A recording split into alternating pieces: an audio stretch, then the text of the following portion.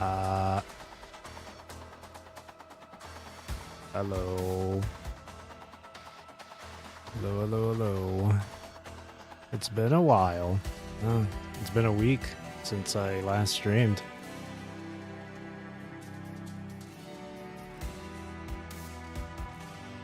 Been a while. But here I am. I'm alive. Hello, Oscar. Going well? It's been alright. Been alright. Alright. Let's see here.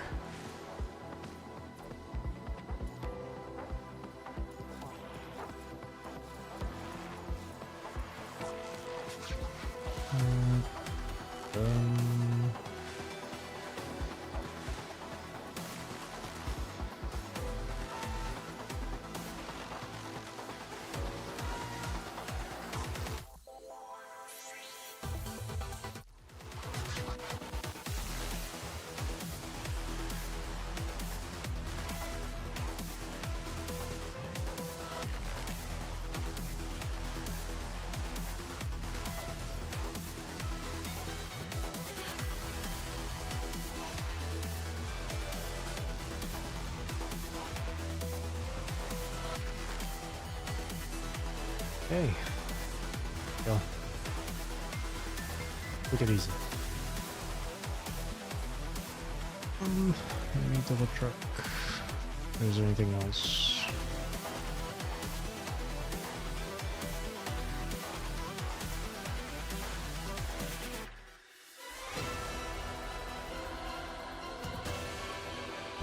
Actually, wait. One thing I forgot to check out. There we are.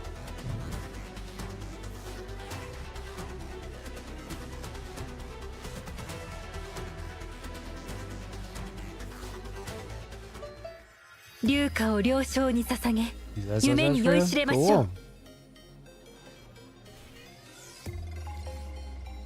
Press and hold red orb.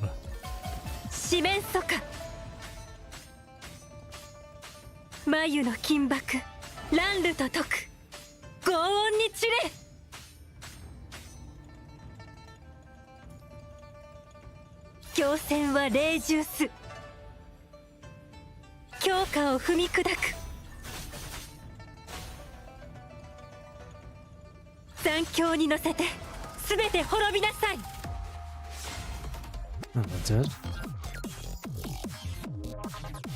幕引きにて演目終了。こたびの演奏いかがでしたか?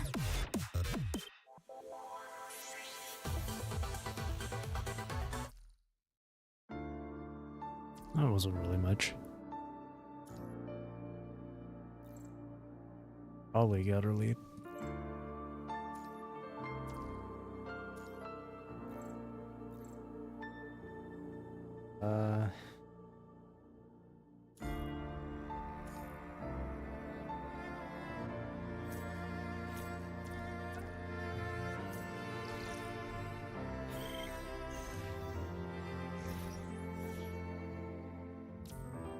Okay.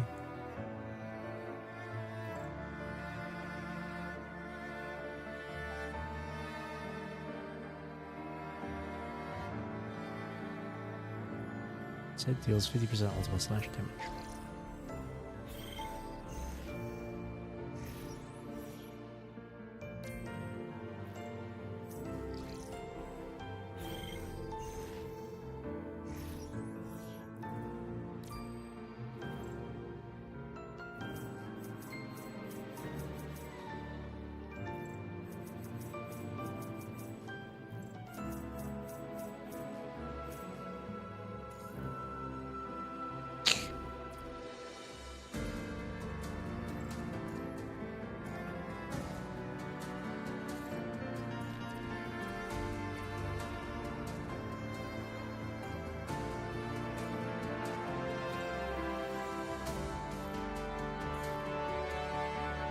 Five more.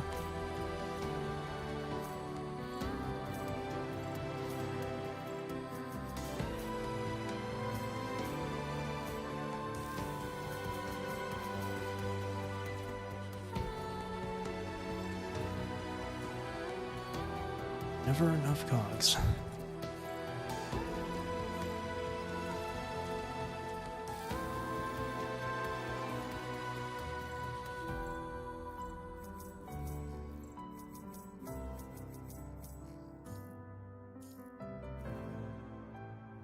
Oh, only 32.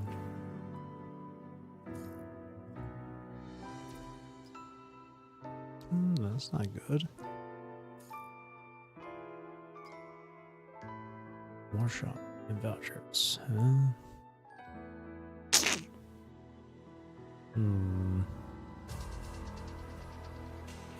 do we need?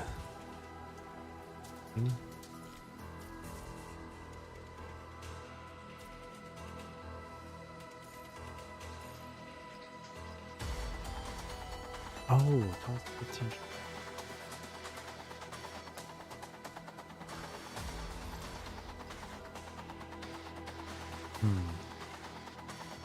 Yeah, whatever.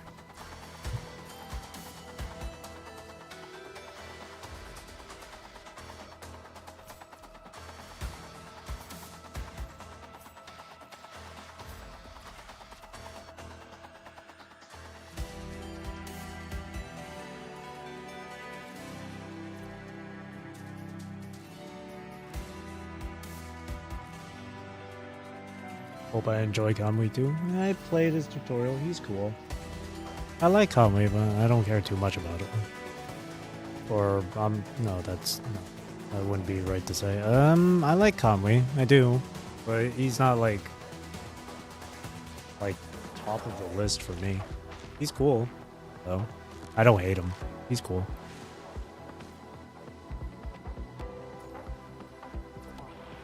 Alright, let's read.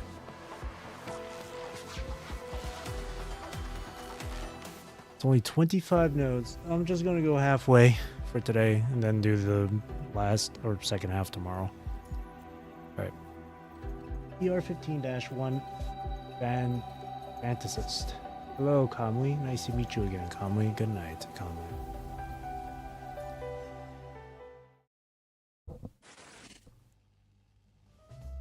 Oh, yo, what's up?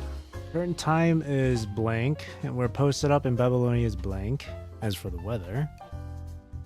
Wait. What's going on? The good parts got all scrambled up. Fixed this thing like a million times and it's still busted?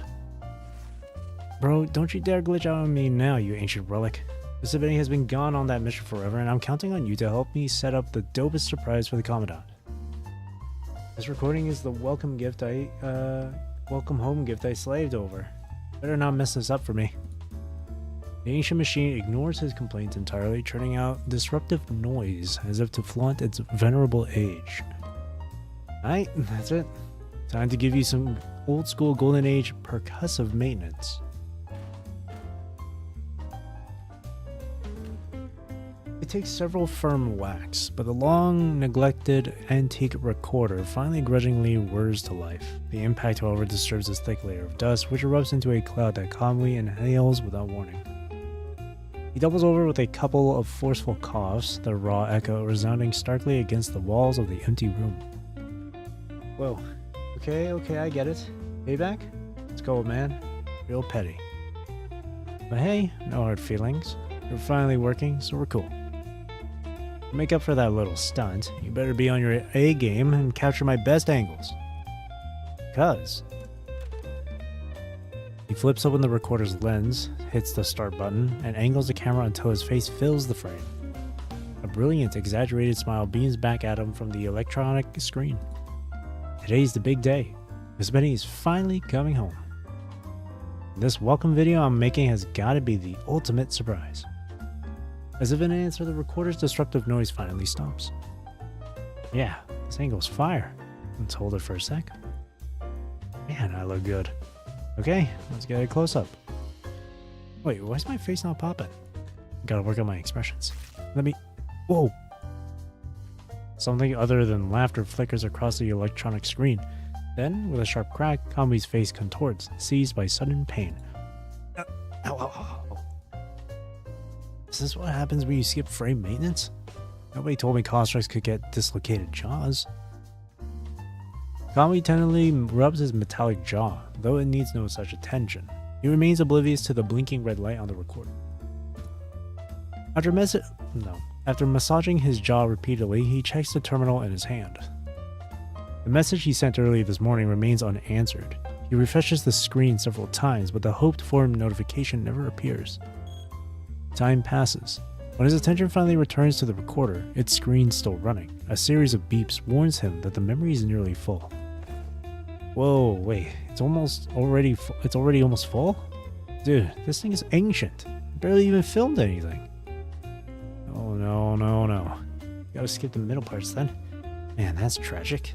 You were gonna witness the legendary Kamui's killer dance moves and my super emotional Kamui sings his heart out sessions.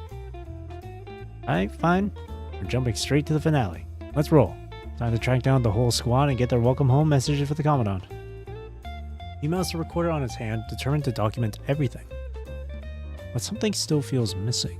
He glances at his terminal again. Just like before, it remains silent, none of the notification sounds he's hoping to hear. Ugh, still no answer. Maybe the signal tower's busted again? Should I call engineering to fix it? Man, surface facilities just can't keep up with Babylonia. This is like the 5th breakdown this month. Never mind. Everyone's stretched thin these days.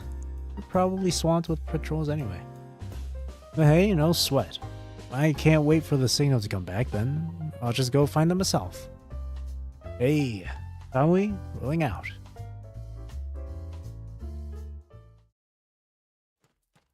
Kamui bursts from the cramped storage room, his cheerful voice echoing through the empty hallway. He feels like he's charging into a boundless wilderness, completely free. On the uncovered display screens, light and shadow flash repeatedly as he races through the halls. He's apparently forgotten to flip the camera again. It's still in selfie mode from earlier. Back in Babylonia, he never could run wild like this. Watch for transporters, handle equipment with care. Now, none of those rules matter. Because this is just a surface base, humanity's last desperate clutch at survival after defeat. When did it begin? Even Kamui can't pinpoint the moment. It was a slow unraveling. Babylonia shot down by agents again. Humanity announcing their retreat to the surface, a compromise forged in bitterness. Order crumbled not from rebellion, but from exhaustion, from constant struggle. Humanity simply has no strength left for preserving old ways.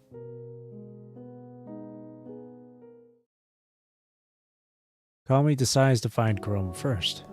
Of all of them, his schedule is the most reliably predictable. Ever since the retreat to the surface, humanity's combat capacity has been whittled away in endless skirmishes. Chrome is perpetually consumed with organizing guard patrols, his presence demanded in too many places at once. He's even taken to sleeping in his office now, the pod installed there allowing him to sequester himself for days. Kamui is sure he'll find him still buried inside. Captain! Hey, Captain. Kamui leans against the doorway, calling out while aiming his recorder at the chair inside.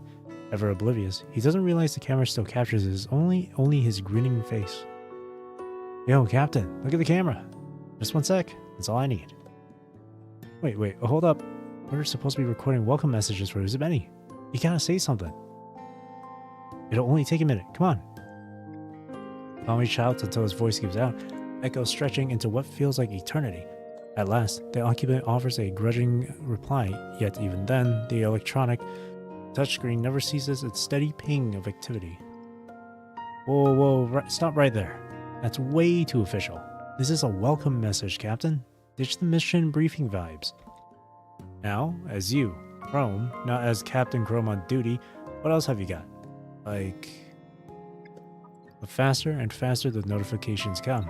A rising tide that slowly submerges his questions, the murmured replies, until nothing remains but the sound of their absence. I get it. You're busy. I'll round up the others first. Swing by when you're free, Captain. Follow me at the base entrance and we'll come as many together.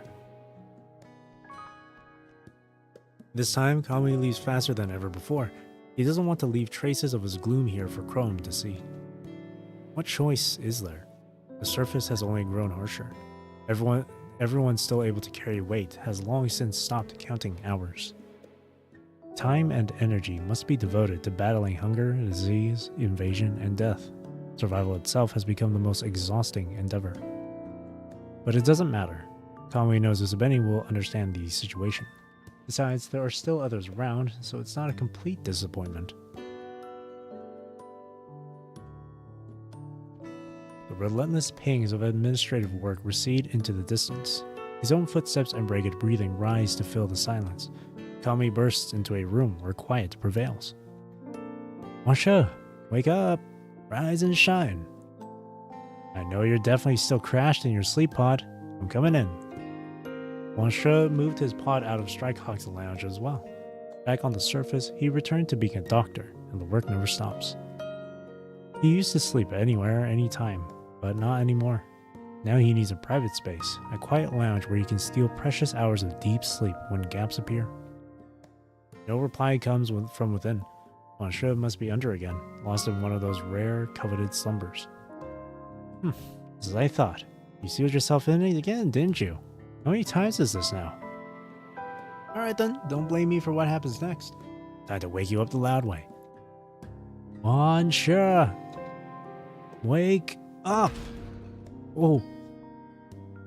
The deafening noise activates a hidden device. With a shuddering crash, a massive metal door plummets downward, sealing the entrance just as Kamui's foot begins to cross the threshold. Huh? Wait, hey! Wansha, you hearing me? Open up. Come on, man, open the door. I lost the key you gave me like 2 days ago. I can't get in without you. Wansha! Unfortunately, not even the faintest whisper can breach this meticulously engineered barrier. His voice crashes against cold metal and dies, destined to go unanswered. Forget it. That door's no joke. He's not hearing a thing. But if the system kicked in, it means he's been pushing himself way too hard again. And to lock himself in just to actually sleep. Alright. Fine. Since you've been working that hard, I'll let it slide that you forgot our plans. Let me just leave you a note on the door. There. Perfect. So yeah, Wansha, just head to the entrance like Captain. Kamu and I will be waiting for you there. Oh, and get some real rest, okay? Once Usabeni comes back, we'll all come visit you together. And when that happens, I better see a fully charged, wide-awake Wansha. Been working way too hard. Last time I saw you, you looked like a zombie. It's impossible not to worry about you. Usabeni, me, the whole squad, none of us want to see you running yourself into the ground like this. You could say more. So much more. But the metal stands mute between them. The words will wait for when Wansha can actually hear them. Man, rough start. Really thought at least all of us in Strikehawk would be there together. Wait, that's not true. What am I even saying? The captain and Wansha are just running late, that's all. No biggie. But still, it's kind of a bummer. Kamu, you gotta be here. The only partners in crime left to hold it down. Please tell me no emergency missions grabbed in today. Kamu. Kamui dreads thinking about Kamu's usual schedule. Down on the surface, Kamu's partial immunity to the punishing virus makes him more valuable than even Chrome and Wansha. Eden lost its light when it fell. Now it navigates shadows, probes darker places, and Kamu goes wherever the darkness is. Every department, every division treats him as their most precious asset. His availability is assumed, his presence demanded. Finding him has become the exception rather than the rule. The training room yields nothing. The medical bay stands empty. Even the cafeteria offers no sign. Grasping at his final thread of hope, Kamui makes his way back to the Strikehawk lounge.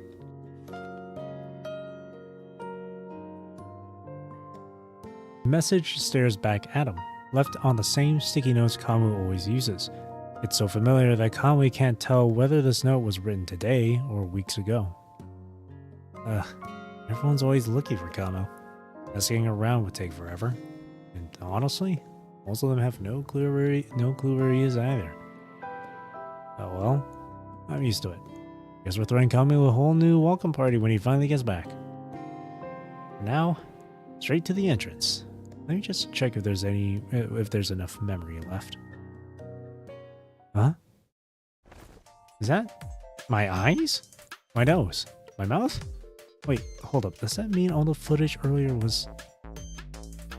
No way! I've been recording my own face this whole time? That icon. Oh, you've got to be kidding me. I never flipped the camera. It's been in selfie mode the whole time. The entire time. Whatever, not stopping me. I've got everyone's reactions burned into my brain anyway. Telling Usabeni about them would be just as good. Okay. Memories barely hanging on. Recorder still kicking. Now let me check the time. What? Time flew by how fast? Usabeni's gonna be back in 3 minutes? My haul, but right now I can still make it. Let's go, Kamui. Time to welcome Usabeni home. Woo! That's what I've been waiting for. What it's all about. He never bothers to switch the recorder from selfie mode. The resulting footage pitches and sways, capturing only fragments of his expressions. A flash of excitement here and a furrow of concern there. Wait, what was I gonna say first? I knew it. I never needed a script, and surprise, I forgot it anyway. Whatever, I'll just improvise. Okay, first, ask if Usabeni is tired. I'm so thoughtful, right? Then I'll tell Usabeni about everything that's happened at the base these days. The Commandant's gonna be so into it. No, wait. Welcome back is literally the most important part, so that's gotta come first. I gotta reorder everything again. But hey, no stress. The ultimate surprise is gonna be that thing anyway. Still talking, Kami arrives at the main entrance. His eyes snap upward, seeking the top of the doorframe, seeking that gift, that magical thing that brings joy like a spell whispered into existence. He's ready to embrace the return of happiness. Welcome home, Usabeni! He spreads his arms wide, preparing to welcome the arrival into a warm embrace. His palms turned upward, lifting slightly, a gesture meant both to spare the Commandant's travel-worn clothes from further dust and to receive that enchanted token of happiness. But both his arms and palms only find emptiness, nothing. The spell, for all its promised magic, fails to manifest. Huh? That's weird. No way I got the time wrong. This is the only thing I wouldn't mess up. Did something happen on the way?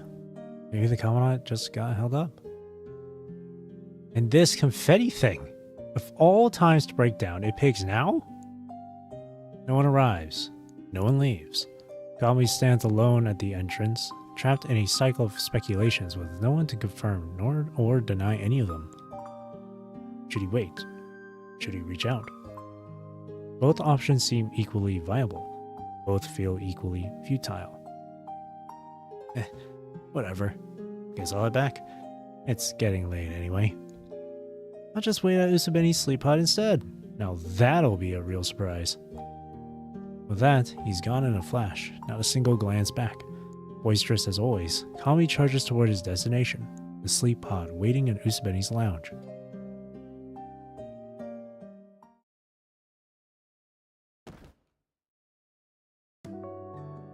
Kami collapses onto the customized bed, its softness swallowing him whole. Tension drains from every fiber of his being. He arches into a luxurious stretch, then inhales deeply, filling his lungs with the room's unmistakably familiar scent. So comfy. I sneak in here so much, this bed's basically my second sleep pod now. Alright, time to review today's masterpiece. Kami curls up with the antique recorder, playing back everything he filmed today. It's mostly just his own face, again and again, and somehow he still finds it entertaining. Because this, too, is a form of memory. Through his own emotions, he can still see them, all the faces he never wants to forget. Look at that. Peak athletic form. Even through all these blurry pixels, you can't hide this level of handsomeness. Ugh, Captain's office has way too many screens. All those light reflections make my face look weird. Whoa, that shot of me yelling at Wash's door? My mouth is wide open. Let me go look. Definitely cutting that part. Wait, hold up. On the table in our lounge, Is that an ugly photo of me? Kamu totally took that without me noticing and framed it. When he gets back, we're gonna have words. Recorder's almost dead. Battery's toast, memory's full. Let me just add one last little bit. He turns onto his side and settles the recorder against the pillow next to him. His gaze meets the lens with quiet sincerity, as though addressing someone so near he can almost feel their presence, almost reach out and brush their cheek. This part is just between us, okay? No one else gets to see it. Just you and me. You've been gone so long on that mission. I know it's important. I get it. But waiting is hard. It's been so long that some people started saying you might not come back at all. Shh, like I'd ever believe that. I've been waiting this whole time. And then, finally, you sent that message about coming home.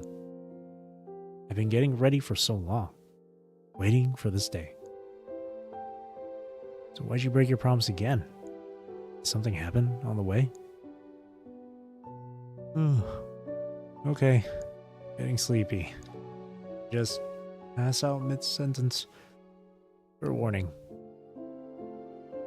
Good night. The yawn overtakes him without warning, so huge it drowns out the recorder's tiny protest. His eyes grow heavy, vision blurring.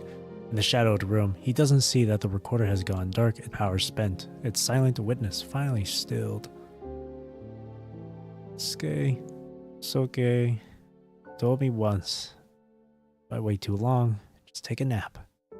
And when I wake up, you'll be right there.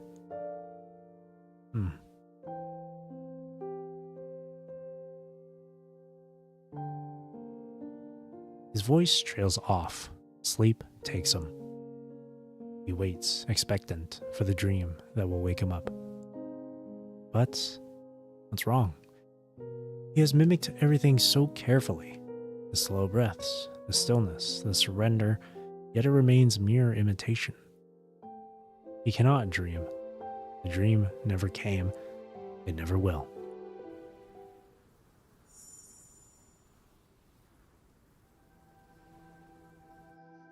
The wind screams outside. A needle of light pierces the room and finds his face.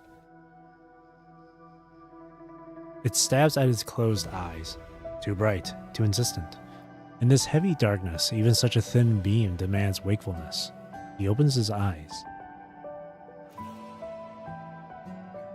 Light means day. Day means no sleep. No sleep means no dreams. And no dreams means waiting, though he knows Usabeni will not come back.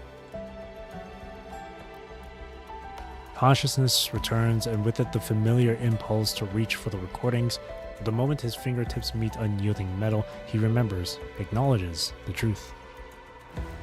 How many versions has he recorded? Countless. Each is indistinguishable from the last.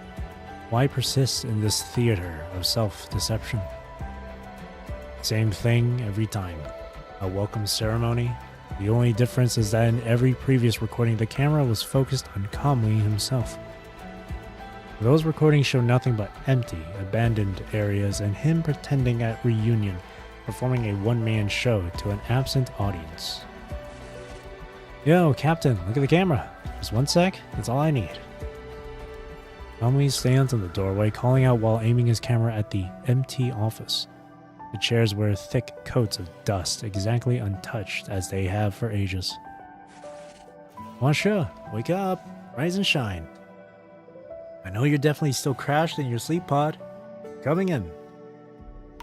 His gaze drifts to the sleep pod standing open in the distance. He sees clearly that no one rests within them anymore. They wait in silence, like heavy tombs.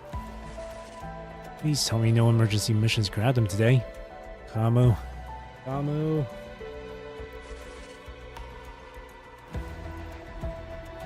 The note has yellowed with time, bearing remnants of Kamu's vital fluid, discovered by other soldiers in some forgotten corner. A final message from the departed.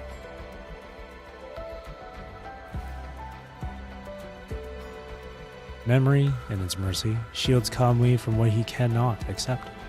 It erases deliberately, selectively, and from what fragments remain, he assembles a mosaic of presents, convincing himself that everyone is still here, but the dream remains intact. Why is this happening, Uzbeni? I just wanted to fall asleep and see you when I woke up. Why didn't you show up? I can't accept it. I can't accept that you're never coming back. I don't want to believe it.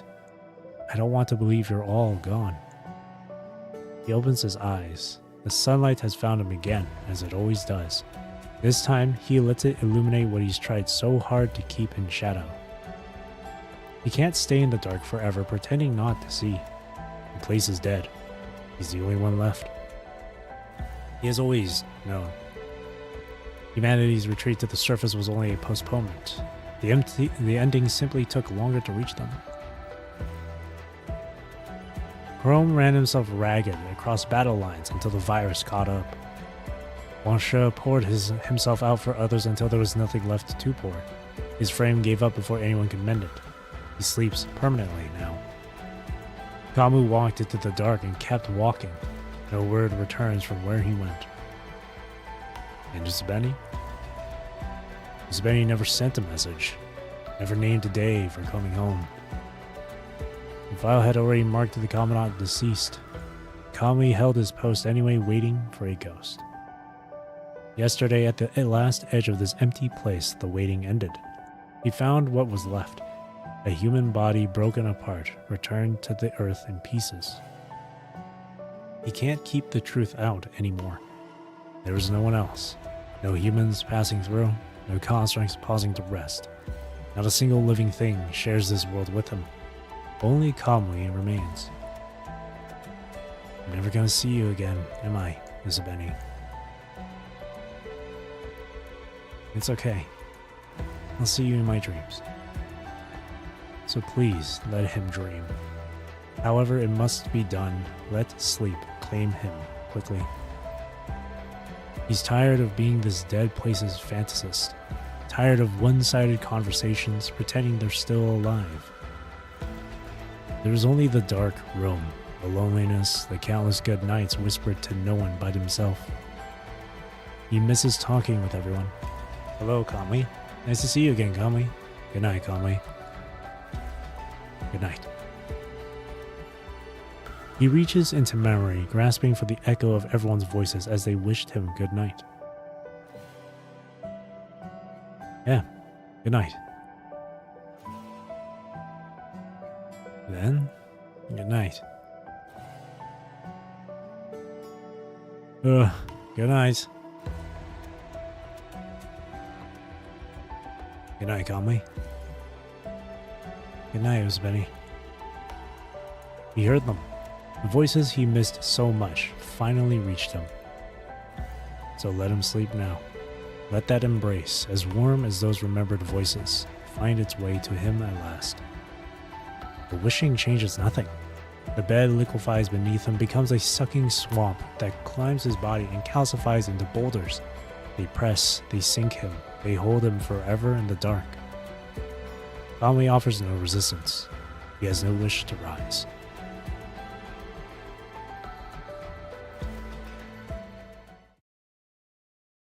Kamui? Kamui? Oh, someone's calling me? From that voice, he somehow finds the strength he didn't know he had. He extends his hand through the weight, pressing him down, and finds another hand waiting. It's reaching for him, pulling him into light. Kamui. Time to wake up, Kamui. Uzbeni? Oh, it happened again, didn't it? Yeah, you're right, Uzbeni. It's time to wake up now.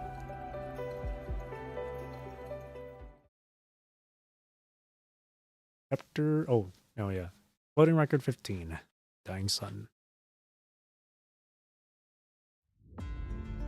His eyes open upon a world no longer composed of darkness and its poor imitations of light. The familiar mind begin draws him upward toward warmth, toward wholeness, toward himself. Once again, he climbs the stairway Uzbeni built, rising from the depths that sought to keep him. The familiar Babylonian laboratory. the familiar gray raven commandant. Thank goodness. None of that nightmare was real. Everything, everyone, is still here. Are you alright, Kami? It's okay, you're back now. Don't worry, I'm here with you. You alright?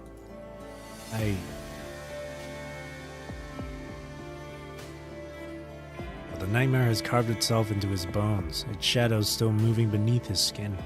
Fear follows him like a patient ghost, and an unshakable coldness refuses to release its hold. Is it all just an illusion? Are you even real? He reaches out instinctively in desperate need of proof, but your hand is already there, wrapped around his, gentling the almost invisible tremor that betrays his fragile state. I think I saw something this time.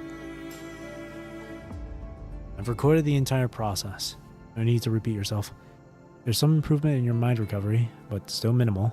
As for the pseudo-nightmare phenomena caused by mind turbulence, they are consistent with previous occurrences. And from what we can observe, there's no sign of improvement in either the frequency or severity of these episodes. Remember, Kamui, I know this is hard, but you must try to overcome it. This is an inevitable side effect of the Corona gene. If you want to fully master this frame, you have to make it work. Hello, Dawn.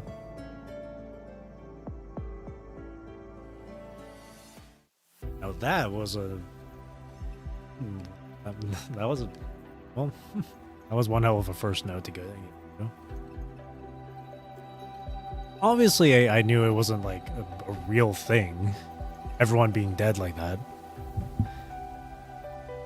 That was one hell of a start, though. Okay, one moment. Give me like a few minutes. I'll be right back. I'm just currently having to deal with laundry, so I'm just gonna deal with that.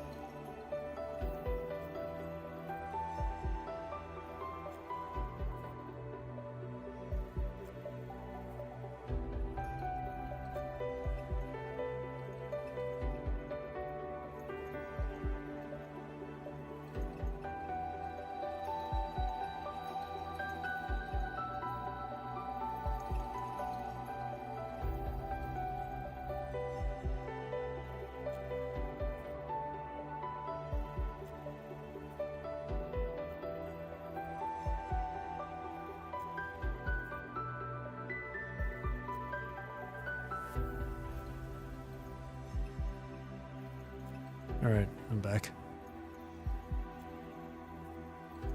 Okay. Let's continue. Dash 2 false sun. After all, I was the only survivor back then. I'm back, thank you.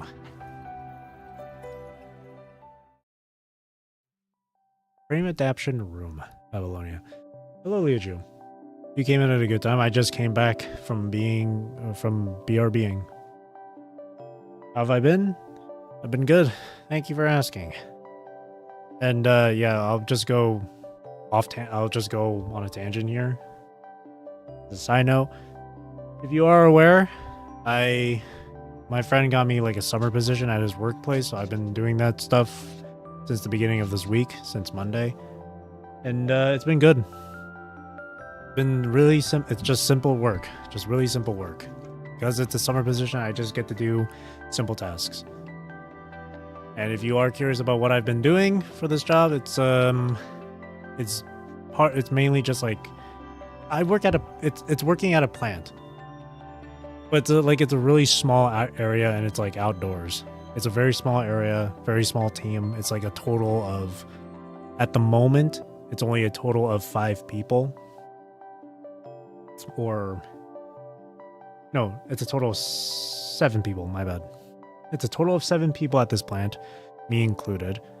There's going to be 3 more later for this summer. It's going to be like university students coming in later, like one after another for the rest of the summer.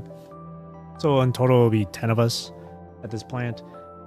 We work with like chemicals and all that stuff, but summer position, me and the 3 students, all we have to do is just connect hoses to valves, pump trucks full of the chemical, the trucks drop off the chemical to us, and other bits of heavy loading. Just like the other 2 days I had to move pallets around and stuff, so that's what I've been doing. I thought of streaming yesterday too, but then I was like, nah. So at the very minimum, weekly, it's just going to be 2 streams, and it's going to be on the weekends here. So in my case, here in the West, Fridays and Saturdays. If you're living in Europe, Africa, Australia, Asia, it's going to be Saturdays and Sundays for you. And yeah. So this weekend, PGR, today and tomorrow. Next weekend, WUWA 3.3 stuff. And then the weekend after that, will be Final Fantasy 14. As well as Kuro Saturdays again. So there you go. But if I do end up streaming in the middle of the weekday, if I'm not feeling too freaking exhausted, I don't know what I'll stream. I'm not sure. But if I do end up streaming anywhere between whether it's Monday, Tuesday, Wednesday, or Thursday, it's going to be at the very most only 4 hours, at the very least 2 or 3 hours. So there you go. And it's going to be all the way throughout the summer. Alright, continuing on. Corona Gene. I thought we were done with that a few years ago. Conway mumbles a peculiar term, his expression momentarily growing distant and unfocused. Conway? Huh? Oh, yeah. All good, Commandant. With a reassuring flash of his characteristic smile toward you, Conway hurries to catch up with Asimov, who is already making moves to leave. Oh, hey Asimov. So, the mind turbulence I had during the adaptation, did they mess with my combat data at all? Like before, as long as you remain conscious, the only side effects will be the usual mind pain. However, Asimov stops in his tracks and turns to fix his gaze on Conway. Don't think your intentions are unclear to me, Conway. You're operating under the assumption that as long as you don't hit your limit, you can simply push through. Who, me? Nah, I wasn't thinking that at all. Now let me warn you one more time. Acclimating to a new frame and stabilizing the Corona Gene adaptation both require time. I have no interest in whatever phantoms appear in your false nightmares, but I also have no interest in watching a frame I meticulously engineered perform suboptimally because its operator refuses to acknowledge his own limits. So, drop the act. Nightmares. Huh? Are they really just nightmares? Ever since adapting to his new frame, he's lost count of how many times this has happened. The dreams are always largely the same, and they almost always involve them. He can't wake on his own. Only when Usabeni establishes a connection does he surface. The fallen warn those who follow, yet history repeats its sorrow. A gentle tap on his shoulder returns him to the present. Don't push yourself too hard, Kami. If something's eating at you, you can talk to me about it.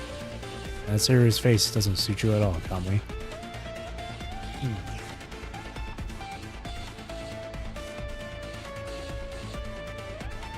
I feel like if you were to read this in order, like just all together, especially if they all lead to the same like dialogue, maybe going from the third all the way to the top would be better. Don't push yourself too hard, Kami. Don't sweat it. I'm still running on a full tank here. Time's ticking, so I gotta make every second count if I'm gonna crush my goals. The words pull Kami briefly from the heaviness pressing down on him, but it passes for easy conversation, your usual rhythm intact. But underneath, you both feel the charged silence between the lines, the things left unsaid. Kami is far from fine, but he's not ready to lay that raw, guarded part of himself bare. Not yet. A soft creak interrupts the moment. The door swings open. Asimov, who'd only just left, has returned. Asimov? What are you doing back here? Urgent communication from Commander Nikola. The meeting scheduled for 2 hours from now has been moved up. You're both to attend immediately. Asimov points to his terminal. And Chrome was asking me about Kami's frame adaptation status. But if I recall correctly, those reports were to be forwarded directly to the team captain. About that. Didn't the commander stress the whole mission confidentiality thing earlier? Anyway, sounds like an emergency, right? Let's roll. We should all head over together. Kami takes the lead, striding ahead of you and Asimov.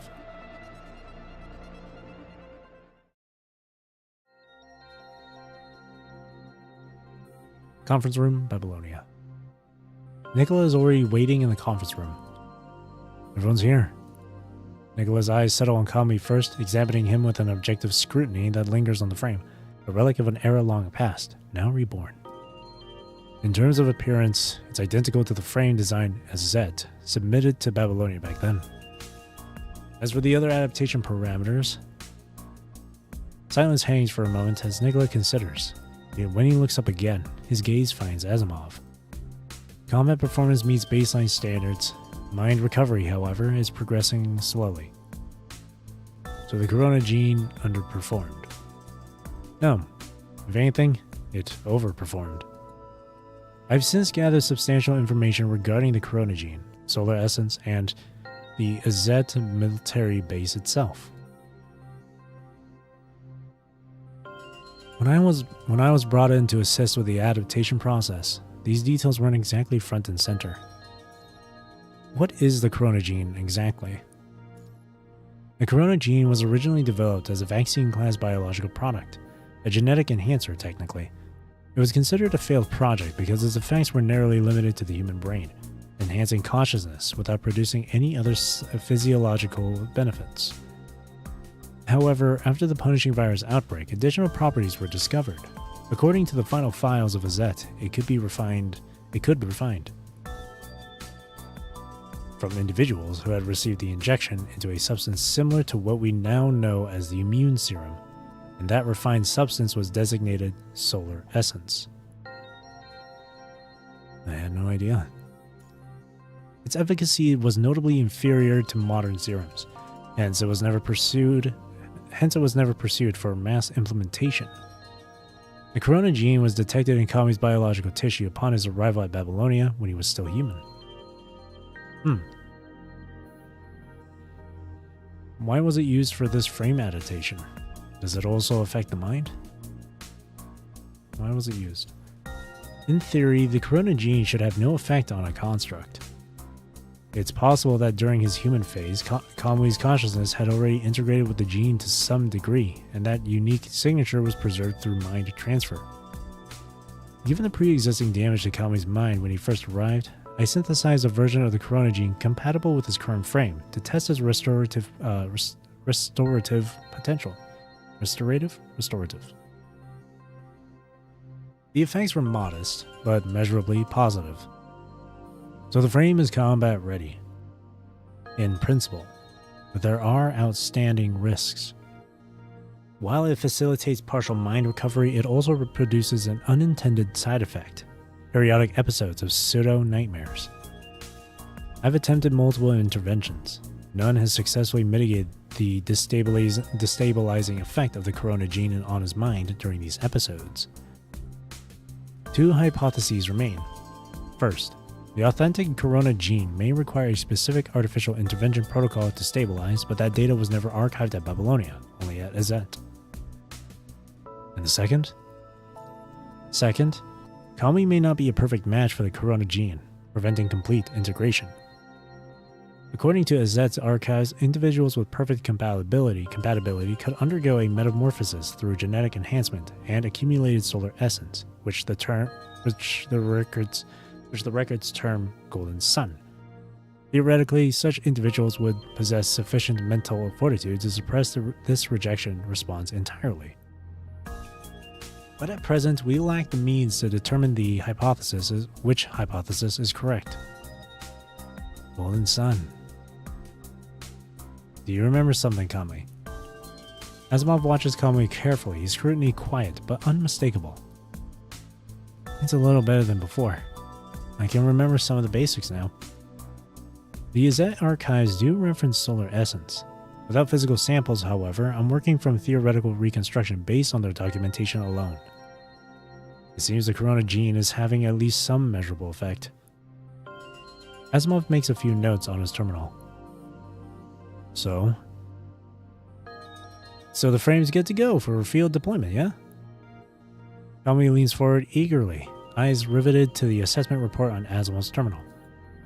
If the frame's combat ready, then Commander, I'm formally requesting approval for my solo retrieval mission application, the one I pitched before.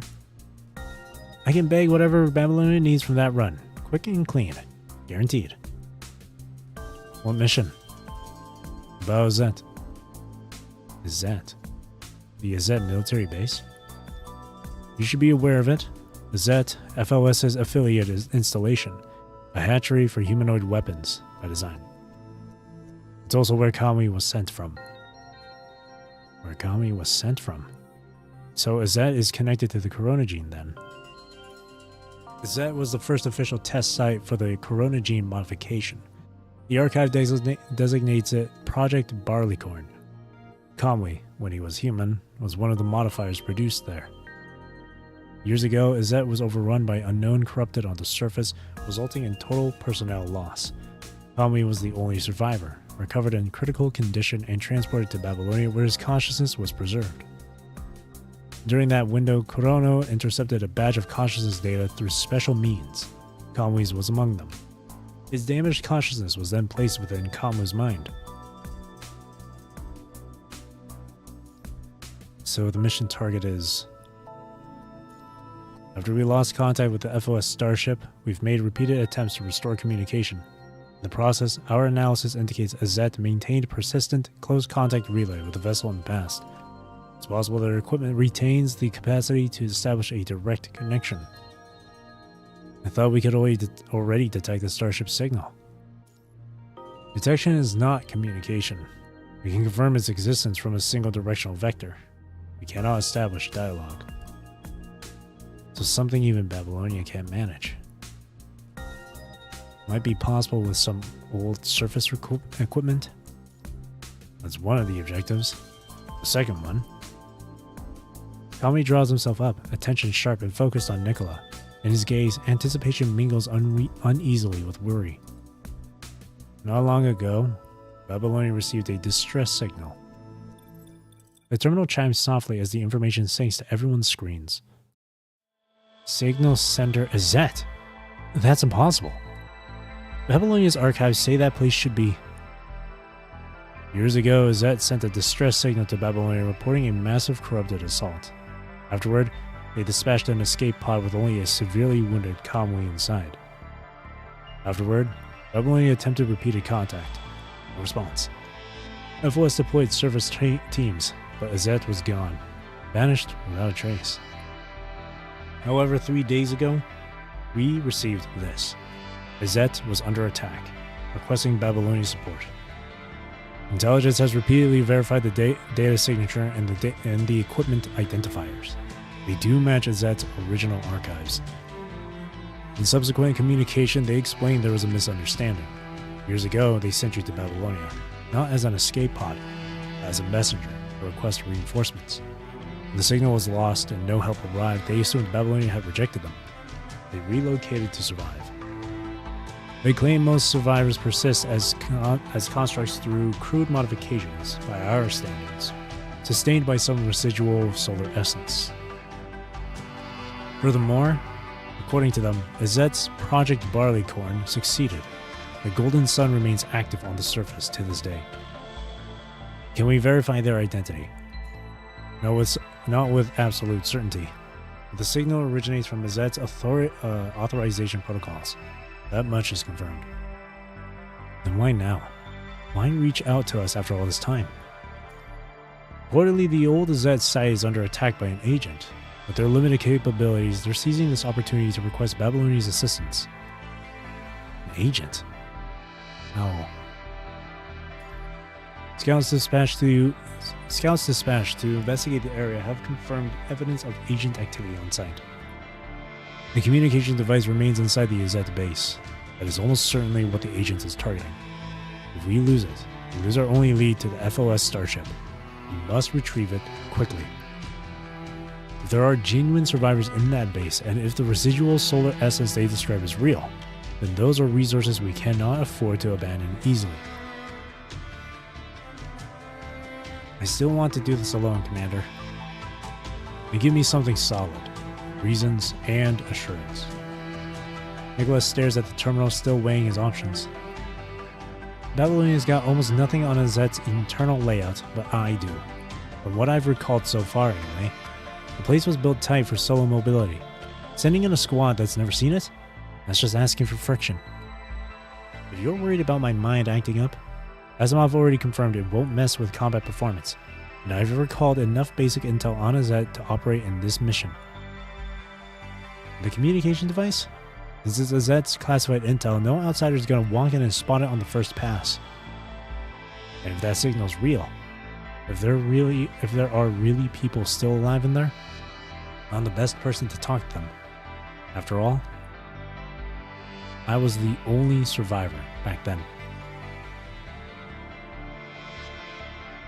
Asimov, your assessment? I can go with them. Together, you would substantially improve the operational safety margin. Yes. After a moment's further contemplation, Nikola reaches his final decision. Calmly of Strykehawk, your frame adaptation procedures are suspended as of now. Begin immediate preparations for service deployment. Commandant Usabeni will accompany you into the Azet facility. Primary objective, recovery of the FOS communication equipment. Why? Commander, I object. Kami furrows his brow, clearly displeased with the outcome. I promise you I'm capable enough to earn your trust on this. I can handle the risks and the responsibility. All of it, by myself. Babylonia cannot afford another loss. Not another person. Not another combat asset. Every single one of us may be the difference between survival and extinction. Furthermore, Azet was a military subsidiary of FOS connection protocols between the base and FOS personnel were standard. Was a military subsidiary of FOS. Connection protocols between the base and FOS personnel were standard procedure. They were not maintained after the outbreak, but according to assignment and rotation protocols, my designation was theoretically mapped to Isabedin from the start. Precisely, which is why this configuration is optimal. We need someone who knows Azet, and we need someone who carries FOS clearance. Together, you are the complete package. Kamui, what's worrying you? You have already noticed the conflict churning inside Kamui. It's just... You don't trust me? Do you want a different commandant? That's out of the question. I trust you. Of course I trust you. It's just... That's my unfinished business. How could I drag you into it? In the end, Conway swallows the words. Military reconnaissance has swept the area repeatedly. Apart from suspected agent activity, no high threat signatures have been detected. Gazette's internal structure is narrow, unsuitable for squad tactics. Chrome will deploy with Strikehawk shortly after your insertion to provide guerrilla support nearby. If you encounter anything anomalous, request backup immediately. We are on a timeline, Conley. Benny, this is the most efficient configuration available with all factors considered. Wait. Excuse me. He hesitates, caught in a brief internal struggle, fighting down the desperate desire to search for the perfect solution, the one that keeps everyone else safe. I accept the mission. I'll go prep right away. I believe in you, Benny. If anything goes down out there, I'm first in. I'll keep you safe. Fighting for Babylonia and humanity is my absolute duty, no matter what. Besides, perhaps he did see a way to clear away the mist entirely. Amid the shadows of a past he cannot quite grasp, and the future he now rushes toward. They're really out there, the survivors. If they've been waiting for someone to come back, I swear, I'll give everything I've got to bring them back. He can barely recall their faces now, but the weight of what they mean to him has never faded. Broken bones. Broken bones don't bloom. You will only grow into ordinary, forgotten mud. Conway? He strains to make out the face before him, but the features stay frustratingly vague. Geez, would you stop running off ahead all the time? How many times do I have to tell you? The others can't keep up like that. You wait for them. That's how it works. No matter when, no matter what's happening, you never leave a single family member behind. Family? Where? My home. And you? Who are you? When no answer comes, the figure turns and walks forward, receding steadily until the distance finally takes them. The world government never intended to abandon you. We just arrived one step too late. His voice, deep, husky, unmistakably male, stands in stark contrast to the rugged female tone from before, yet still the face remains hidden from him. Maybe someday, you'll understand what happens to you. You'll see that no one's to blame. Not me, not yourselves. I still need to say it. To all of you, I'm sorry. I don't want your sorry. Listen to me, Conway. If you ever dare to leave us behind, none of us will forgive you. No, we stay together. Keep your word, Conway. Don't leave us behind. Don't abandon our home. You. What really happened? Please, anyone, just tell me the truth. But they're already walking away. No lingering glances, no trace of attachment. They have no intention of bringing him with them. As if he's the one being left behind. Wait! He runs forward, desperate to catch them, but the distance between them stretches endlessly. No matter how hard he pushes, he can't close the gap. Not fast enough. Need to go faster. Somewhere deep inside, he knows a moment too late means losing something irreplaceable. His sprint ends abruptly as an obstacle sends him sprawling. His arms shoot out on instinct, catching hold of something. Did he finally catch up?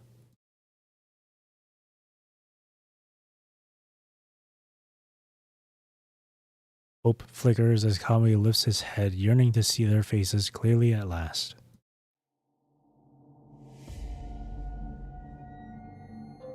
They lie fallen beside him on the cold, harsh floor. No breathing, no signs of life.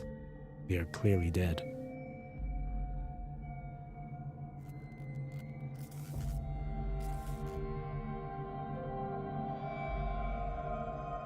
Yet the dead continue to cry out. Conway, you left us behind. You forgot us. You abandoned us. Traitor! Conway!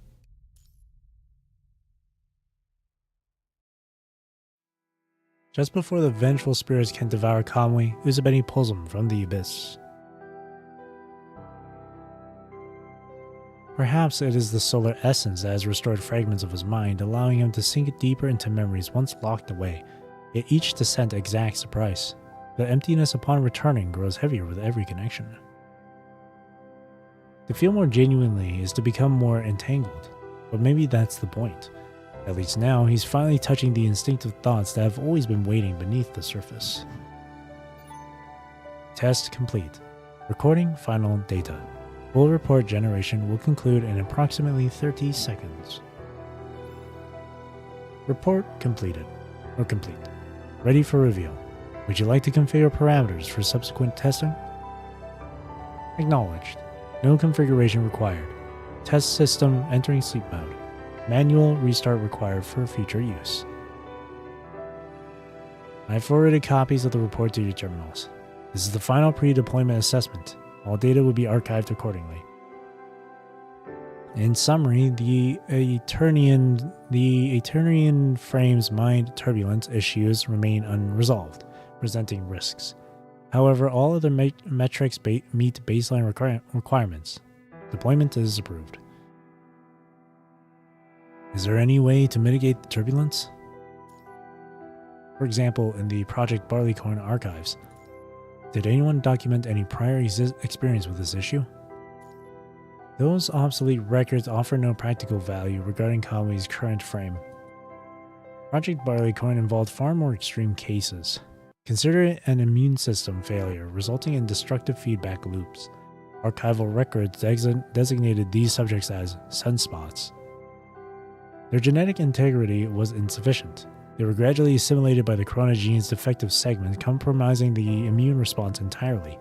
This rendered them exceptionally vulnerable to punishing virus infection, rapid deterioration, followed by termination. The world government's handling of sunspot cases at the time, while not explicitly documented, the outcome was predictable. They were likely abandoned entirely. We're diverging. Our recommendation stands. If you deploy surface side in his current state, be prepared for frequent turbulent episodes. That concludes my evaluation. If you still believe this won't compromise mission integrity, I have no further objections. Even the mind connection can't help stabilize him. The connection can theoretically promote stability, but the root cause is fragmentation. A connection can stabilize a structure that's crumbling. It cannot restore ruins to their original state. Not even you can accomplish that, Uzabeni. Of course, these are hypotheses, not conclusions. Since you're heading to Azet shortly, your investigation may yield additional context. Conway's mind damage predates his arrival at Babylonia, after all. It's almost certainly tied to the modifications performed during Project Barleycorn. Just to be safe, take this portable detector with you. It analyzes small solar essence of sources for viability. Gold readings indicate safe consumption levels. Red readings indicate punishing virus concentrations exceeding critical thresholds. If you see red, cease all contact immediately. Back during the adaptation before, I remember we tried using that solar essence stuff to patch things up. Think that might be worth a shot? The probability is reasonable. During previous modifications, your mind partially fused with the corona gene. Residual substance at the damaged terminals appears compositionally similar to solar essence. However, most of what I've administered has been synthetic. If you can locate and integrate the solar essence at Azet, regeneration may be possible at the damaged parts. Again, this remains hypothetical. I still recommend additional defensive countermeasures before surface deployment. Defensive countermeasures? Wait, you mean those cautious anchor things you mentioned during the last round? Correct. Similar to mine beacons or the connection itself, they allow commandants or constructs to establish stabilization points within your mind. Functionally, these anchors are specialized information packets. When activated, they assist the mind in temporarily regaining clarity. The response is faster and more robust than standard connections, making it an ideal preparatory measure. Preparatory? Yeah, but I remember you saying if someone's mind gets wrecked bad enough, broken anchors can backlash on the person who set them. And even during the setup phase, they would have already started carrying the weight and the negative side effects, right? Every method carries side effects. This one remains the lowest risk option available. And I get that, but why you spread the risk around, you know? It's cool. Let me handle my own mess. I'm not gonna let it drag anyone else down. Asimov's expression remains unsurprised. He chooses not to argue further with Kamui. Instead, his gaze flicks meaningfully towards you, standing behind him. Then let's proceed with the final frame inspection. The estimated time should be... At that moment, your terminal vibrates. A quick glance reveals both the message and its sender. Please keep Kamui busy for 5 minutes. Crumb. 5 minutes. We'll start with the mind connection. Suspending, I need your assistance. Understood.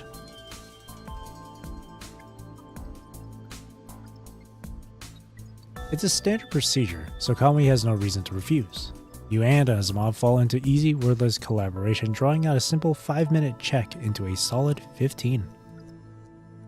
Didn't Chrome say 5 minutes? You glance at Asimov, brow raised. He visibly expresses an eye roll, shooting back a look that practically shouts, "Don't look at me. I have no idea." Okay, Commandant Asimov. I can see what you're doing. You can't fool me this time. My frame's good to go, right? Well, let's bounce. We've got a mission to start. Kamui. The moment that familiar voice calls his name, Kamui's enthusiasm evaporates. Captain? Hey, what's up? Sabeni and I were just, heading out. Super important mission. Whatever it is, I can totally wait till we get back. Yep, that's the plan. Kamui grabs your hand, making a break for it, but he barely takes 2 strides before Kamui steps directly into his path, blocking any hope of escape.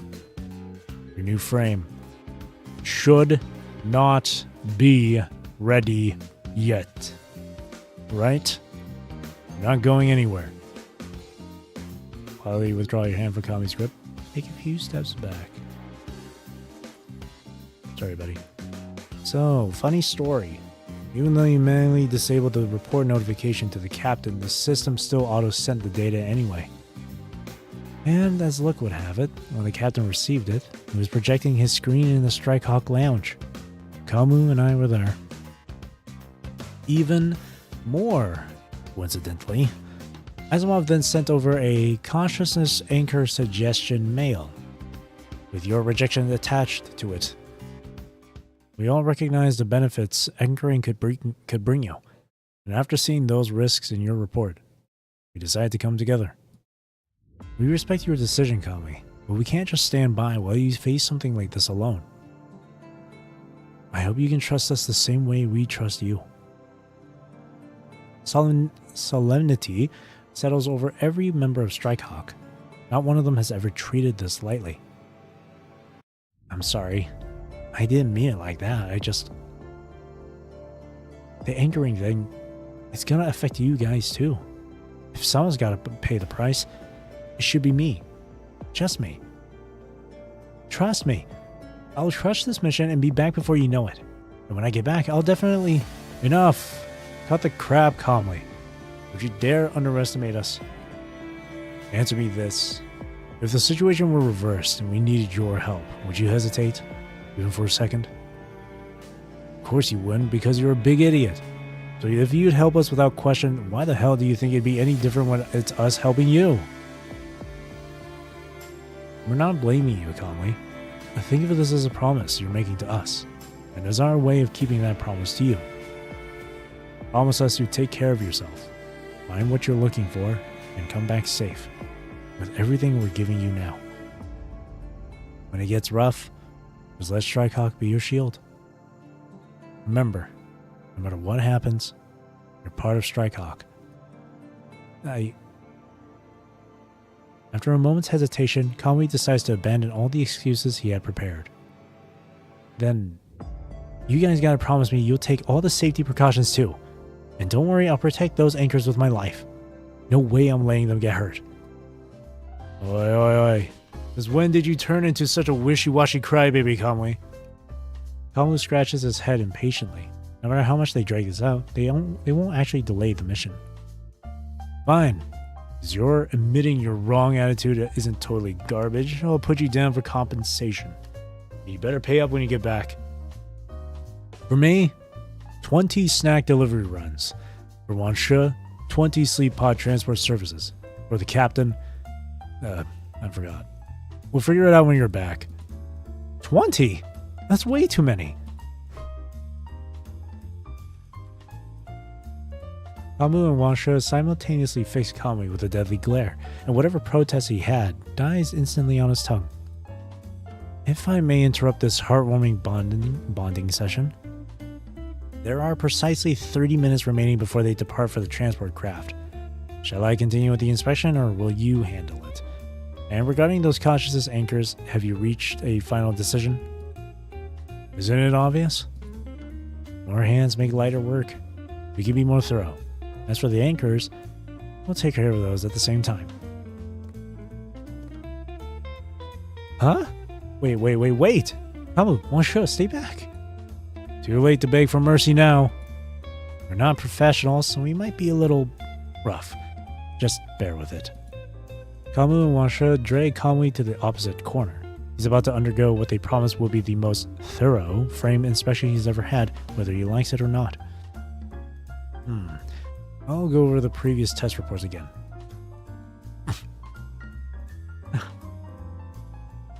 Pretending not to see this probably isn't right. I need a hand with the inspection. Lovely weather we're having today. Need a hand with the inspection? How could this happen? Commandant!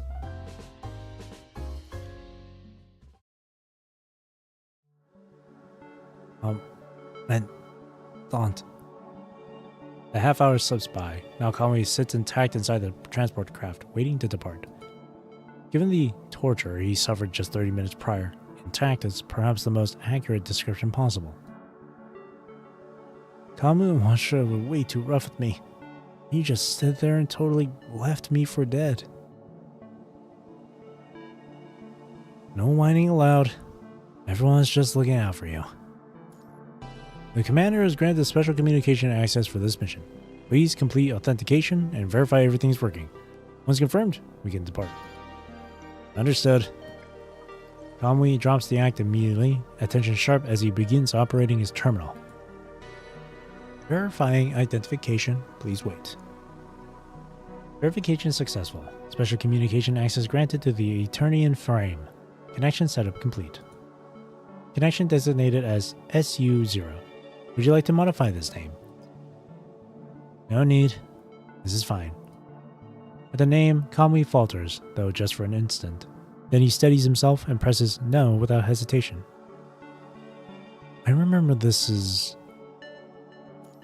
Yeah, that's the designation they originally planned for the first successful Golden Sun of Project Barleycorn.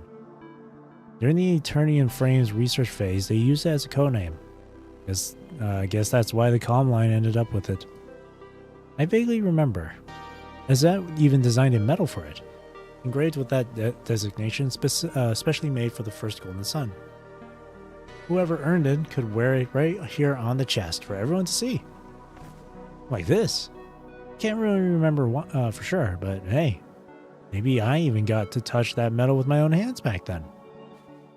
With a flourish, Kamui lifts his hand to lift to his chest, pretending to pin on the metal, but his smile flickers as his fingers find nothing there. The metal isn't his. Not now. Maybe it never was, even back then. Slowly, he traces the 3 characters against his chest, letting their meaning settle into him once more. Second unnatural 0. That's the full name. The first two words. They had probably been with me for a long time. Second gen modified subjects in Project Barleycorn. Those of us who started transformation later in life through artificial intervention. They all got the same prefix. Pretty amazing when you think about it. Just two simple letters. Somehow sum up most of my time at Azet. And the 0 belonged exclusively to the Golden Sun, right? To be precise, exclusively to the first Golden Sun. Azet thought 0 looked like the outline of the sun, and it represented limitless possibilities. Starting with the first Golden Sun, humanity got hope for rebirth and a breakthrough. We got new power to create countless more suns, to drive away the darkness called the punishing virus. This special number was a unique honor, one no other transformed subject would ever possess again. It should be proof of Kamwi's former glory, if he truly was that sun. Ever since I got briefed for this mission, I've heard that designation so many times my ears are practically falling off. You must know exactly how I feel, Commandant. I mean, you've definitely heard it plenty of times yourself, right? According to the Azet and FOS matching system, SU-0 is a weapon exclusive to Isabeni. It was the destiny of every Azet member to serve FOS, and such a Golden Sun, their crowning glory, was made to fight alongside FOS's chief elite. When I first heard that, I was absolutely thrilled. But like you and I finally had this special connection. Something no one else has. Something only you can give me. Plus, SU-0 is a symbol of incredible power. Means in future battles, I'll have the strength to protect all of you. This feeling is just amazing. So good that I wanted to stay with me forever. I know what that signal the commander mentioned can mean. Till we confirm the truth, nobody can guarantee I'm still SU-0. Of course, I'm not that upset about it. Even if it's not me, there are definitely other Golden Suns out there. Humanity will still have its protectors. It's just, call it my selfish wish. If I really am SU-0, that'd be perfect. That way, those people I keep failing to remember, if they're still alive, I could definitely bring them back. His mind is shattered, a broken bone that never quite healed. This mission carries all his hopes, to recover what was lost, to piece himself back together. But he knows, weakness has no place when disaster strikes. His past coils around him like doubt made visible, whispering that light may not reach this deep. Broken bones don't bloom. He will only grow into ordinary, forgotten mud. But Kamwi refuses to be mere mud. Mud cannot become the sun, nor can it chase away the darkness that clings to the world. But if he isn't SU-0, then how? How does he reach the dream? How does he reclaim what's already gone? But I don't know any SU-0. Our paths never crossed, except in FOS's matching system. The only one I know, the only one I understand, has always been Kamwi. As long as you're Kamwi, that's all that matters. Strike Council said they'd wait for Kamwi's return. When this mission was first conceived, they stopped calling him by name, SU-0. That's what appeared in reports and briefings and every mention of him. He heard it so often that eventually he started to believe it. But today, everyone calls him Kamwi. Kamwi of Strikehawk.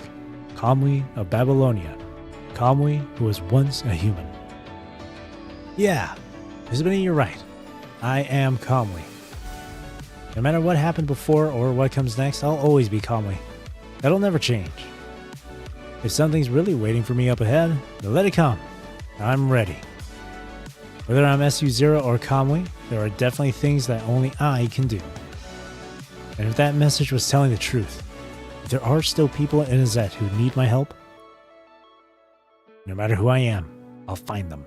And I'll tell them, Kamwi's here, and I'm bringing them back safe. Oh boy. Oh shit. Look at these two. Azet.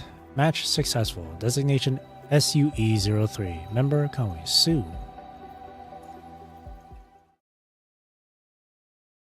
Near the ruins of Azet. Surface. Blank. A small pebble arcs through the air, striking the metal door ahead. It poses no threat, yet its dull clang carves a brief sound into the silence of the rock desert. Is now really the time for rock toss? Is this Azet's version of a doorbell? Is this Azet's version of a doorbell? Yeah, and there's another way too. You can shout at the entrance, "Open sesame!" With that, Kami bends down, selects another stone, and throws it at the neighboring door. Hello. I'm sorry, I can't read. That's supposed to be Chinese, right? I can't read Chinese, so I don't know how to refer. I don't know how to refer to you by name. With that, Kami bends down, selects another stone, and throws it at the neighboring door. This time, the door answers with a sound distinctly clearer than the last. And boom. That's it. Okay, jokes aside, I found it. Real entrance. Let's roll. But for real, I was just scouting. Azet's entrance game is wild. These doors look exactly like normal walls to confuse intruders. You gotta figure out the real entrance by the thickness of the metal plating. Sneaky, right? Kami approaches the door, feeling along its side until he triggers a hidden mechanism. He pushes inward, but the structure shows no response, not even a shudder. His brow furrows slightly, his expression immediately turning serious. That's not right. According to protocol, as soon as we find the entrance and hit this hidden comm thing, someone's supposed to buzz us in. Now. I press the switch, but nobody's opening the door. If the signal that contacted Babylonia is solid, then Azet's got survivors, and they should know we're coming. Just to be safe, let me double check. Kami pauses, considering, then brings his hand down against the metal plate with increased force. The reverberation sings back to him, clearer now, revealing the rough thickness of the barrier.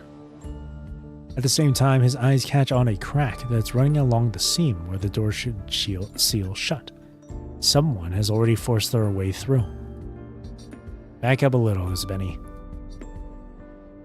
Suspicion prickling at the back of his mind, Kami readies himself. He raises his weapon and swings at the metal door.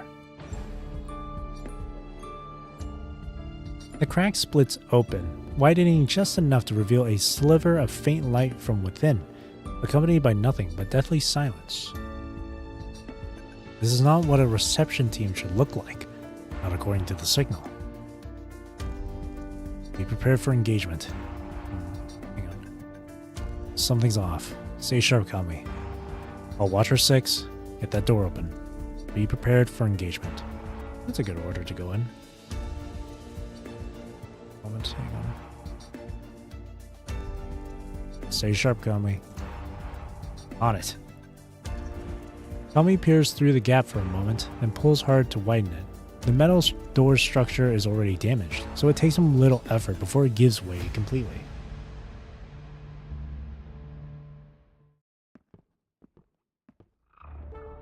Complete silence greets you. Kami scans the area only to find no one in sight. He feels along the wall until his fingers find the light switch, flooding the passageway with illumination. He advances carefully deeper into the corridor. Nothing stirs. No enemies lie in wait. It seems, for now, you're truly alone. Wait. The signs of forced entry from outside flash through his mind. Perhaps alone isn't the right word. Perhaps they've already met a grisly fate. The possibility settles over him as Kami begins to examine his surroundings even more meticulously. This is... Kami's gaze catches on several indentations nearby. He closes the distance immediately, crouching to examine them with sharp attention. These are fight marks. Like recent fight marks. No dust settled yet. And traces of the punishing virus. The signal didn't mention an agent attack. Yeah, and that means we play this smart. No splitting up, Uzbeni. I'm sticking close to protect you. The odds aren't in your favor. Kami remains vigilant, weighing possibilities as he searches for a path forward. Oh, wait, message board. I remember every entrance at Azet has one for emergency comms. If anyone left word, it'd be there. The memory is still hazy, but Kamui remembers roughly where the device should be. He jogs over to the message board he mentioned and presses the power button, heart racing with anxious hope. To his relief, the screen flickers to life. It's still operational. Please enter your designation for verification. Access to the message board will be granted upon confirmation of authorization. He hesitates briefly before typing in a designation, one he's never once mentioned to another soul. Match successful. Designation SUE03, member Kamui. Authorization confirmed. Message board system access granted. That's a different designation from before. It's my training day's call sign. Told you about it on the transport craft, remember? I think it still has enough clearance. Anyway, we can't even be 100% sure that SU0 is really me, right? So rolling with something I know is mine just makes sense. Saves us time in the long run. System has detected one unread message on this board. Would you like to view it? Yes. Acknowledged. Displaying unread message content. Kamui, it's a relief to know you're still alive. We'll skip the formalities for now. Plenty of time to catch up once we're together. We were ambushed by an agent. After contacting Babylonia, we made the call to fall back to the comms room along with the device. We're aware of the situation. The solar essence we left for you should come in handy. Things are tense out here. Make your way over as fast as you can. We'll hold out in the comms room until you arrive. Watch your back. Leaf, huh? Does that name ring any bells? Sounds like someone from your past. It's better to go second for... Sounds like someone from your past. Does that name ring any bells? Yeah, but I don't remember who he is, for now. After Project Barleycorn kicked off, the world government sent him to Azet as military commander. And, even though I can't remember much else, just hearing his name is weird. Makes me feel safe. Like I trusted him, you know? That's assuming this is actually Leif himself. You want a minute to think this through? Yeah, appreciate it though. But here's the thing. I'm not letting my guard down just because a name feels familiar. Before we jump to any conclusion, I'll check everything and make sure you're safe, Uzbeni. I won't let you fall into any possible danger no matter what. If this solar essence they mentioned is real, that's our first test. And here it is. Message boards and Azet typically have storage compartments built into their base. Kamui searches and, sure enough, inside one of them he finds the solar essence mentioned in the message. Whoever left that knows about the Corona gene at least. That's how they know your frame still has issues. Good thing Asimov gave me this portable detector. Let me test it first. Take a small sample, drop it on the test strip, and wait 20 seconds. We got a result. Gold. We're good. Alright, small dose first. See how you handle it. Stay careful. Yeah, I'm all set and ready for the connection. Alright, I'm with you. You can count on me.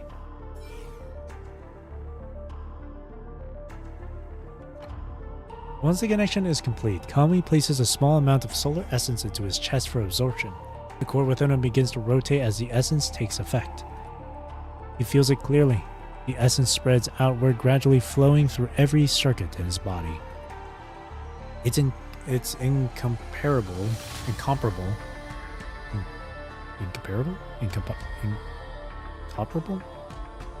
to Babylonia's synthetic essence. The surge feels different, more alive.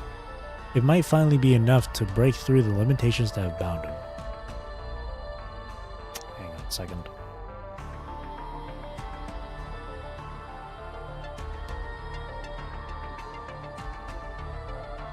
Oh, it is incomparable. Incomparable. There we go.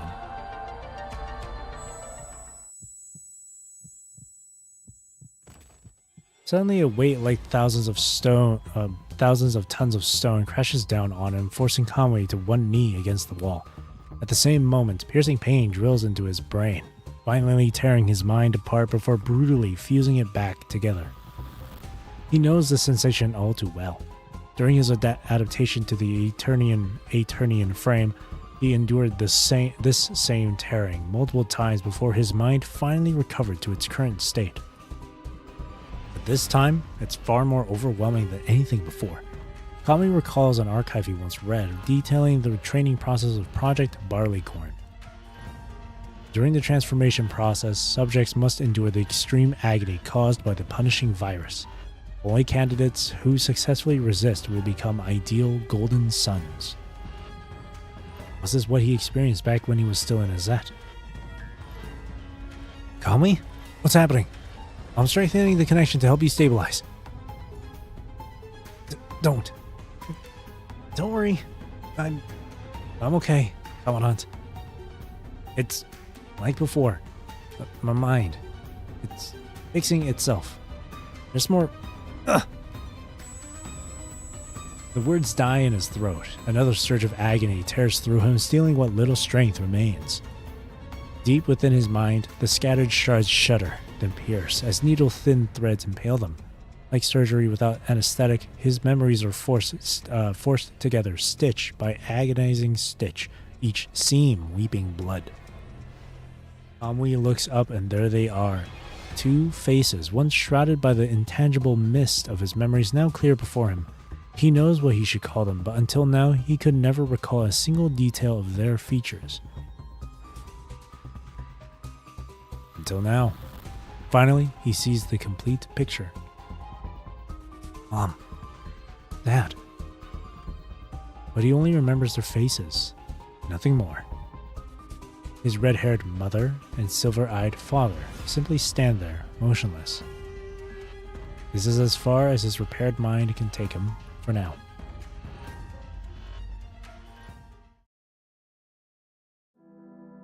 The faces he'd only just remembered begin to blur, fading like mist until they vanish completely. The scene before him shifts. He's now back in Azet's ruins, and standing in front of him is the familiar human Commandant. Did you remember something? Yeah. Finally, having endured the agony of his torn consciousness, Kamui slowly rises to his feet. This essence stuff is actually working on my damaged mind. And that message board, it had Azet's internal code markings. So I'm thinking. Unable to overcome his hesitation, Kamui swallows the rest of his words. So I'm thinking, maybe these people really are from Azet, not enemies trying to trick us. So maybe we really can trust them. Even he knows this reasoning isn't convincing enough. So I'm thinking, I'll leave it to you, Isbeni. You decide. That way I don't lead us wrong just because my feelings are all mixed up in it. Understood. I'll assess the situation, but my take actually lines up with yours. I'll assess. Alright, I trust your call. We already verified the essence is clean, so no point letting it go to waste. And you already made a solid analysis. Whoever left that message knows Azet inside and out. That's not nothing. We want answers, we don't turn down leads. Besides, I believe your feelings actually matter. This is your past we're talking about, so I'm not tossing that chance aside. I'll hold on to that hope with you. Alright, now let's do this together. I'll finish absorbing the rest of the essence, then we move. The interval between the two absorptions is short, so there won't be any severe reactions. After absorbing the remaining portion, Kamui chooses not to linger and immediately heads to the next destination. That message was legit. Then the survivors should still be holed up in the comms room. Problem is, Azet's passages are locked behind clearance levels. Different passwords for different paths. And if I recall correctly, the comms room should be in a higher level path. Which means we hit the archive room first. Master access controls are there. We unlock the path from the source. This way. Follow me, Commandant.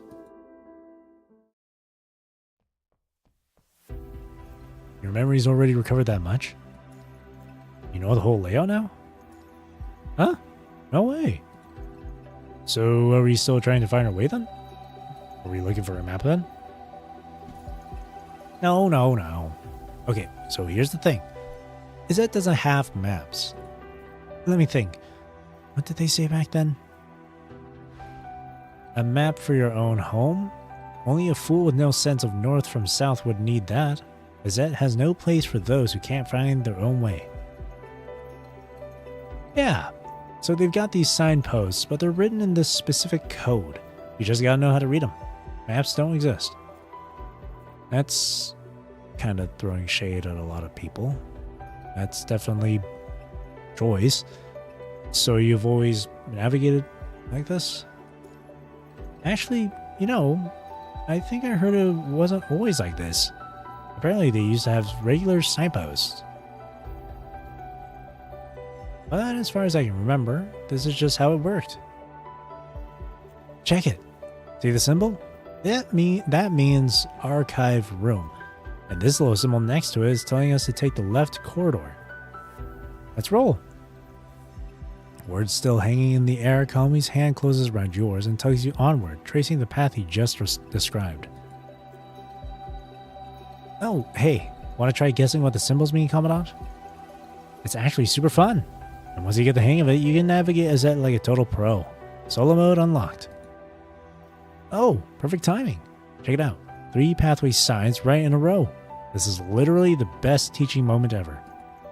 Just a tiny hint. Try using those coding patterns you already know, Commandant.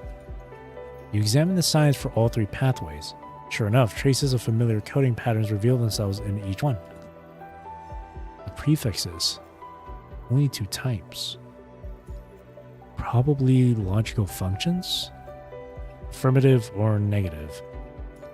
The second sequence looks like accessible locations. This is why you're you, Uzbeni. Your brain just works. You're totally right.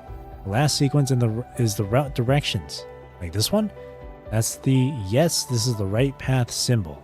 And the one after, that's the archive room.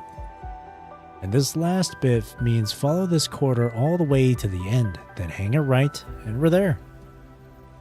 I think I'm starting to get it.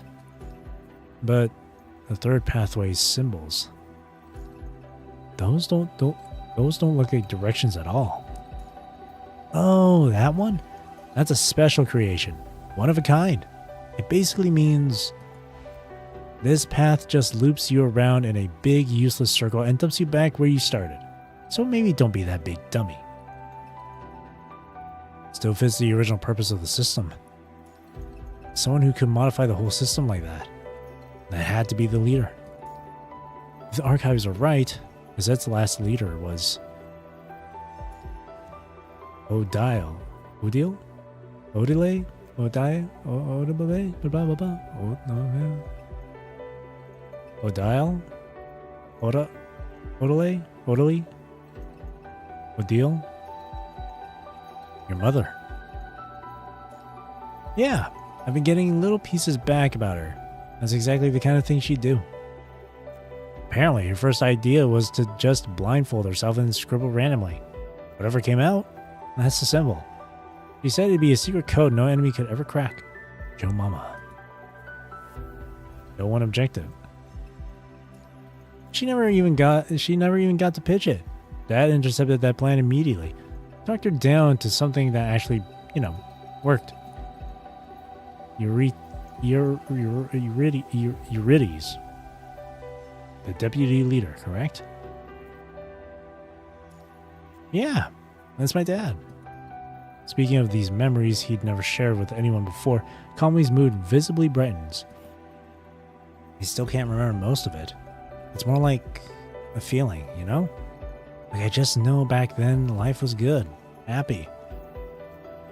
That's probably because of how Izette was set up, different from other military bases. Here, it was all about families. Family garrisons, little units coming together to make one big one. I really hope I get it all back someday. Even these little pieces though, just thinking about them makes me happy. They must have been really worth holding on to. Conway talks as you walk, offering up fragments of memory, some real, some maybe imagined. He doesn't stop to notice until the archive room door looms before you. He's been spilling his thoughts the entire way. Commandant, have I been talking your ear off? You can never have too much happiness. I'd like to hear more about your past. Then when I remember more, I'll tell you. Every little bit.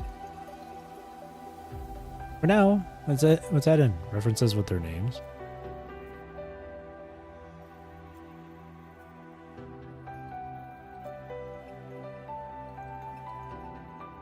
Okay, the closest thing I can find to Eurydice is Eurytus.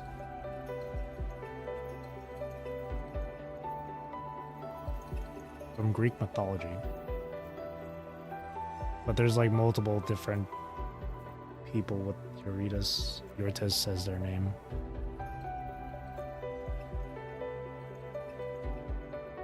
For example, it was the name of one of the giants. Related to Poseidon? I mean, there's been tons of different Greek figures with Eurytus, whatever. I have that name.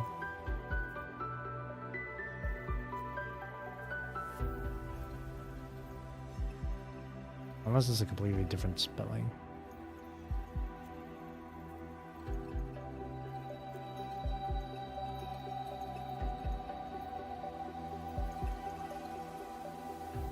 It was Eurytus of Ochalia Thessaly, skillful archer. Name given to various figures in Greek mythology.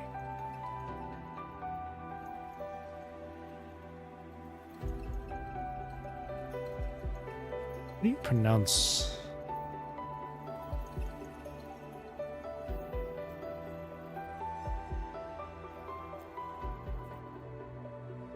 Feminine name given of French origin. Now, how the hell would you pronounce that?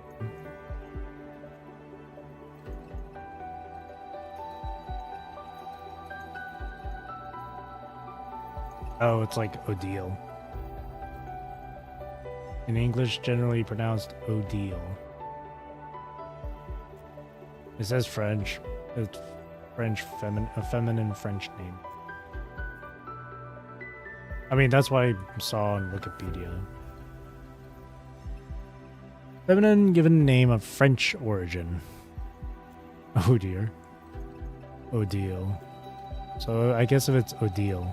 And then Eurytus. If it's Greek, then I assume the pronunciation is Eurydice. Eurytus. Urail.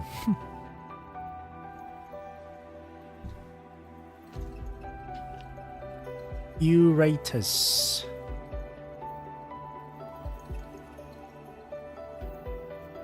I don't think it's Eurytus because of the way it's being spelled.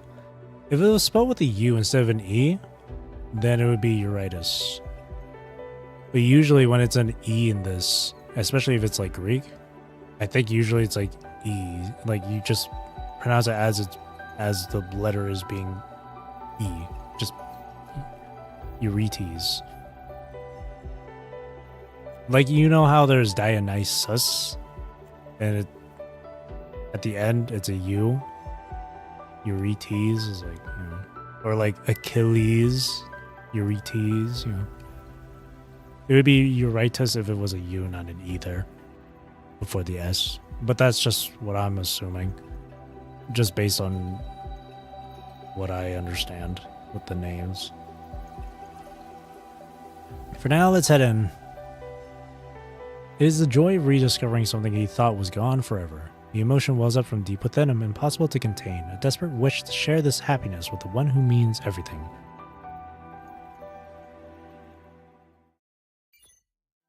I remember back in elementary school, we were given an assignment to make up our own, like, Greek deity or whatever.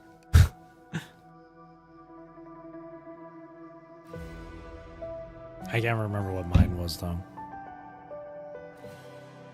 Identity verification complete. Authorization confirmed. Opening entrance now. Welcome back. Gotta pray there's a cutscene. Well, I don't know. Because this is all in... Obviously, my game is in JP.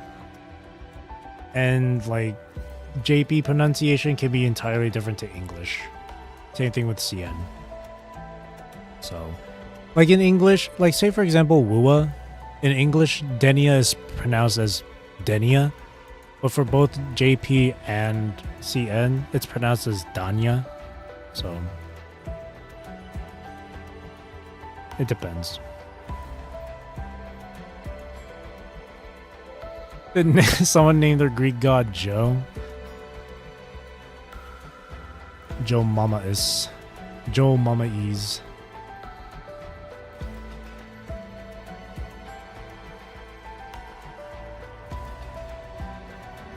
You slip into the archive room without incident. Screens hum with light, machinery turns quietly. Everything here is still running, still active.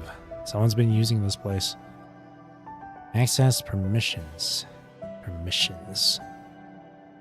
Kami's eyes scan the electronic displays flickering across the main console. A few deft inputs later, he's found the pathway to controlling access permissions for every quarter. Joannisis Mama Crucis. Mama Crucis. Crucis. Warning, current account SUE03 Kamui Bars does not have administrator access. Authorization denied. Please log in with an account that has administrator permissions.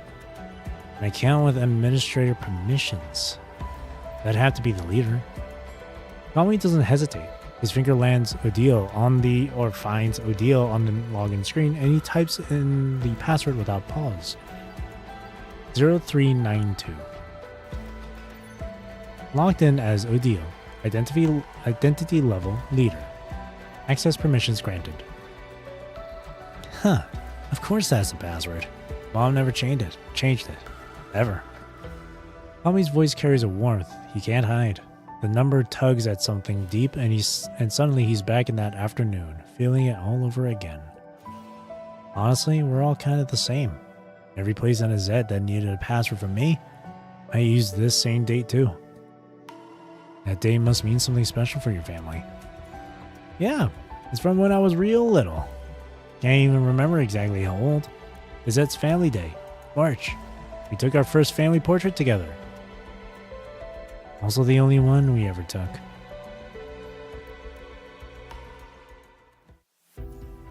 Blood ties. I don't want to wear a dress. Lizette military base. The past. Why is this thing harder to operate than the latest issue weapons? Odile raked a hand through her hair in frustration, her scowl fixed on the delicate gadget in her palms. It was a labyrinth of incomprehensible terms: white balance, exposure, color temperature. Eurydice had given her a thorough tutorial, she remembered that much, but the specifics had long since evaporated. Damn it, she thought bitterly. Information leaked from her skull faster than a bullet through air. Screw it. Let's just press something and see what happens. Is the sound off? Not even a beep or anything. You've got to be kidding me. I barely touched it, it's already busted? Faced with the stubbornly unresponsive camera, Odile's frustration reached a boiling point. Her first instinct, as always, was to deploy her tried-and-true technique for malfunctioning electronics, a good solid smack. It had worked on tape recorders, televisions, and all manner of finicky gadgets in the past. Her hand rose automatically, poised to deliver justice, when she caught herself. Wait, Eurydice seems to really like this thing. With that realization, Odile's jaw tightened as she wrestled with the urge to give the device a good lesson, trying instead to figure out what to do next. Abandoning all hope of recalling what the various buttons actually did, she surrendered to pure instinct. Her finger hovered uncertainly over several mysterious buttons before settling on one that, to her untrained eye, looked most like a shutter release. Then she pointed the lens at herself and pressed it. Hello, Ksenia. Click, click, click, click, click, click, click. The camera erupted in a rapid-fire burst, shutter sounds mingling with a strobe-like flash that caught Odile completely off guard. Swear word. Swear word. The hell? It was like a flashbang went off in my face. I can't see anything.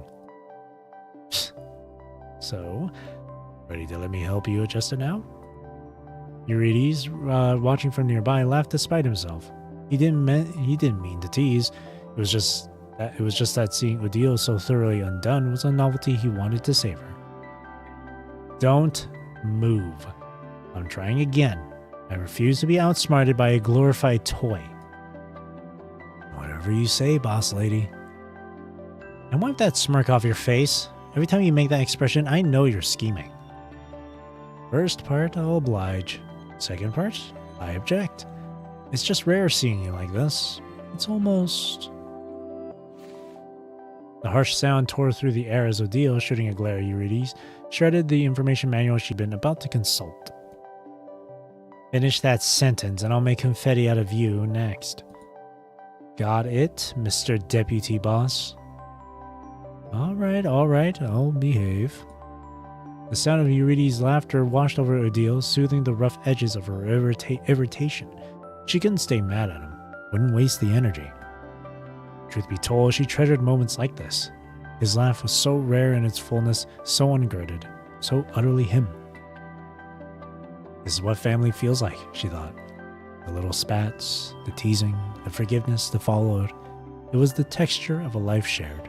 Without it, existence would be terribly bland. We're gonna run out of time at this rate.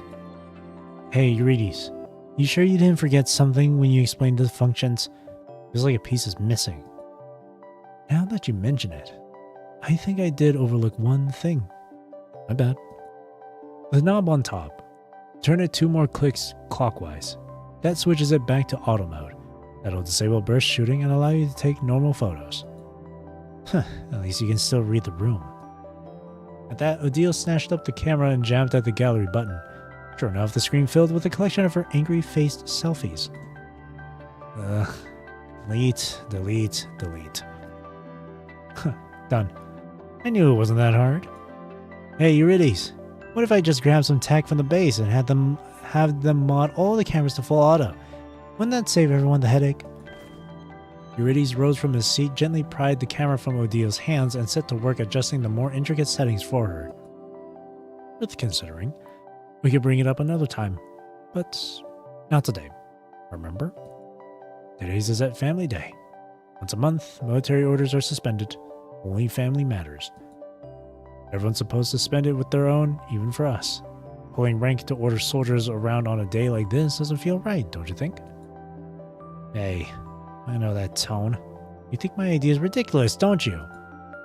You're always so damn serious. I wasn't actually going to do it. I was just thinking out loud. Anyway, I'm a pretty humane leader, all things considered. You know what some other bases are like? Last time I did a supply handoff, one of their commanders actually told me that once you join them, you leave your old self behind. No past, no family, no individuality. Just service to the military. What kind of crap is that? We're humans, not weapons. Of course we've got feelings. You're right. Compared to other places, Gazette's always been different. It has a certain kind of strength, a power that changes people and things. It's called family. Gentle and a little magical. Maybe that's why we've held strong all these years, because we never lost it. So, as our leader, you especially can't break that rule, right? Why are you being even more long-winded than when you were filing reports? At this rate, Family Day is going to be over before it starts. The words had barely left her lips when Odile felt arms wrapped tightly around her from behind. Eurydice rested his head gently on her shoulder. The camera now sat abandoned on a nearby stand. That won't do. His whisper tickled her ear, soft in volume, yet every word rang crystal clear. I already share you with the whole base every other day of the year. On Family Day, I want Odile all to myself. Odile allowed the embrace to linger, but when it became clear he had no intention of letting go, she finally reached back and pushed his head away from her shoulder. That's enough. Your shoulder's getting sore. Move it. And what's this about having me to yourself? After all these years, you still haven't shaken that possessive streak? You're contradicting yourself. You forget what you just said? Family day. We're not the only ones in this family, genius. You're a grown man acting like a toddler. Enough with this clinginess. Go get the kid. Yes, ma'am. Whatever you say, boss lady. Swear word. You never let up, do you? Talk to me like a normal person for once.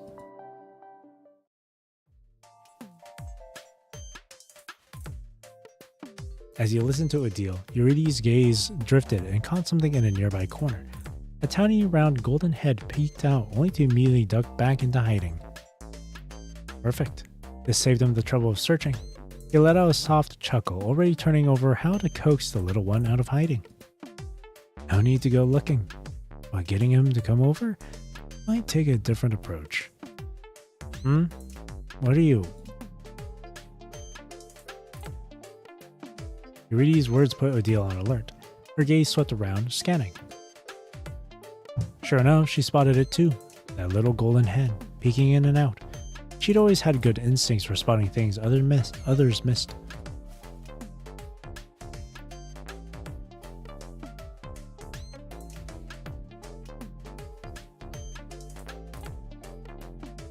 Back and forth it went, appearing and retreating, repeating the motion several times with no intention of emerging.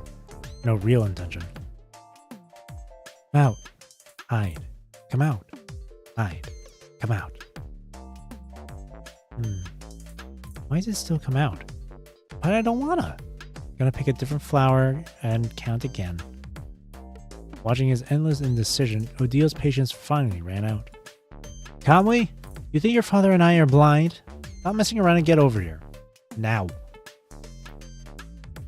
Odile's voice cracked like thunder, and the tiny golden head flinched. After a long pause, slowly, calmly emerged. He kept his head down, small fingers twisted in the fabric of his clothes. One hesitant step, then another. He risked a glance up at Odile before his eyes fell again, too scared to meet anyone's gaze. Odile's eyes got bored into Kamui, who was still wearing his everyday training uniform. You're seriously planning to wear that dirt road training uniform for our family portrait? Where are the clothes I laid out for you? Don't tell me you managed to lose something that size. The words landed like a fresh wound. Kamui's face crumpled, his lower lip jutting out as he muttered something unintelligible under his breath. The dress. I can't hear you. If you got something to say it loud. I don't want to wear a dress. He'd said them silently 100 times. Now, finally, Kamui gathered every scrap of bravery he had and hurled the words at Odile with everything he had. I heard people will make fun of me. I don't want to wear it for the picture. That's what this is about. Too bad. A deal's a deal. You made a promise and you're keeping it. Today you put on that dress and take the family portrait. End of story. No, I want to get laughed at. I won't wear a dress. Who's gonna laugh at you? Whining won't change a thing. You've got exactly 2 choices today. Put on the dress like you agreed, or take the family photo and nothing at all. Your call. Fine, I'll wear nothing. You'd better mean that, kid. I'll strip you down myself right now.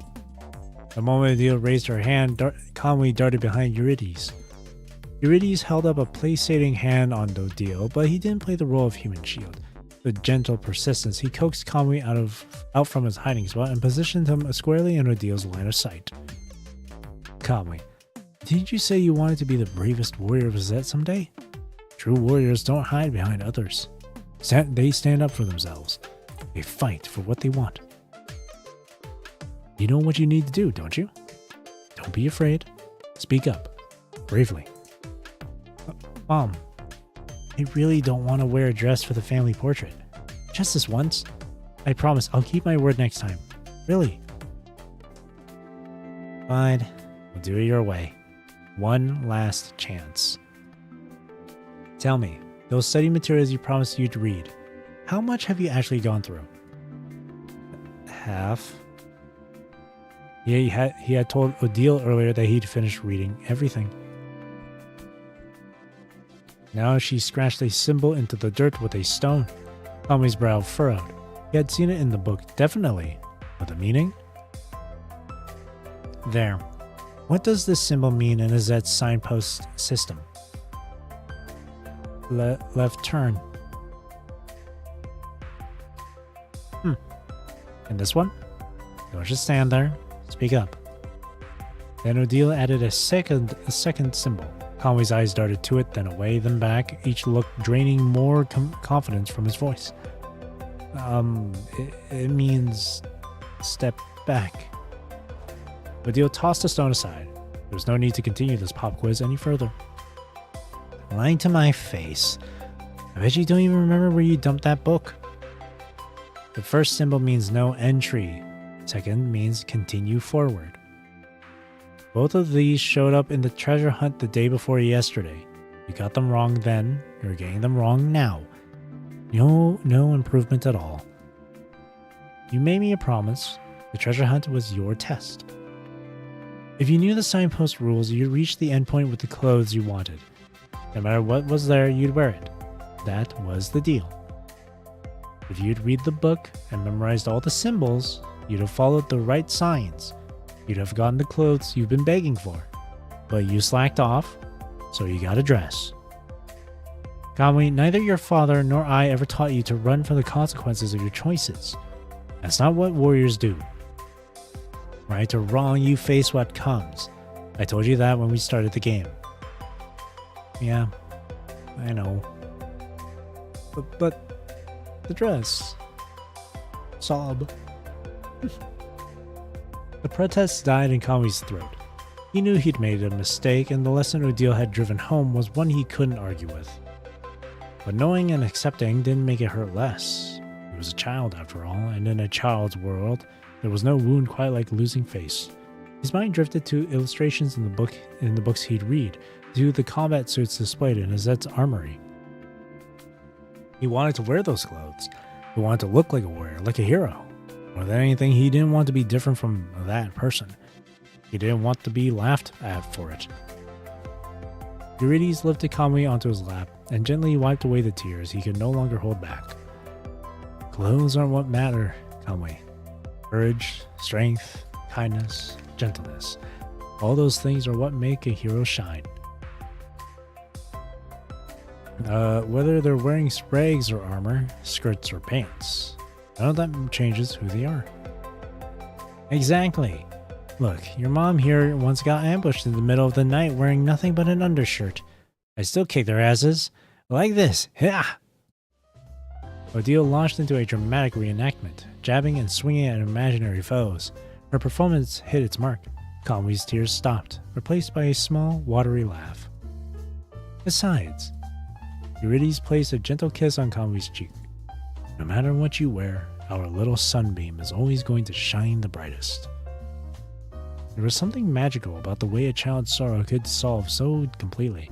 Kamui's face, still wet with tears moments ago, now shone with curiosity as he raised his gaze to meet theirs. Really? I won't look weird? No one's gonna laugh? I'll actually look good in a dress? Of course you will.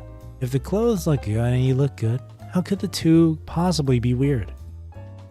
If you don't believe me, try it on and ask around. Oh, and call Aunt Riley first. She's the one who picked that dress. Said it'd suit you perfectly. Okay, I'll go right now. In an instant, Kamui was on his feet and racing into the room. The rustle and thump of frantic changing echoed out in voices. Kamui's, bright and excited, chattering through voided video calls to what sounded like half the Azet members.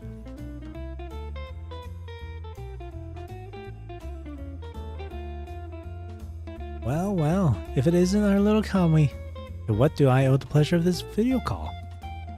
Aunt Riley, look, do I look good in this dress? You're already wearing it? I told your mom this one would absolutely be adorable. Thank goodness we didn't go with that monstrosity she picked out. Hey, honey, get over here. See? I told you little Kamui would end up in this dress. Looks like you owe me, Uncle Bruce! Uncle Bruce, look at me!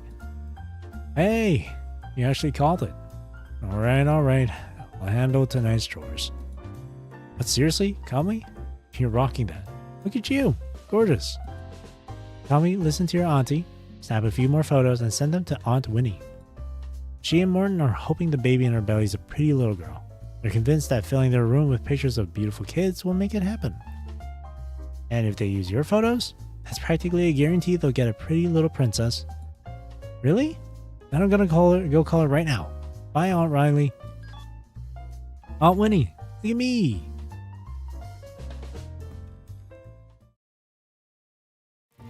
The chaos showed no signs of stopping. Kami worked his way through what sounded like the entire Azet roster, one video call after another. Odile and Eurydice waited outside, exchanging amused glances, unable to hold back their laughter at his sheer enthusiasm. Good grief. Crying one minute, completely over it the next. Still just a kid. One second he's sobbing like the world's ending, the next he's beaming brighter than the sun. I wonder who gets that temperament from. Indeed. Who does he take after? Eurydice said nothing more and just gave Odile a meaningful look before slipping an arm around her shoulder.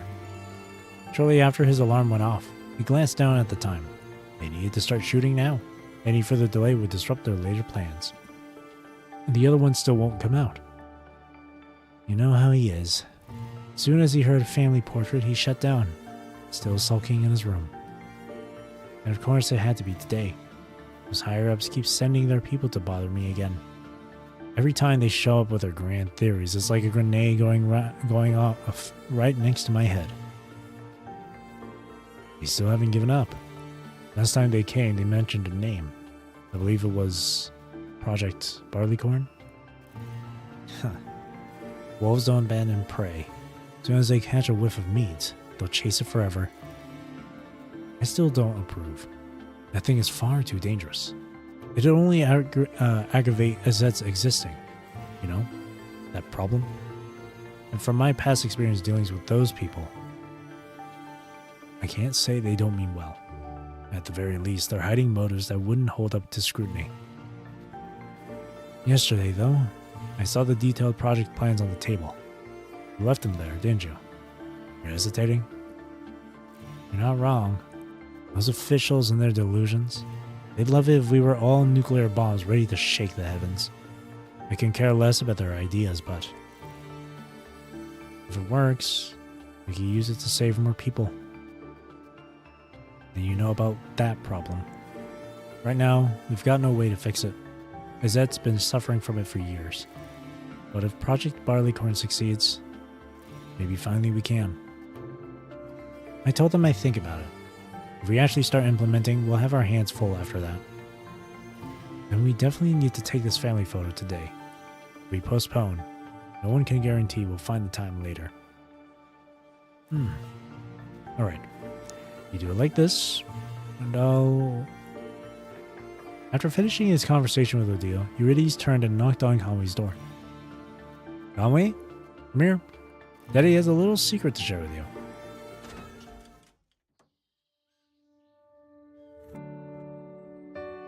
Eurydice walked into the room. Kami was changing into the dress and was now meticulously adjusting every detail. What? I want to hear. Kami bounded over, his steps light and quick, and pressed his ear close to Eurydice. That's the plan. Once everyone's gathered, you sneak over to the camera and press the timer button. Before he has a chance to escape, you come back and stand with us. We'll snap the family photo quick. Sound good? Consider it done, sir. Kami burst out with such enthusiasm that his own dress tripped him. Down he went, but he was up again before anyone could react, patting down his clothes and trotting toward the camera outside with renewed determination. Blank. Get over here. What do you mean, no? Try saying that again. Hey, don't move. The clothes are a mess. Stand still and let your father fix them. That voice. He's here. Watch me go. Dad said the timer needs 20 seconds. If I press it now, Timing's perfect. This one up here. That one down there. Probably the top one. Yeah, definitely. Conway, you got it wrong. That's the instant capture button. It's fine. Kids get confused. Let me see. Actually, I think this family photo turned out pretty special. Looks good. Want to see? It does look pretty good. Show those two. Conway, come here and take a look. And blank? Why so quiet? Don't stand so far away. Come closer. Look at it with mom and dad, okay? Blank.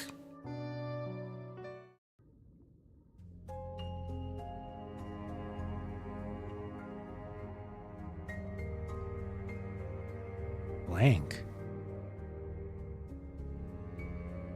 Who is that? Why can't Conway recall his name? Even his face remains an indistinct blur, as if some crucial piece of the puzzle has been lost. But his voice, that he can almost hear still, echoing faintly in the recesses of his memory. Conway. Conway.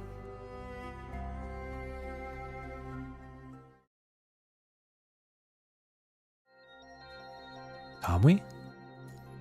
A familiar voice pulls Conway from the depths of his memories. Huh? Oh, sorry. I totally zoned out there. It's just, I finally remember something specific, you know? And I couldn't not tell you about it. Because something here triggered it. You mentioned another child in your family. Yeah, but his name and face. That part's still drawing a blank for me. I thought for sure I'd see him in the family photo, but of course that's exactly where the memory cuts out. I really want to know who they were, who we had.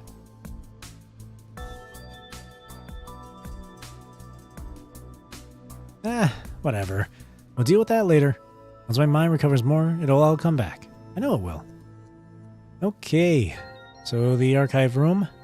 Right, we need intel. Project Barleycorn Phyllotree stuff. That's all high clearance, so it'll be tucked away somewhere secure. How about we split up? You keep digging through the electronic data, and I'll hunt down any physical docs I can actually remember existing. And hey, if we find my personal archive or something, we might just crack this whole thing wide open. Without another word, you both settle into the search. The electronic archives prove more orderly with neat directories and a logical structure. Conway's personal file is exactly where it should be, found in mere minutes. Conway. Come here. Look at this. Huh? What's up? Find the answers already? Conway bounds over excitedly, squeezing in beside you to peer at the electronic screen. That's my Commandant. Found my personal archive just like that. Let me see. Oh, this thing is detailed. Like everything since I was born. Delivery physician, primary education instructor, my parents. Mom, Dad. In that instant, the memories surface. Countless moments from his past, each one of him calling out to Odile and Eurydice. Father, Saul. Mother, Ra. On the electronic screen, the photos in the parents section stare back at him. The two faces are clearly not Odile and Eurydice, the parents he remembers. Interesting. Well, they were the ones that adopted him. Shattered mirror. You really think a family's held together by something as flimsy as blood? I mean, makes sense. Because in that picture, that mysterious child had red hair like Odile, so... You really think a family's held together by something as flimsy as blood? Mom? Dad? Tommy wants to call out to Odile and Eurydice in the way he did as a child. It's instinct etched into him since his earliest memories. From the very moment he began to understand the world around him, whenever parents were mentioned, they were the only two he could think of. Hang on a second.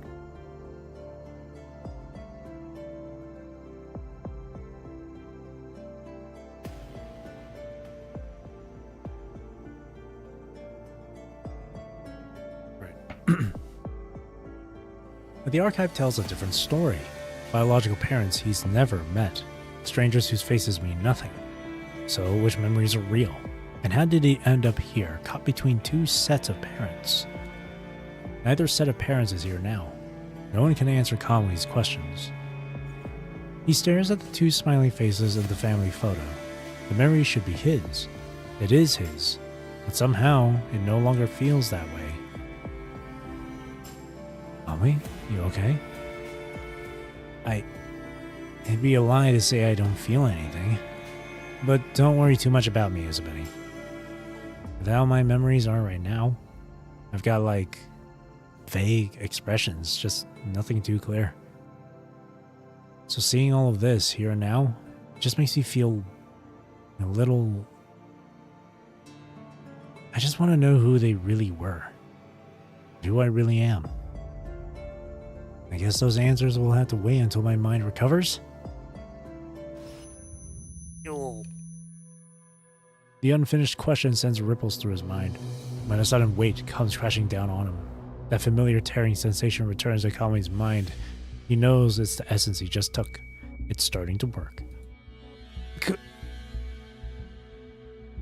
Conway! Sit down. Easy, I've got you. With your help, Conway staggers to the wall. His memories are like a dust-covered puzzle, and now at last the shards are fitting together. Mom. Dad. More memories of them surface, of his origins, his parents, and another child in his family. A young boy around Conway's age who called their parents by the same names he did.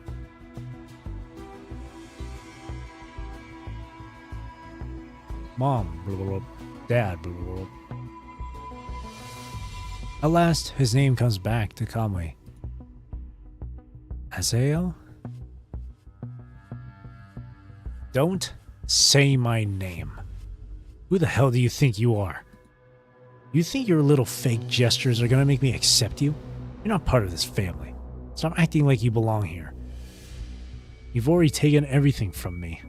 Your attention, every moment that should have been only mine. That should have only been mine. Even our only family photo. What more do you want? Now Conway sees him clearly. The boy bears Odile's fierce red hair and Eurydice's silver eyes. He's their child, marked unmistakably by both. And himself? He looks at his own hands, his own reflection. He has no echo of them, no genetic thread tying him to that family at all. He should have known.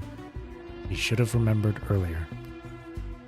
Conway remembers the day Azael finally relented and led him into his room. Before he could even celebrate this small victory, his eyes caught a glaring red line slashed across the family photo on the desk.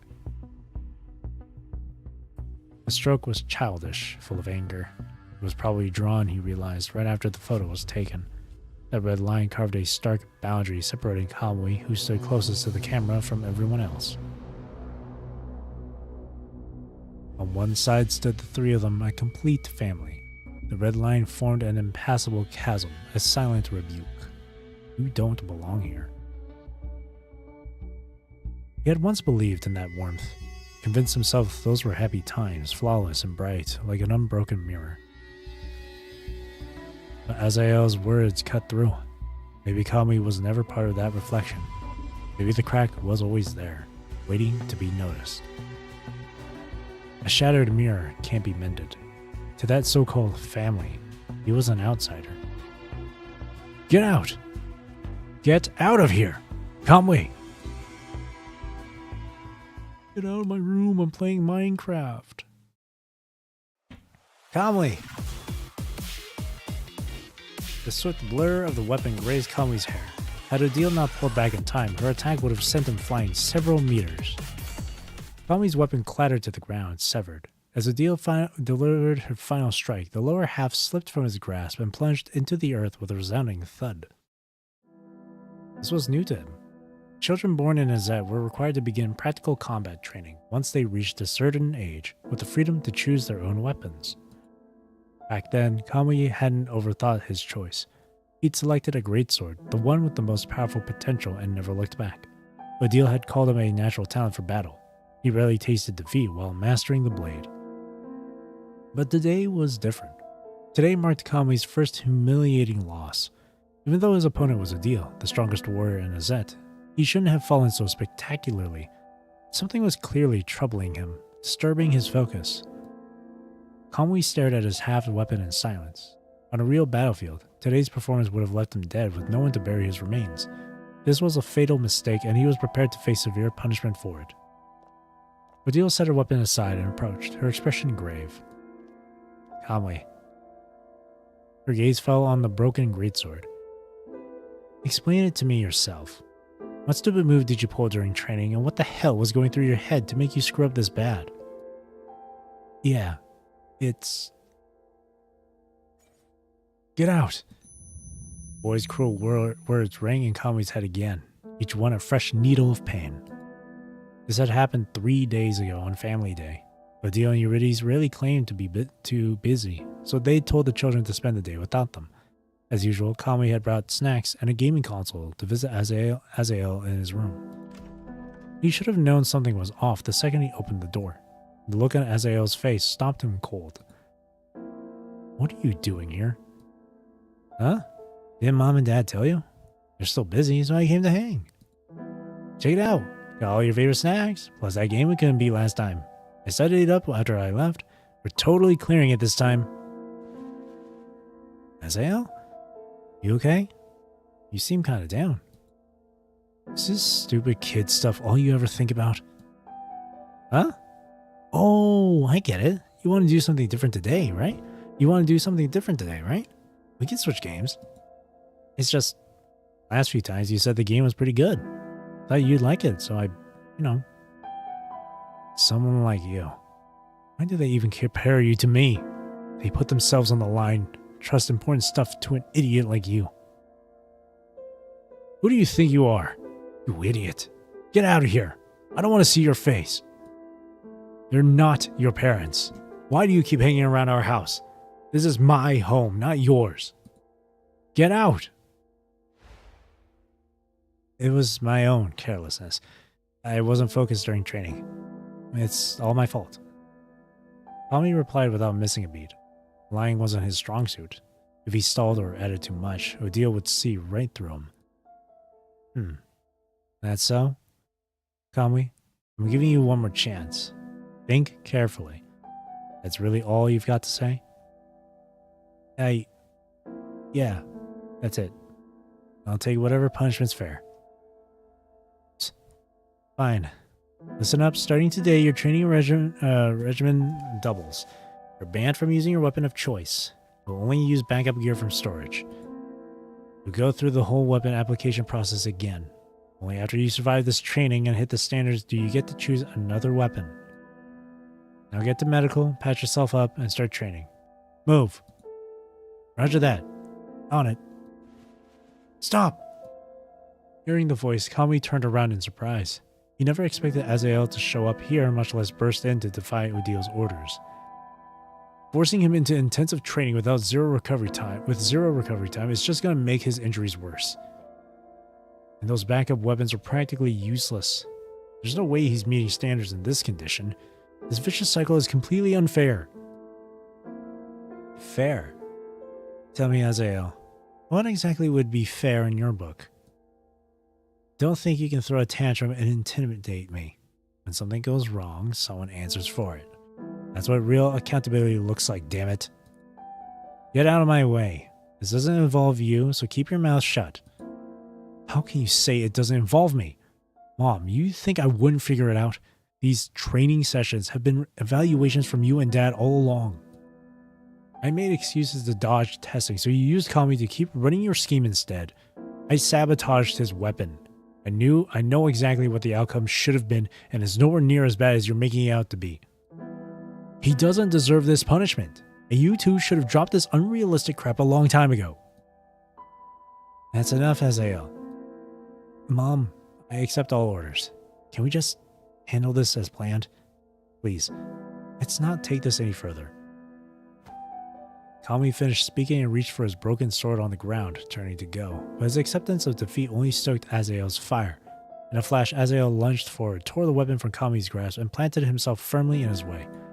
Who said you can leave? Kami, you're hurt. Where do you think you're going? Get back to the quarters and stay put. I'm not a coward.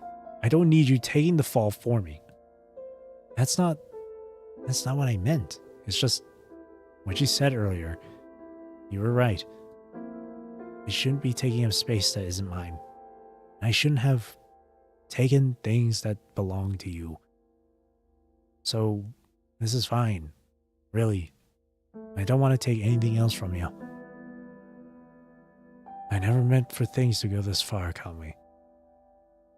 I only wanted you to fail the assessment so you two finally decided to come clean? Odile closed the distance. Her gaze swept over them, and whatever fight they'd had in them drained away. Both boys looked at the floor, suddenly fascinated by their own shoes. Kami, being kind doesn't mean being a doormat. If you can't tell the difference, you're gonna pay a lot worse down the line. You're not the type to lose focus in a fight like some idiot, so stop carrying every piece of emotional baggage that comes your way. You've had this habit since you were little. You think if you don't tell us what's wrong and just patch yourself up in secret, everything will magically be fine once the wounds heal. Keep bottling up the small stuff and it will fester into something you can't heal. By then, regrets won't mean a damn thing. With that settled for Kami, Odile turned her attention to Azael. Same goes for you, Azael. You'd better hear this, too. You thought a little sabotage wouldn't do any real harm, is that it? Who the hell taught you that twisted logic? Who the hell do you think you are? Like you said yourself, if I'd pushed Kami through that intensive training, or if Azet had been ambushed today and he'd faced real enemies instead of me, think about it. How bad could he have gotten hurt? Worse, would he have died out there because of this? Once you start hurting him, intended or not, no one can guarantee those wounds won't break him. That's why Azet's always had one rule. You never deliberately hurt family, no matter how small it seems.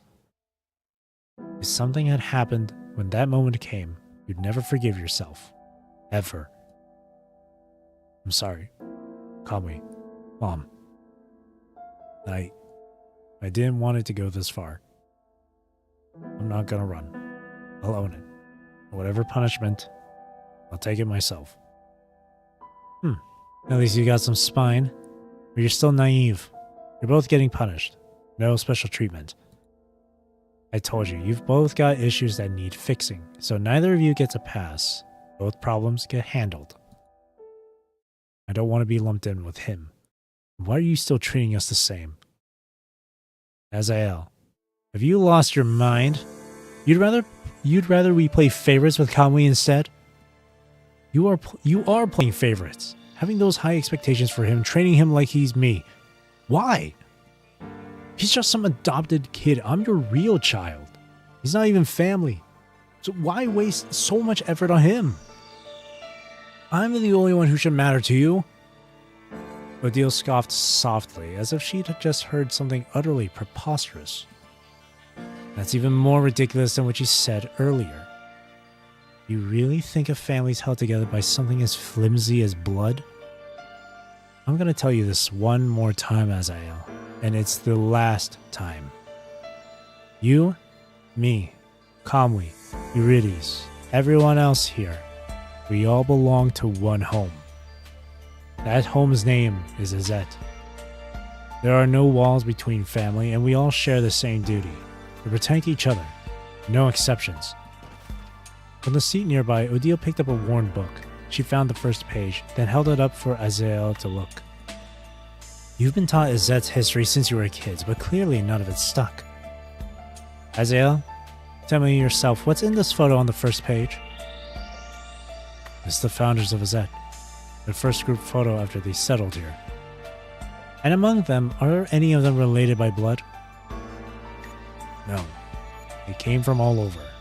Each of them lost their homeland to war. They met by chance, came together and built Azet, hoping to create a new home. They left descendants, didn't they? There are bloodlines that continued inside Azet. If Azet had relied on blood ties alone, it never would have become what it is today. Over hundreds of years, we grew from an unknown mercenary group into a major military base. What do you think drove that? She traced her fingertip to the second page, revealing an enormous world map crisscrossed with countless red lines. These are all the places our predecessors traveled. Wherever they shed blood, they brought back the ones they left homeless by war. Anyone willing to stay was welcomed, treated as family. We grew stronger because of that, but that growth also meant we needed more stability. Why do you think Azet gave up its freedom to be incorporated under the world government, became a regulated military base? Because the world government promised us protection, professional training, resources to better fulfill Azet's dream. To build a world where no family is divided and all live under the light of the sun. Every person who belongs to Azet fights for that dream. But if you're really set on tracing everything back to origins, fine. I'll grant you that wish. Odile turned to calmly, knowing it was time to finally dispel the shadow that had long lingered in his heart. Ever since you were old enough to understand, Eurydice and I never hid the truth. You're not our son by blood. You have every right to know that, and you should never feel lesser because of it. Now I'm going to tell you more about your birth parents. Your father, Saul, and your mother, Ra, were the previous leaders of Azet. They themselves were orphans of Azet's soldiers. They chose to stay, to carry on their parents' legacy. They became the strongest warriors of their generation. In their final battle, they stayed behind to cover the retreat, gave their lives so their comrades could escape. If you're so hung up on bloodlines, then think about this. The blood running through your veins has always been that of two heroes. I see. And you, Azael, do you really believe that being our son gives you some automatic claim over Azet? Odile approached her son, her gaze drawn to the shock of fiery red hair mirroring her own. Azet does not follow some hereditary dictatorship. Neither you nor I possess some innately superior noble bloodline. I, your birth mother, was an orphan from some nameless village massacred by bandits. Before rescue came, wild beasts carried me off, raised me as one of their own cubs. It was Azet's troops passing through the woods who took me from that beast's den. They brought me back and raised me. And your father Eurydice? He once served an assassin organization. The blood on his hands was no less than mine as a soldier. I found him half dead once and dragged him back. Had to beat some sense into him, but eventually he helped us take down his old organization's hideout. Only then did he settle in Azet. By your logic, would either of us even qualify as Azet's members?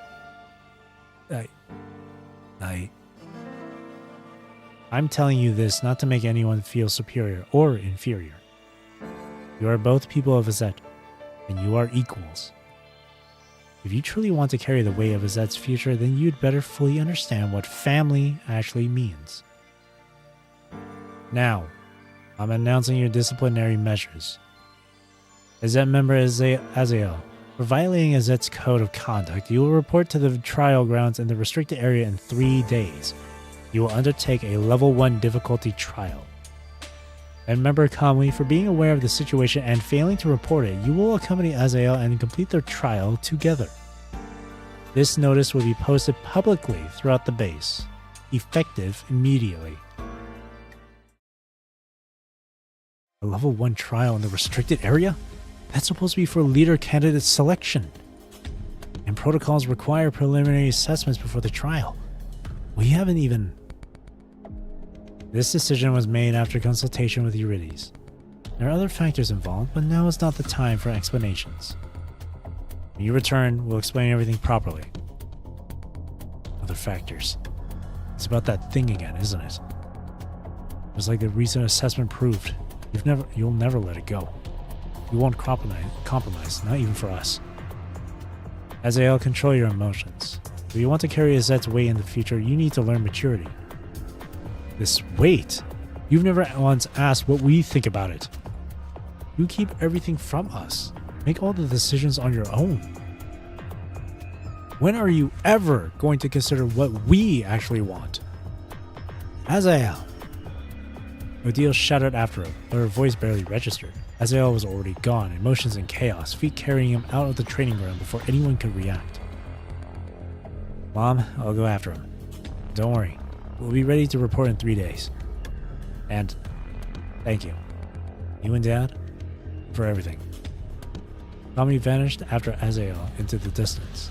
Odile gazed after her children, lost in thought for a moment, before furrowing her brow as the weight of it all settled in. I get it. Now's not the right time. I'll deal with it later.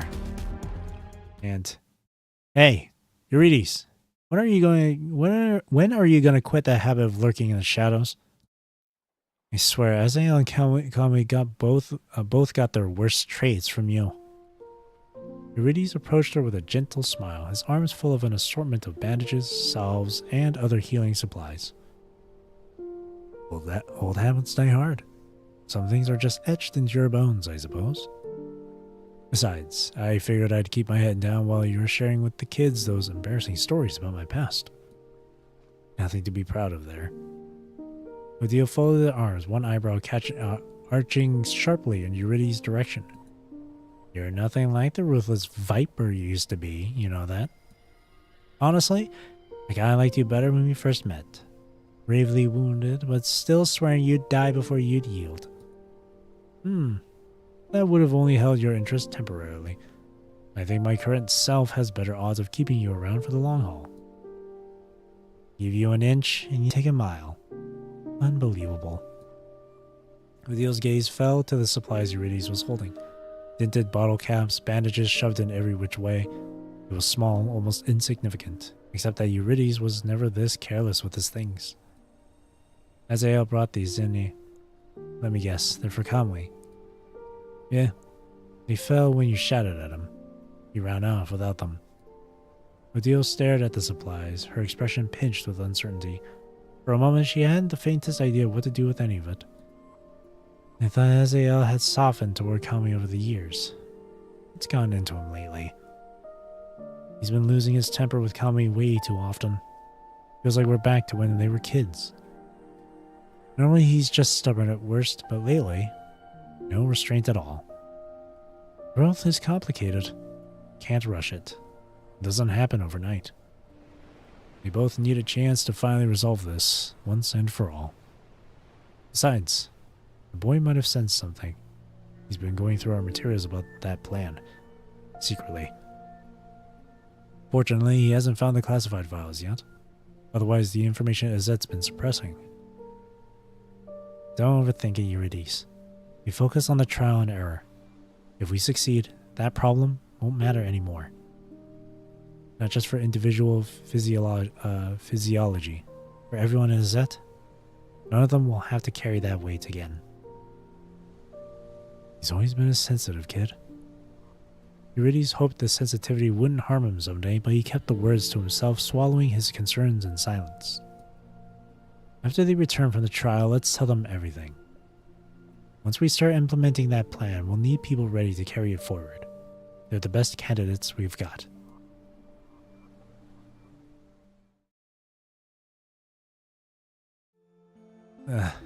Should I go or not? This is killing me. Kamui thrashed in his bed, blankets and pillows taking the brunt of his frustration as they flew to the floor one by one. At least, he thought bitterly, he and Azael were grown now. Odile and Eurydice no longer walked in unannounced. Back in childhood, that door would have burst open already, Odile's hand reaching for his ear. He'd caught up to Azael after the training ground, but Azael wouldn't even look at him, so Kamui had busied himself instead, checking the supplies needed for their task in 3 days. But the real problem gnawed at him. His weapon was shattered. Odile had ordered Azael to hand his over as compensation, but she hadn't said a word about how Azael would fight. Kamui had to fix this. That won't do. Can't just sit here doing nothing. We leave first thing tomorrow. I won't get another chance. Calmly shot up from the bed. With no time to waste, he decided to sneak into the arsenal now. He couldn't let Azael walk into that trial without a proper greatsword. Wait, knowing Azael, he'd totally say, "Who needs your pity? I don't want your charity. Take your stuff and get lost." But what if I just swap weapons with him after we leave? Genius! Yeah, that's the plan. He gave himself a little fist pump and took off toward the bedroom door. But at the last second, his feet skidded to a stop, hand hovering over the door handle. A beat of contemplation, chin thoughtfully stroked. Then, with a grin, he pulled the door open. Ah, I knew it was you, Azael. My ears never lie. Azael stood frozen in the doorway, hand raised to knock, whole body flinching at Kamui's sudden appearance. The surprise lasted only a heartbeat before he rearranged his features into a scowl, layering on a voice thick with feigned ferocity. Kamui, I swear, if you ever scare me like that again, I'll beat you into paste. As the words left his mouth, he pulled back his fist in a mock punch. No. I surrender. Don't hit me. Kamui stepped back and collided with the doorway decoration. The impact caught him right on a fresh training wound, and he let out a sharp little gasp. It was barely a sound, really, but enough to make Azael tense up all over again. You idiot! Without thinking, Azael drew Kamui closer, his attention zeroing in on the wound as he examined it with care. You're such a pain. Get over here, now. Azael guided Kamui into the room and the boy went without protest. His eyes widened slightly as Azael produced a full array of medical supplies, clearly prepared well in advance. Ah! Ow. Suck it up. Keep overreacting and I'll make it worse. That's what you get for not treating your wounds properly. Let it be a lesson. You do this every time I patch you up. And a few days later, you're back to being reckless. You never learn. A brief silence settled between them. Kamui didn't dare speak first, afraid of worsening Azael's already fragile mood. And Azael, for his part, carried a guilt he couldn't put into words, leaving him momentarily unsure where to begin. The weapon. Azael spoke first, breaking the ice. As Mom asked, I brought yours. It's by the door. You can bring it in later. What I said the other day, I was off. It wasn't entirely because of you. That's all. I'm heading back. Meet me at the training ground tomorrow. We'll leave for the restricted area from there. With that, he turned to leave. Kamui immediately rose to his feet as well. Wait! You gave me your weapon. What are you gonna use? Gone was the explosive temper or the brooding silence Azael would have once defaulted to. He didn't turn his frustration on Kamui this time. Instead, he dropped his voice, reaching for an air of casual indifference. I've got a few smaller ones. Should be fine if I bring them all. My strength isn't in the weapon. I can handle the trial with those. He knew those small weapons weren't nearly enough, but he was determined to take responsibility, to make amends for his mistakes. He'd promised to give his weapon to Kamui, and he wouldn't go back on his word. No way! Even with both of us, we can't underestimate the restricted area. Without a real weapon, you're screwed. Then what do you want me to do? Don't say something stupid like giving it back. If Mom finds out, she'll just make the punishment worse. I don't need your charity. Hey, that's not what I meant. If we're short one, why don't we just get another one? Kamui pulled Azael out of the room and pointed toward the arsenal. You mean steal one from the arsenal? Whoa, steal? It's not stealing. We're family. Mom said it herself. Figure it out yourselves. I'm not getting involved. Worst case, if we get caught, I'll tell them it was all my idea. Azael took in the side of Kamui, hands on his hips, chest puffed out, radiating pure, unearned confidence. A helpless smile tugged at his lips. Some things never changed. This silly child had always been exactly this innocent. Fine. Let's go. Remember there's a repair kit in there. We'll see if we can fix yours first. Whether it's taking credit or taking the fall, you're not doing it alone. So you're in? Excitement bloomed across Kamui's face, bright and unmistakable. Yay! Azael's teaming up with me. Let's go, let's go. Time to roll out. Yahoo! You idiot. Keep it down. You want mom and dad to hear us? 7. Eclipsed Void. The sun that once shone with brilliant gold is now stained black and crimson. Gazette, night. Before long, the two boys found themselves standing at the entrance to the arsenal. I'll go in first. Once I confirm it's clear, you come in. Huh? Why can't I scout ahead? The muscle in Azael's jaw jumped. It took him considerable effort not to reach out and cuff Kami upside the head. Because every single time you step foot in the arsenal, you start making weird noises for no reason. We're sneaking this time. I don't have time to help you stress test the alarm system. Got it? If you go in first, the second your restless feet cross that threshold, all I'm going to be thinking about is how to make a quick getaway. Understood? Kami offered a sheepish smile and an obedient nod. Azael, however, was not fooled. He'd seen that look 1,000 times since Kami was small. The performance of remorse, the promise of reform, followed immediately by the same mischief undeterred. Now wasn't the time to worry about this, Azael told himself. Keep an eye on the entrance. If anything happens, come in and tell me immediately. Wait, Azael, I think there's something... No time. Whatever it is, tell me later. Just watch the entrance while I go in. What? 3, 2, 1, I'm going in.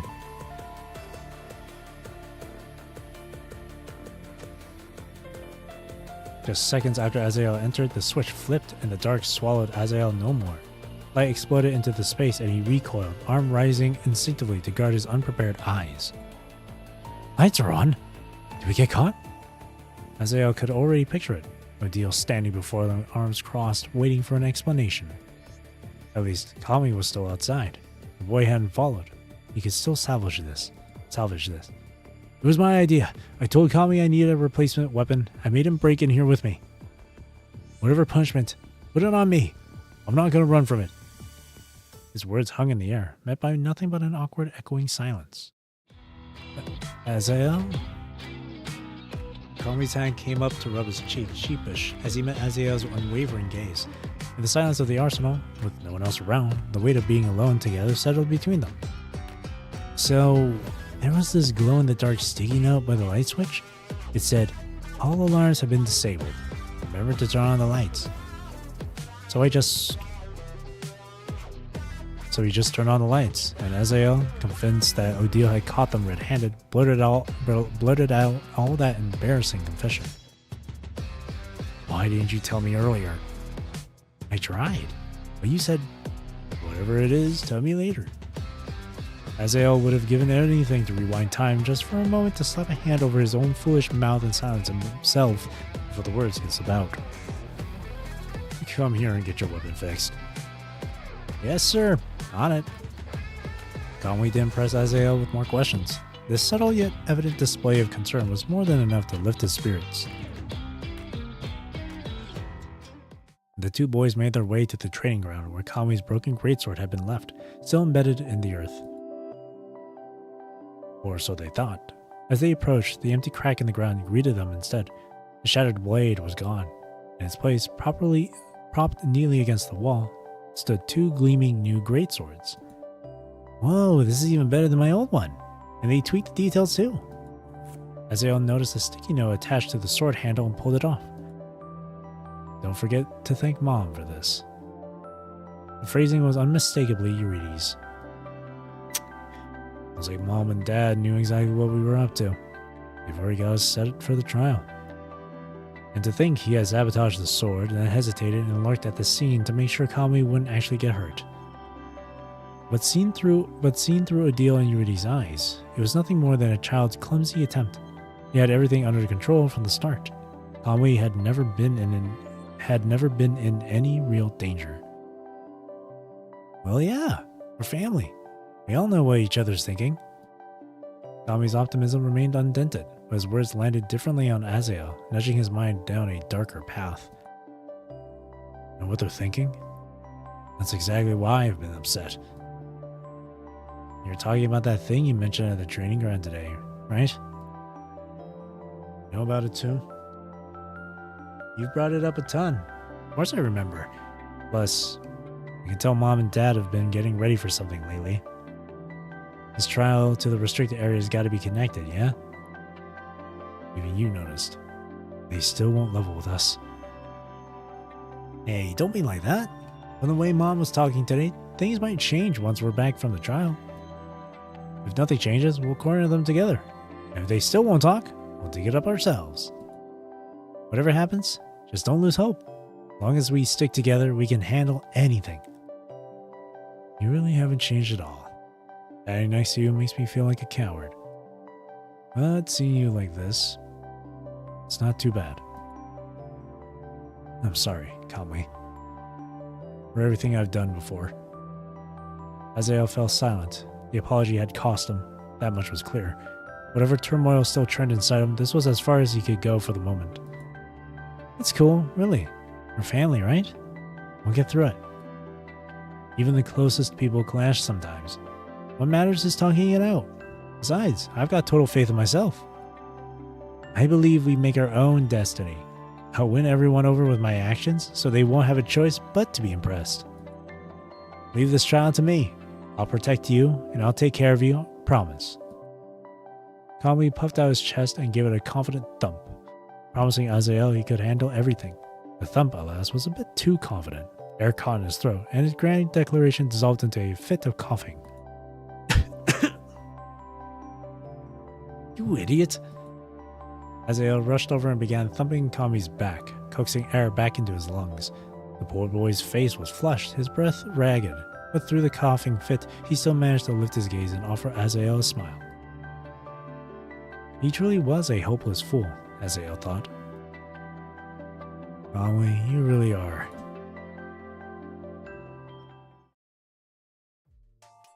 Kami, you really are an idiot. Is that thing in your head actually a human brain?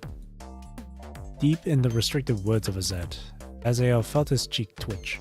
He rushed up and snatched Kami's hand mid-reach, stopping it inches from the dark pot.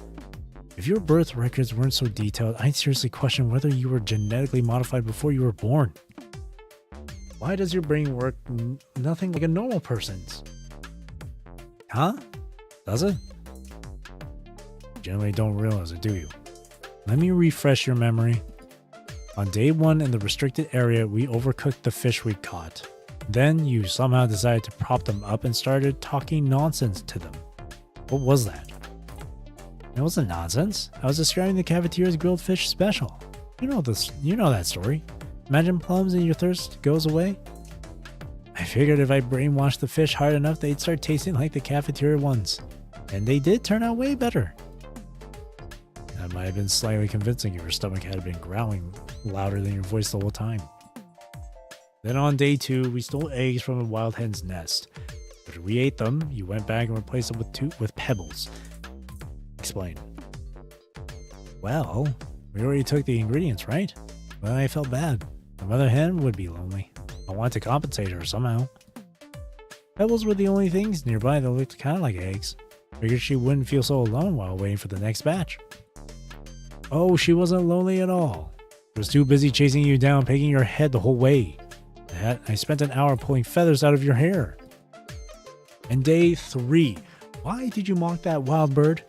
Do you have any idea how insufferable it was when you started screeching with it? It wasn't just any bird. I remember its species always nests near water. You were scratched up by those thorn bushes. We needed to clean your wounds, and we were low on water. I thought, why not try? And it worked. My impression was so good, it thought I was one of its own. Led us straight to a clean stream. It didn't think you were a companion. It thought you were a female bird and spent the entire day trying to court you.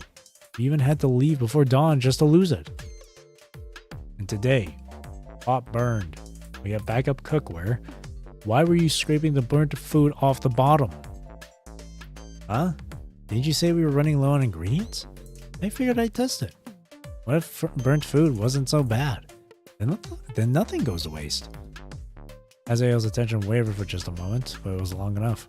Kami's hand shot out, grabbed a piece of charred jerky, and stuffed it in his mouth. His face lit up with delighted surprise as he turned to Azael, nodding vigorously as if saying, "Not bad at all. Genius move, honestly." Azael's smile was terrifying in its emptiness. It was the look of a man who had passed through frustration, through anger, and arrived somewhere beyond caring. "You've actually been useful these past few days, so I'll let it slide. I don't have the energy to deal with you anymore. But from now on, Kami, keep your guard up and stay in my sight. No wandering off to do stupid things alone." Must have noticed it too. Something's wrong with this restricted area these days. I know. Good news is we're close to the end. Once we find the exit, we're out. Wait, we've actually been behaving for a while, ever since the danger picked up. What's with the sudden relapse? Oh, that? Doesn't matter. I just noticed you've been all tense and gloomy. So, after letting all that out, you feel better now? I'd feel a lot better if you'd stop charging headfirst into every beast attack like you've been doing. I'm not your backup. Stop underestimating me. I'm just as capable as you are. Course. I know you're awesome. If you hadn't had my back during those ambushes, I'd be way more banged up. That would have sucked. At least you know it. Go wash that grime off your hands at the river. Go to the canteens. You need to keep moving. Suddenly, both Azael and Kami freeze. An unnatural silence descends, swallowing the usual ambient sounds of the area. Their gazes lock onto the dense brush nearby. Something was wrong. It wasn't just quiet. It was a dead zone, a patch of stillness that screamed of a hidden, waiting threat. Grab your weapon. Got it.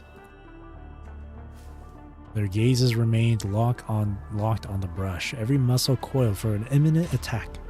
The standoff stretched until finally the undergrowth rustled. A moment later, a wild wolf emerged.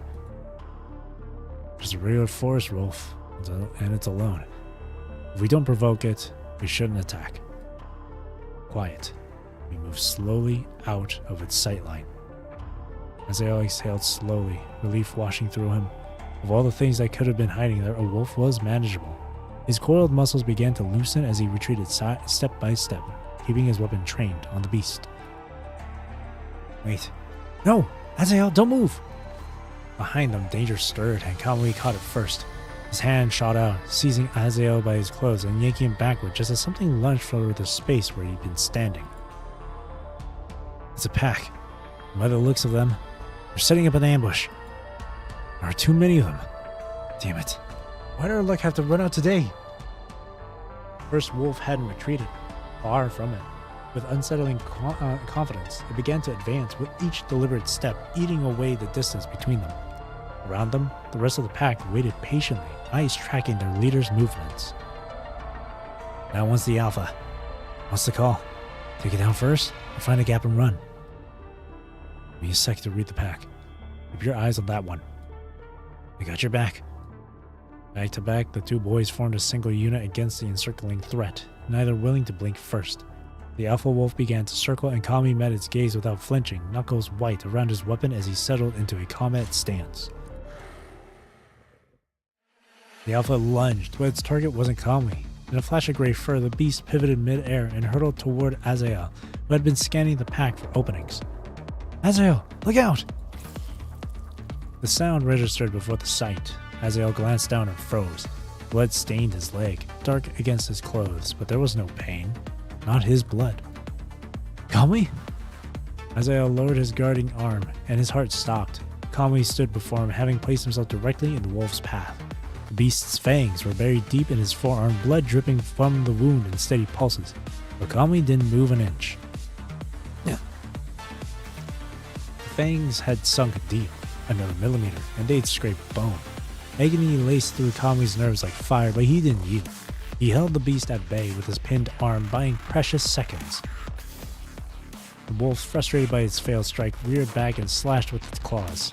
Kami raised his greatsword just in time, the impact shuddering through his wounded arm. He seized the moment and hurled the beast away. The wolf crashed to the earth with a heavy thud. It rose immediately, undeterred, jaws dripping crimson with Kami's blood. You bastard! Kami, get back! I'll kill it! Ah! Rage ignited in Azael's chest. Without a second thought, he charged toward the alpha, blade ready. Against a single wolf, either of them would hold the advantage. The sneak attack was the only reason Conway had been wounded, but Conway didn't retreat as ordered, worried about Azael. Instead, he swept his gaze across the surrounding pack, noting their coiled muscles and hungry stares, and tightened his grip on his greatsword. He wouldn't leave Azael to face this alone. Come on then! You want another sneak attack? Try it! See if I let you touch him! Several wolves broke from the pack to test Conway. They were nothing compared to the alpha. A few well-placed strikes sent them tumbling to the ground yelping. The pack hesitated, their reckless charge stalled. Conway held his position, confident he could hold them off and keep Azael's back covered. Azael, meanwhile, had descended into something primal. Each strike landed with savage force, emotion overriding technique as fury drove his blade.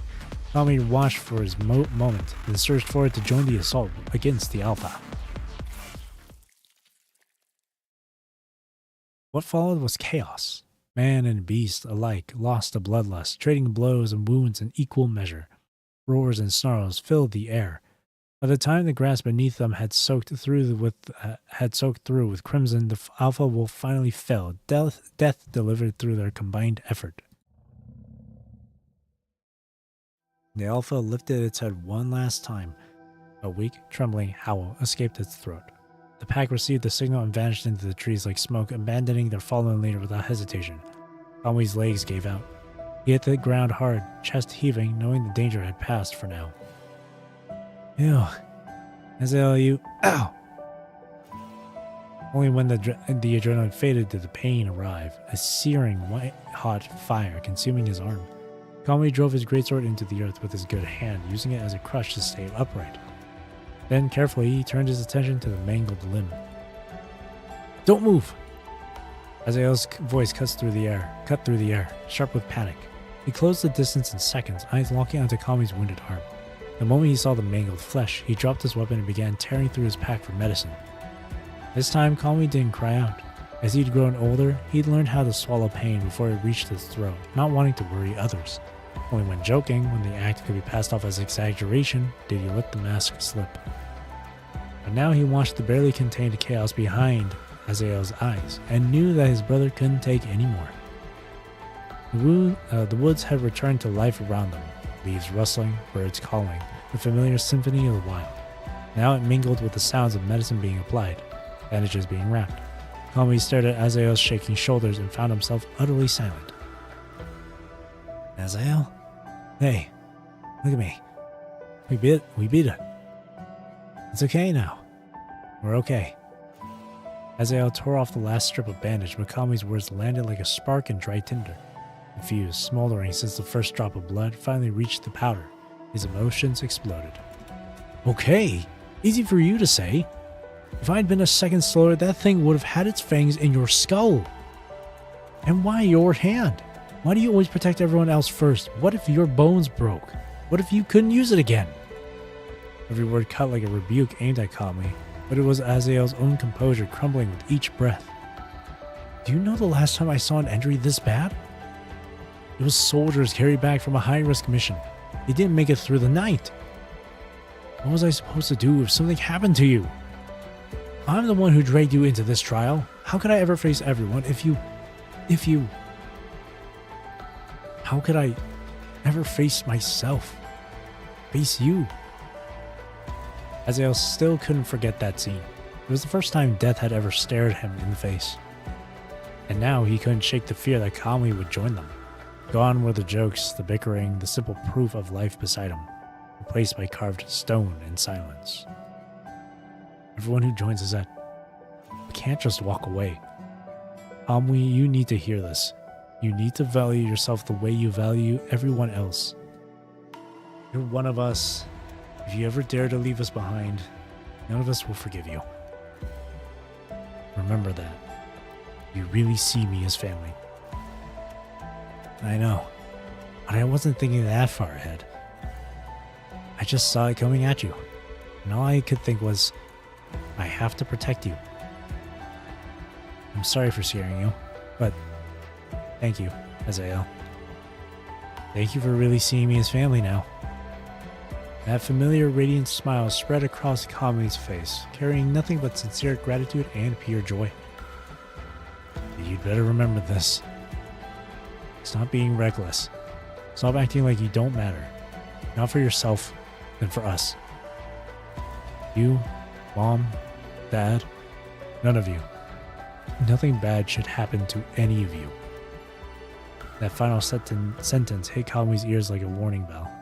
Something wasn't right. Is this about the thing we talked about before we left?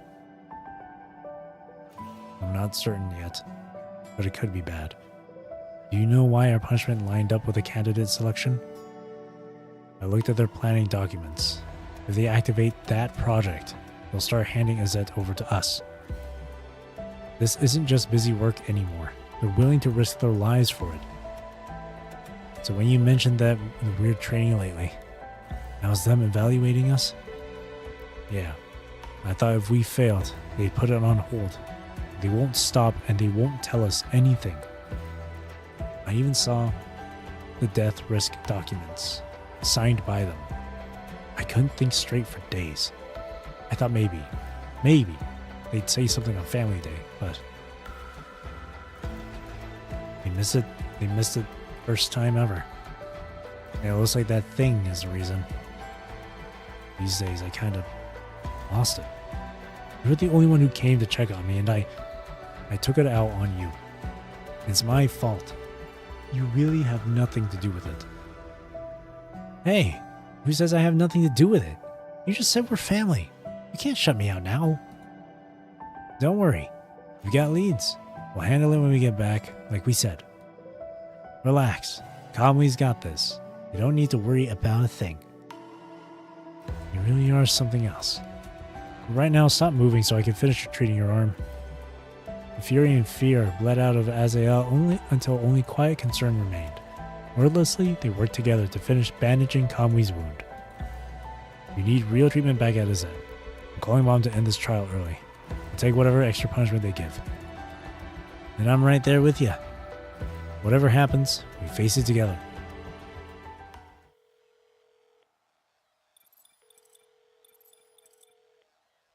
The two tried to contact Odile, but she wouldn't pick up. The lane stayed stubbornly busy. Puzzled, they tried Eurydice. Nothing but the same endless tone.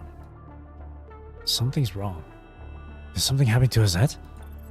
Azael was already reaching for the emergency line to Azet when Odile's call came through. He answered instantly. Azael, calmly. Stop the trial. Return to Azet immediately. Maximum speed. Gotta head out? Alright. Thanks for hanging out, Liu. Have a good rest of your night. Turn on your real-time location tracking. I'm already on my way to pick you up. Mom? What's going on? Odile's voice came through sharper than usual, agitated and breathless. She was clearly moving, rushing somewhere as she spoke. No time to explain. Just move. And listen, if you see any strange machines on the way, stay away from them. Do not engage. Your only job is to get back to Azet now.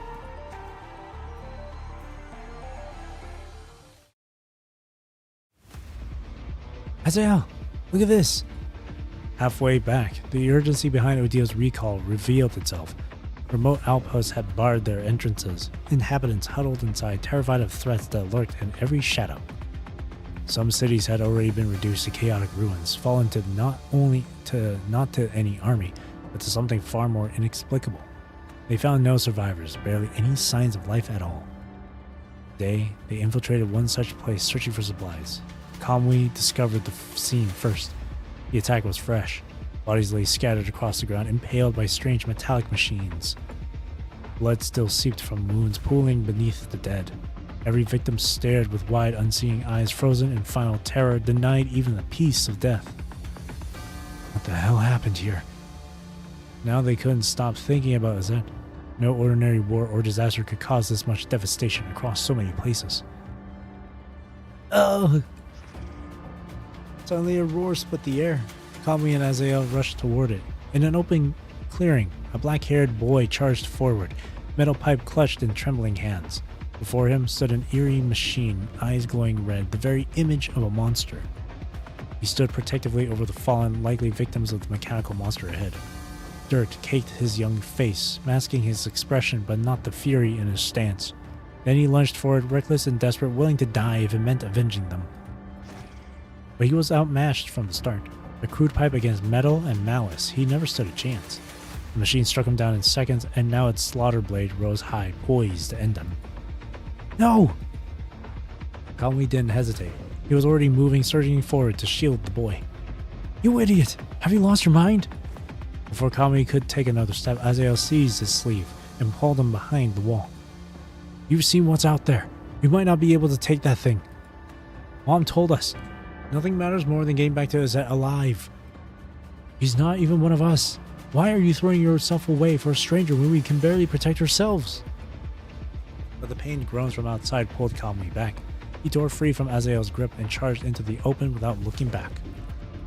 Because he's human, like us. Azael, think about everyone Azet ever saved. We're just doing the same thing. You stay safe and wait for me. I'm going to save him. Kamui charged without thinking, weapon already swinging. The black-haired boy stared, momentarily paralyzed, clearly not expecting anyone to come to his rescue. Then the spell broke. He staggered upright and lunged forward, weak but willing, determined to fight beside the one who had chosen to save him. Kamui, you hopeless idiot! Azael refused to hang back any longer. Gripping his weapon tight, he threw himself into the fight. Mercifully, no strange machines appeared. The three fought as one and emerged victorious, but the journey had already worn them thin, and this battle drained the last of their reserves. Kamui and Azael sank to the ground, too exhausted to remain standing. Thanks.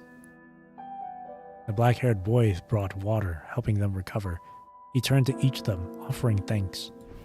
Azael snatched the bottle, irritation playing on his face. He wanted nothing to do with this liability.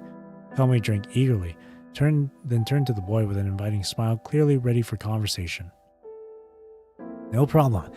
Hey there, I'm Kamui, and he's my big brother, Azael. Uncharacteristically, Azael let the claim slide. He just kept drinking, silent and pointedly uninterested. Oh, right. What's your name?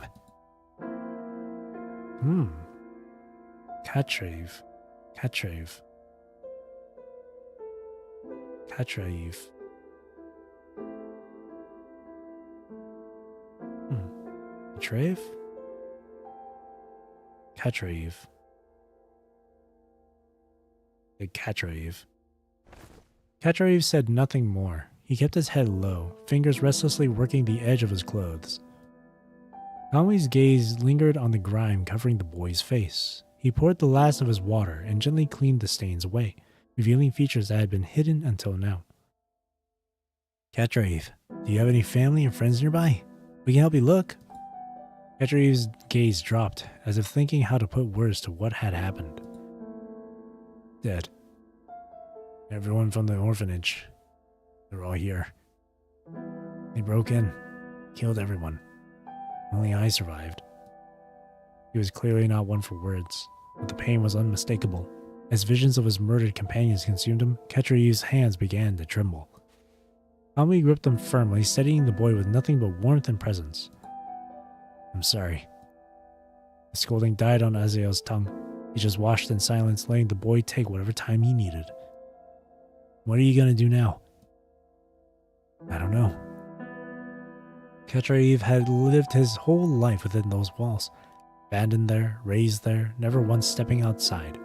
Now everything he knew had been torn away, and the unfamiliar world beyond felt more frightening than anything. Then, how about coming home with us? To a place called Azet. We'll keep you safe. From now on, we'll be your family. Kamui! Azael shifted restlessly, clearly itching to cut Kamui off before he could say another word. Azael, this is Azet's core principle. You know it too. Anyone without a home, anyone willing to join, Azet takes them in. Fine. I can't control you anyway. You can explain this to Mom yourself. Which was as good as a yes. Katrave, anything you want to bring? You grab your stuff, then we're out. With a nod, Katrave turned to gather his meager belongings without a word. Edible scraps, remaining water, and a single nameplate with his name etched into it. Then he returned to Kamui and Azael, ready to follow. He stopped, however, keeping a deliberate distance from them. Katrayu's gaze first fell on Kamui, then shifted to Azael. Then finally he seemed to decide. He walked up to Azael and reached for the hem of his clothes. Let's go, Kamui.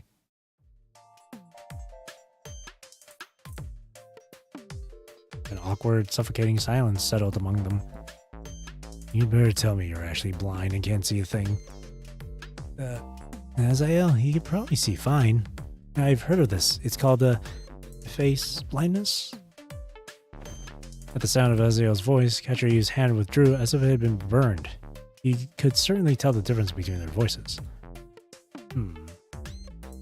Clearly, the boy could see, so he must be responding to Kamui. Yet somehow, Azael still felt deliberately provoked by the quiet brat. Kamui. Take this stupid stray you picked up and drag him back to your side. Right now. Come on. There's no need to get worked up. Just think of it as quality bonding time. Am I right, my dear big bro? Call me that again and I'll beat you too. The quiet they'd fought didn't last long. From all around, eerie mechanical sounds emerged again. Somehow more machines had found them. There were many. Damn it, they just keep coming. Weapons raised, they prepared to fight once more. Their exhausted bodies screamed in protest. Split up and take them down fast. I'll count to 3. We move together. 3, 2, 1, go! Before they could reach their targets, the machines began to fall. Not from their attacks, as they had landed a single blow yet. You're in my way! Back off! That familiar voice flooded them with relief. Kamui and Azael pulled Katrayu to safety, then threw themselves back into the fight without hesitation. Swear word. These things are tougher than they look. You two alright? We're fine, Mom. What's going on? No time to explain. Situation is critical. All 3 of you with me. Now. We're getting back to Azet. This world's gone completely to hell. Drawing closer to Azet, Kamui finally grasped the full weight of Odil's words. Human settlements stretched between them and home, every single one reduced to rubble and ash. The day of their return would brand itself into his memory forever. An eclipse swallowed the sun at its peak, plunging the world into an unnatural twilight. What light remained bled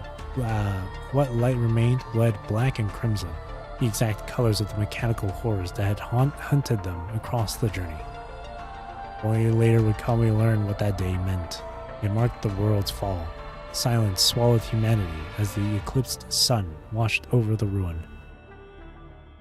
On December 25th, 2160, the punishing virus broke out.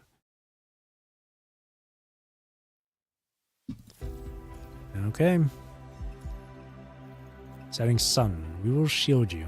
We will be expendable in your place. Is that training grounds passed? Hello? Kamui turned at the sound of the call, pausing his routine guidance and inspection of the training ground. The punishing virus outbreak had pushed all of Azet into wartime protocols, a shift that had fundamentally altered its management and the rhythm of daily life. Beyond its own defense, Azet was also tasked with dispatching aid to other disaster-hit areas. With Odile, Eurydice, and others occupied on the front lines, a staffing gap emerged at headquarters. After a basic assessment of their inherent abilities, temporary administrative authority was entrusted to Kamui and Azael. Yo, Kai. What's up? What can I do for you? Kamui asked with a warm smile, ready to offer assistance. Whoa, you actually remember my name? Of course I do. You and your little brother joined last month, right? I gotcha. Let's see. Yeah, you guys are still waiting on your assignments, right? Yeah. There have been so many people coming and going lately with all the refugees. I totally thought you'd be way too busy to remember something like that. Kai scratched his head sheepishly. He'd been so sure everyone at Azet would be too busy to remember trivial details like him. He'd even rehearsed his introduction. Kamui's warmth had rendered all that anxiety unnecessary. Ah, no worries. Whatever it is, just lay it on me. I'm here to help. Well, my brother and I took that combat ability assessment 3 days ago. The one that decides if we can officially join Azet's ranks. I was just wondering if Maybe you could let me know the results early? The question was barely out of his mouth before Kai regretted it. His mind was already racing, frantically preparing words for the rejection he was certain would come. Oh, for sure. We were going to post them tonight anyway. Let me just check. And you passed. If you want to stay with Azette and become a real soldier, you're in.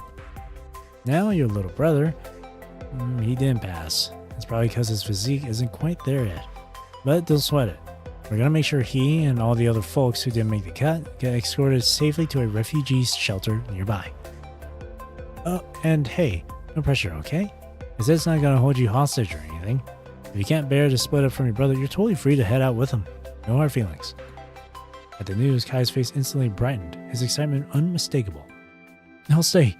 Please, I really want to stay. Azette saved our lives, and I've been looking for a way to pay it back ever since. My brother?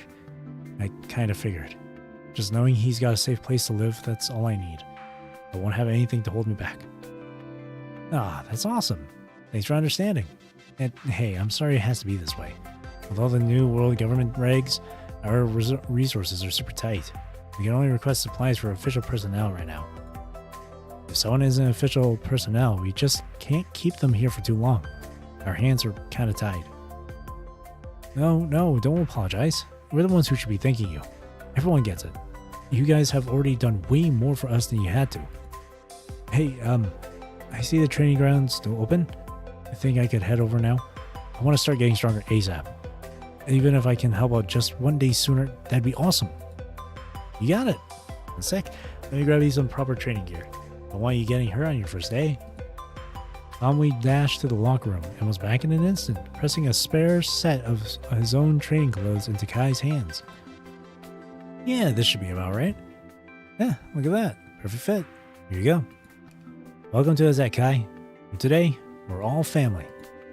Thank you. I promise I won't let you down. With that, calmly handed Kai off to a nearby soldier for orientation. He picked up his clipboard, a cheerful hum escaping his lips as he resumed his notes, genuinely happy that Azette had welcomed another member into their family. Kami. The voice cut through Kami's cheerful humming, sharp and urgent.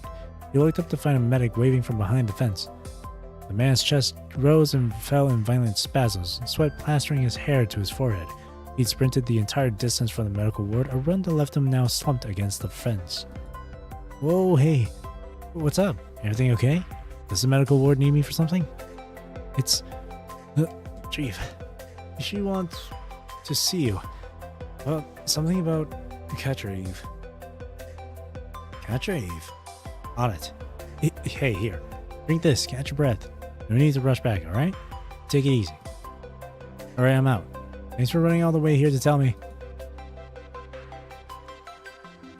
Katrave! Tommy's voice thundered across the medical ward long before his feet carried him there. At the sound, Katrave looked up and turned calmly, waiting for practiced patience for Kami to run up. Kami. Are you okay? Did you get hurt? Kami's hands were on Katrave before he could speak more, turning him roughly this way and that way. This way and that. Head? Fine. Face? Fine. Arms, legs, all fine. By the time Kami finished, Katrave's black curls stood at attention like they'd survive a hurricane. Only when satisfied did Kami finally exhale, the tension draining from his shoulders. Whew. Okay, good. You're in one piece. So, what's the deal? Ah, Kami, there you are. You can take Katrave back with you today. You won't be assisting in the medical ward anymore. Winnie, don't send me away. I can work hard. I can help. I'll be good. No, honey, no, that's not what I meant at all. Calm down, let me explain. Hey, Doc, don't get the kid out yet. He's been amazing. Changing bandages, cleaning wounds, checking on us day and night. He's got a heart of gold. Can't you just keep him here? Sure, the look on his face is kind of terrifying. Scared me half to death when I first got here. But he does good work. I can smile. Kami taught me. Watch.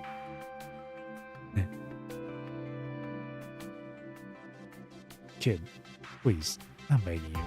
Maybe don't do that. The smile crumbled from Katri's face.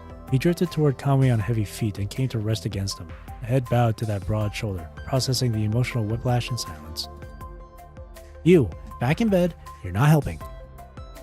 That's not it at all, Katrave. We're not sending you away because you did something wrong. Look. Winnie handed a report to Kamui as she spoke. Ever since Katrave was assigned here, he's worked himself to the bone helping out. We're so grateful for that, really. But this isn't where he belongs. I just finished his combat ability assessment. He's exceptional. Top marks in every category. A talent like this doesn't come around often. Keeping him in the medical ward would be holding him back. Take him for training. The front lines need strong fighters right now, and he could be one of the best. I can fight? Trust us, Katrave, and trust yourself. You're stronger than you know. Kinder too. You've got this. Alright, got it.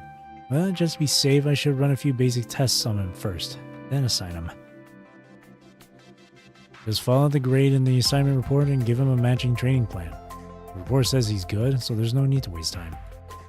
Before Kami could finish, a familiar voice cut in from nearby. Azrael was passing through with a box of medical supplies balanced in his arms. He spotted them, set the box down on a nearby table, and joined the conversation. Stop calling him Conley. He's part of a Zed now, so he needs to give his all for this family, like the rest of us. Besides, Katrave's the same age as me, a year older than you. Quit trying to play the grown-up all the time. Take him along for training. You can put those skills to use, and you two can watch each other's backs. I'll help you get him up to speed.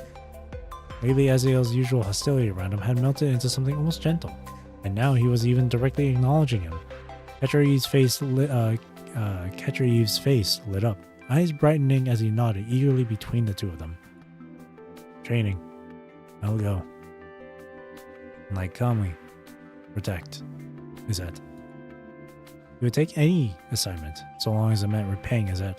If fighting could protect the home that had welcomed him, if it could shape him into someone like Kamui, then that was where his heart had already leaned. Alright, got it. I'll take Katrave under my wing from now on. Give it to me. Kamui answered with a fist to his chest, steady and proud.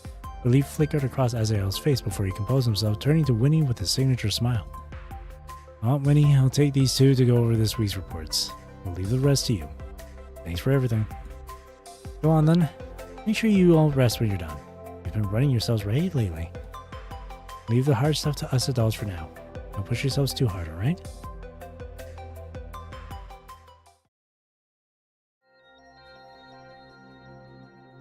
Izette archive room passed.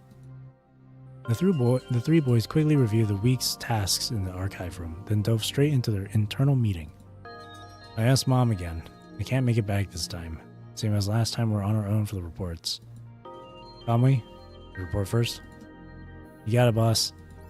Kamui tapped into his clearance, pulling up recent data and reports on the screen. Alright, so personnel management and base training are pretty steady, all things considered. This week, training for our internal personnel kept rolling like usual. The survivors we've been pulling in from outside, we're still doing those phased combat ability assessments. Third batch is getting evaluated right now. Looking at the numbers so far, about 30% of them are up to snuff. They can choose to join up if they want. For the rest, we finish the paperwork and our teams escort them to the nearest relief zone. Standard procedure. Oh, and the second batch of new recruits just finished basic training. Next week, they start patrol missions. Once they pass the advanced tests, we'll squad them up based on how they did and dispatch them to the front lines ASAP. Most of the refugees are hanging in there, emotionally speaking. No one's trying to bounce or start drama.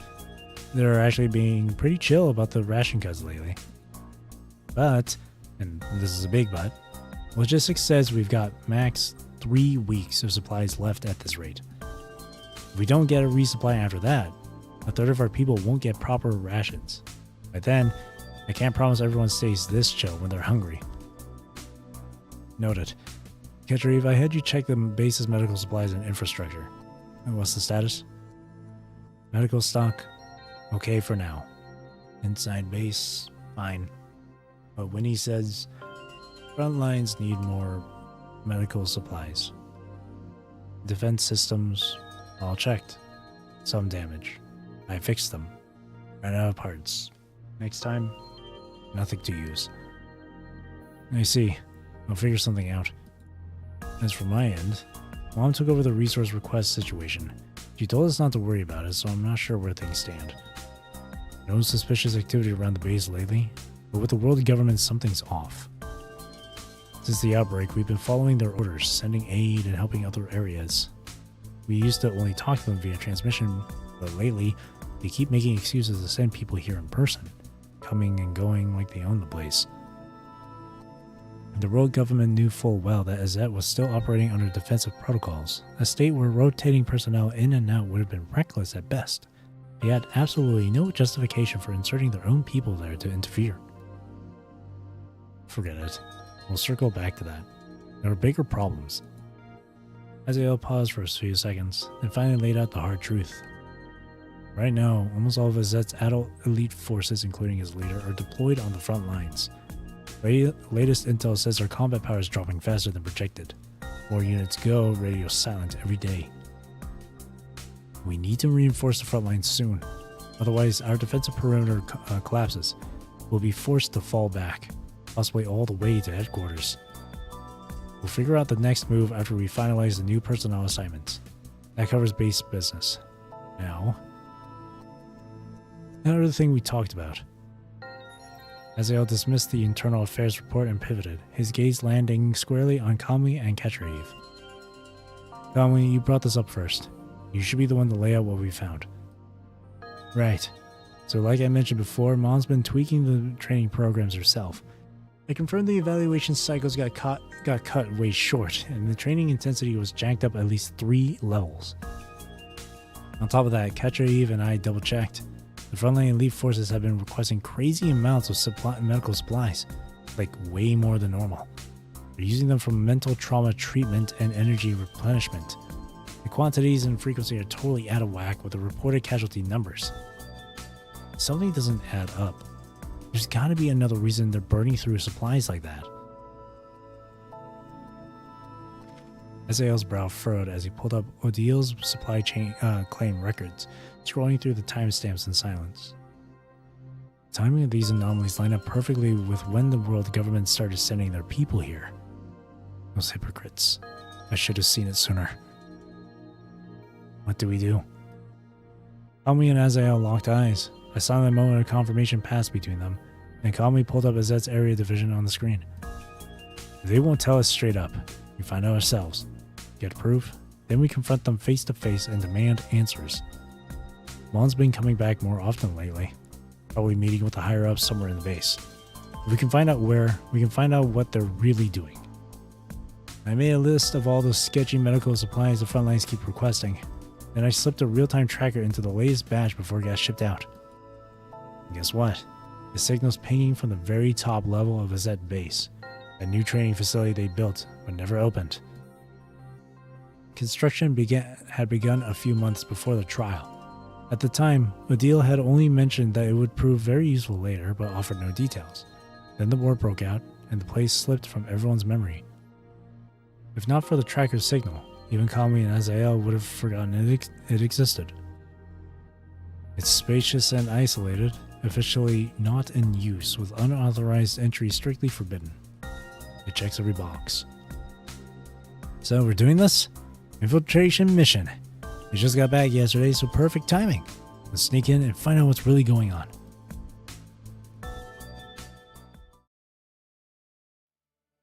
There's no time to delay. They would execute the plan that night, and to their surprise, the infiltration unfolded with almost impossible ease. Something's off. We've barely seen any guards, and normally even at night someone's always pinging us for something. In total silence today. Azael, doesn't this feel like that other time? You think Mom and Dad are... If they are, then at least it means they're ready to be straight with us. Either way, we're too deep to turn back now. I'll take point. You cover the rear and keep an eye on Katraev. The lights aren't on in here, and you know his night vision's bad. Let him walk into a wall. The 3 boys reached the entrance of the new training facility mid-conversation, as when they noticed a side door slightly ajar, as if someone wanted them to enter. Azael's hand went out first, pressing gently. The door gave without resistance. Kami's gaze swept the perimeter, making sure no eyes were on them. He signaled, and they filtered through the gap, continuing forward with quiet footsteps. As they ventured deeper, they noticed some of the lighting equipment inside the new training facility had already been turned on. Bathed in the central glow, the full scope of the space revealed itself. This was far more expansive than any standard training ground. The vertical space, in particular, caught their attention. It towered to heights completely unnecessary for human combat training. Instead, this resembled Azet's weapons testing grounds more than anything else. Whoa, what is this place? What did they even build this for? No idea. You'd have to be an idiot not to connect the dots with those government creeps snooping around. That's Mom! Over there! Their gaze shifted to the edge of the training ground where a makeshift laboratory had been cobbled together from basic materials. The agonized screams were coming from inside. Azael surged forward first, with Kalmi and Katriv close on his heels. What the hell? What is this? Bursting into the lab, they were confronted by a towering pane of isolation glass. Beyond it, Odile was trapped, half kneeling in agony, clutching her weapon to stay upright, teeth gritted as she fought to remain conscious. On their side of the glass, near where the three boys stood, Eurydice was positioned before an unfamiliar machine. He had already noticed the commotion behind him, but offered only a quick glance over his shoulder before turning back, his face a mask of restrained pain. He maintained a facade of calm, as if nothing unusual were happening, and continued watching Odile through the glass, but his trembling voice betrayed him completely, laying bare his true emotions. We've reached the maximum threshold for the last training session. He spoke into the microphone, his voice carried through the speakers to Odile on the other side. Crank it higher! Eurydice's hand tightened visibly around the microphone cord. He hesitated, but only for a brief moment. Then, swallowing hard, he followed Odile's request and increased the machine's settings. More agonizing screams erupted, the sound tearing through the lab like shattered glass, ripping at everyone's hearts. Eurydice couldn't bear to watch anymore. He gritted his teeth and lowered his gaze, unable to witness her suffering a second longer. This is nothing. Just a simulation. Now I'm already... Eurydice? More! Don't you dare go easy on me! No! Stop! Don't turn it up! Dad, what are you doing? She can't. She's already... Tommy lunged forward first, his hand reaching for the switch, desperate to shut the machine down to end Odile's suffering. Don't touch that! Eurydice had never raised his voice to Tommy before. He saw the shock on the boys' faces and felt it echo in his own chest. He understood their pain because he shared it, but understanding changed to nothing. The process held. Tommy, Azael, Katriv, none of you touch this machine. Look at what your mother is doing. What we are doing. This is the mission you will have to carry out one day too. The torture felt like a localized eternity. Unable to bear his mother's cries, Azael retreated to a corner, hands clamped tight over his ears, body folded in on itself as if he could make himself small enough to escape the sound. Calmly, however, moved closer to the glass, determined to commit every moment of Odile's struggle to memory. Katriv walked to Calmly's side and placed a hand on his shoulder, offering what comfort he could, but his own gaze remained fixed downward. Odile and Eurydice had taken him in as their adopted son. In this moment, he too lacked the courage to face her suffering directly.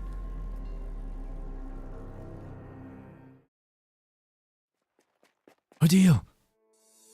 Finally, the expected threshold was reached. Eurydice didn't wait a single second. He killed the machine and rushed inside, gathering the feeble Odile into his arms and holding her as if he could shield her from every terrible thing she just endured. The children followed, slipping through the door after him, but they kept their distance, waiting in anxious silence. When at least Odile recovered enough to regain her senses, she didn't speak right away. Instead, she gently patted Eurydice's back, a reassurance that she was still here. Then, with a soft request for him to release her, she rose to her feet and approached the three boys. Mom, why? Why are you doing this? Tommy's tears fell freely. All his life, Odile had been strength itself, unbreakable and unmovable. Now he saw her broken, and the sight shattered something in him, too. tell me, Azael, Atreve, you've all done well. Keeping Azet running while I was gone, following the clues to find us here, all of it. You are exceptional. That means we can move forward now with complete confidence. Now listen to me. Remember every word I'm about to say. Keep them here in your heart for the rest of your lives. Odile's voice lacked its usual volume, but that did nothing to diminish the commanding presence she carried as Azet's leader. We've all seen it. What that devil, the punishing virus, has done to our world. Twisted it into something unrecognizable. We've given everything to protect Azet, to save everyone we could, but it's not enough. Far from enough.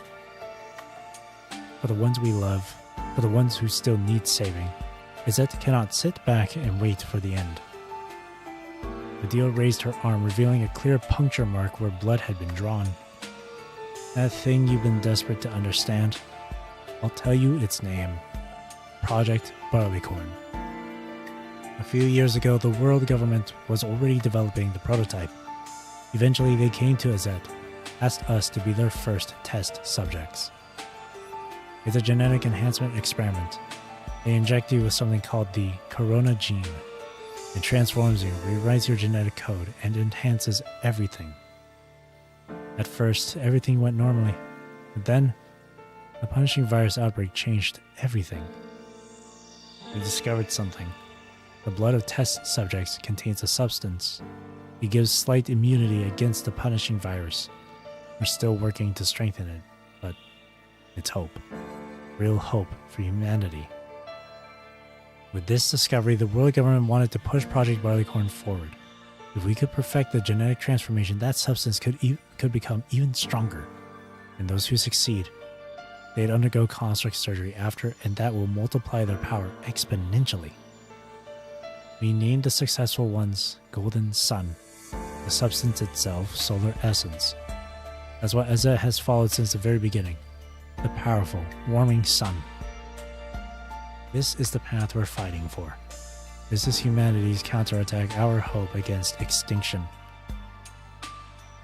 And the price, Mom? Elmi interrupted Odile's explanation. You talked about power, hope, and heroes, but you didn't explain what you were going through just now. This project, it comes with a price, a painful one. That's why you kept us in the dark all this time, right? Every decision comes with a price. Project Barleycorn has no precedent. As pioneers, we carry every unknown risk and every possibility. The genetic metamorphosis causes indescribable agony. And to become warriors strong enough to fight the punishing virus, you have to endure grueling training. Pressure that would break most people. This is the most important matter. The thing we want you to understand. Including ourselves, Azet's adult elite forces have volunteered for the first batch of modification. We'll test the dangers first, but because of that, Azet's leadership cannot rest in unstable hands. Starting today, all control authority of Azet transfers to you, until the world government's reinforcements arrive. After that, we'll manage the base together with them. We can't explain everything now, but remember this. You are most likely Azet's true hope for success. Once we've reduced the risks to an acceptable level, you will undergo the modification. This is the priority hierarchy for every Azet member going forward. If an emergency occurs, protect yourselves first. We will shield you. We will be expendable in your place. This is an order. Is that clear? But not a single child responded. The stillness grew heavy, unbearable. Just when it seemed no one would speak, Odile finally stepped in. Go. Get some rest. Tomorrow I'll guide you through the complete authority handover. I refuse. In a rare display of emotion, Azael finally unleashed everything he'd been holding inside, shouting angrily at his parents. You always do this. Make decisions on your own. And act like nothing happened and just announce the results like we're supposed to accept it. Have you ever asked us about any of it? Whether we want this stupid plan, whether we want the world government's charity, whether we're willing to watch you charge ahead and die for us, you have never once asked for our opinion. He screamed with every ounce of his strength in his body, then bolted out of the new training ground. I'll go find him. Make sure he's okay. Kami's voice came out weary, not demanding further explanations. He simply turned and walked away in silence, but at the door just before disappearing from view, he paused to meet their eyes one last time. Mom, Dad, we don't want to be sheltered from the hard stuff. We just want to share it with you. I get it. You're trying to protect us, but we're family. We can't bear to lose you either. If it's because we're still too weak, then we'll try harder. We'll grow up faster. Just trust us a little more, okay? Please? Katrina followed behind him. Soon all the children had gone, leaving only Odile and Eurydice solitary figures standing in the vast expanse of the training ground. The visibly exhausted parents watched them go, longing in their eyes, but in the end, they did not chase after their children or ask them to stay.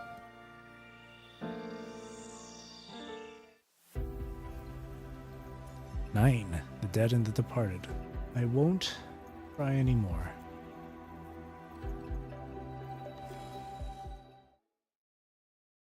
Dormitory lounge, Izette. Hey, Kamui. You really think she'll come? The three children finished arranging the surprise on the table. Kamui had Katrina help him check if the gifts were perfectly aligned. Watching the two of them work together so excitedly, Azael couldn't help but voice the doubt lingering in his heart. No way Mom's not gonna show. Trust me. Kamui patted Azael's shoulder, a small gesture meant to lift his spirits. Despite their last meeting ending on bad terms, they had both followed Odile's orders and temporarily taken over the management of Izette. When Odile's birthday arrived, they decorated her room with their most treasured keepsakes. Nothing extravagant, but chosen with care. They sent invitations to their parents, hoping to apologize for their earlier outburst and, more importantly, to have an honest conversation. The burden of danger shouldn't fall on just one side. They were older now, grown enough to carry some of the weight. Though their parents were the adults, the children wanted to become someone their parents could lean on too. A deafening crash erupted from the entrance. The three turned to find Odile standing frozen in the doorway, the shattered remains of the doorknob clutched in her hand. Her eyes dropped guiltily to the floor. Behind her, Eurydice was doing a poor job of stifling his laughter. So, it's been a while since I've been to your room, and I, forgot which way this thing turns. Might have given it a few test twists. How was I supposed to know this cheap piece of junk would just snap? It came right off in my hand. I'll, grab you a new one tonight. Everyone was present now, yet an inexplicable silence had settled over them all. Mom? Dad? We're sorry. Kami was the first to break the silence. About before, we shouldn't have talked to you like that. Odile simply stepped forward and gently patted Kami and Azael on their heads. Behind her, Eurydice drew in Katriv, who had been quietly hiding off to the side. Nah, you kids got nothing to be sorry for. We're the ones who owe you an apology for making you worry. We kept trying to make everything perfect for you to handle it all. We were in too big a hurry and it backfired big time. A lot of our calls weren't exactly well thought out. Mom, about Project Barleycorn. Just give us a little more time to figure it out, alright? There's still some risk we gotta sort out. But we promise you this. No more secrets. From now on, we'll tell you everything straight. And we're keeping you in the dark. Azael opened his mouth to argue further, but Kami's hand on his arm pulled him back. You know how they are? They're not gonna greenlight it right now. It's all good. We got time. We just gotta keep grinding, get stronger. It'll come around. Yeah, you're right. Let's drop it for now. Pushing it is just gonna start another fight we don't need. We've got plenty of time anyway. You two done plotting over there? You wanna do this birthday thing or what? She approached Eurydice first, accepting the box he held out to her. Then her attention turned to the boy waiting quietly nearby, and she gave him a tender pat on the head. Here, you guys kept bugging me for a comms unit, right? Trade it out just like you asked. Odile placed the box on the table and opened the lid. Inside, a small device sprang out. Masters, hello. My name is Cookie. Permission settings, now complete. Cookie is a shared communicator for Kamui, Azael, and Katreve. It talks. A lot. Well, I programmed it to your exact specs. Pretty sick, huh? Whoa! Seriously call it Cookie? That's so sick. Yeah, what a killer name. So you're the one who asked for that name, Kamui? Any better ideas, Azael? If you speak up now, maybe you and Kamui can hash out a rename. Whatever, it's fine. Wait, but it's your birthday. Why are you giving us a gift? Why are you the one giving us a gift? No? You don't want it? No problem, I'll just take it back then. Oh wait, we want it. Look, even Ketriu's into it. You totally miss it, right? Yes, I like it. See? He's all in. But if you like it... The sudden blare of alarms cut their unfinished promise short. Everyone tensed, hands instinctively reaching for their communication devices. It's a maximum level alert. Calling first area of defense. What the hell is going on out there?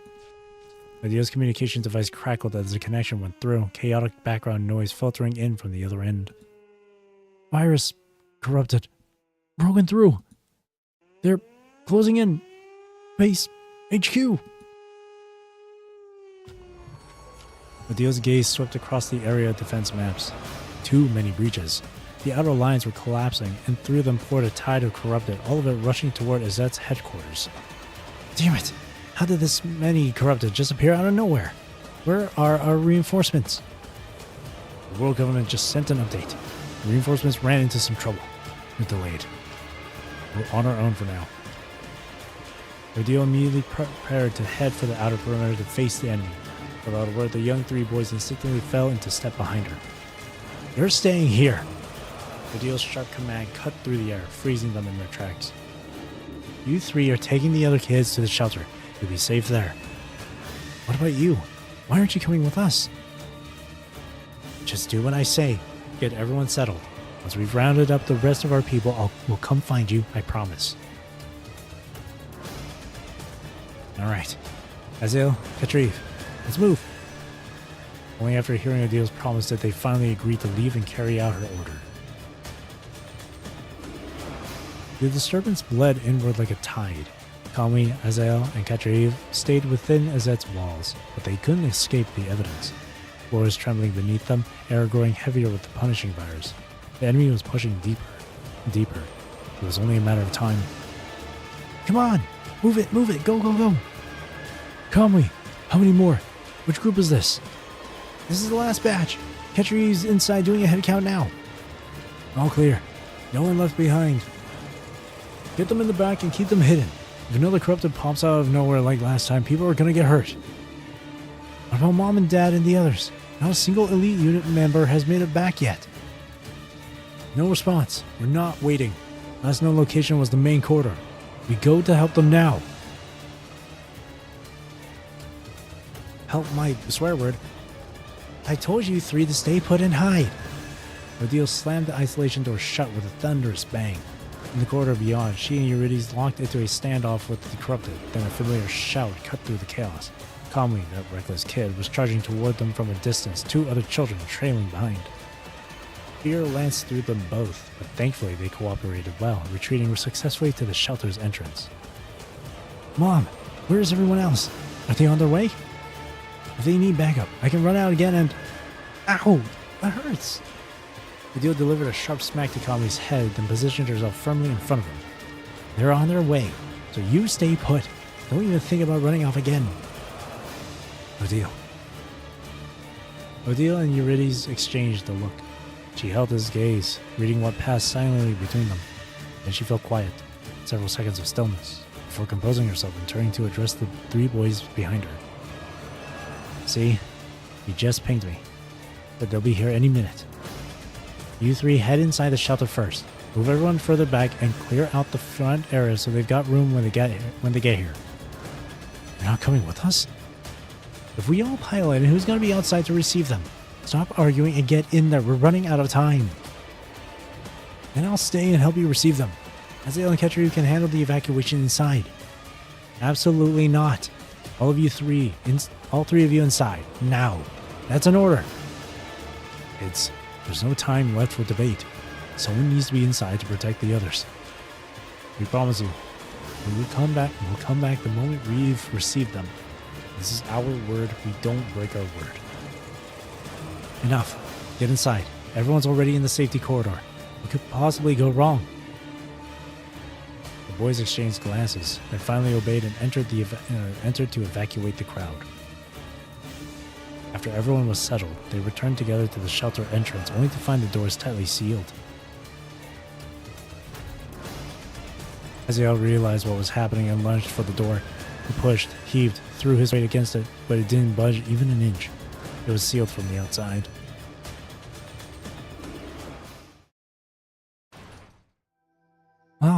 Mom!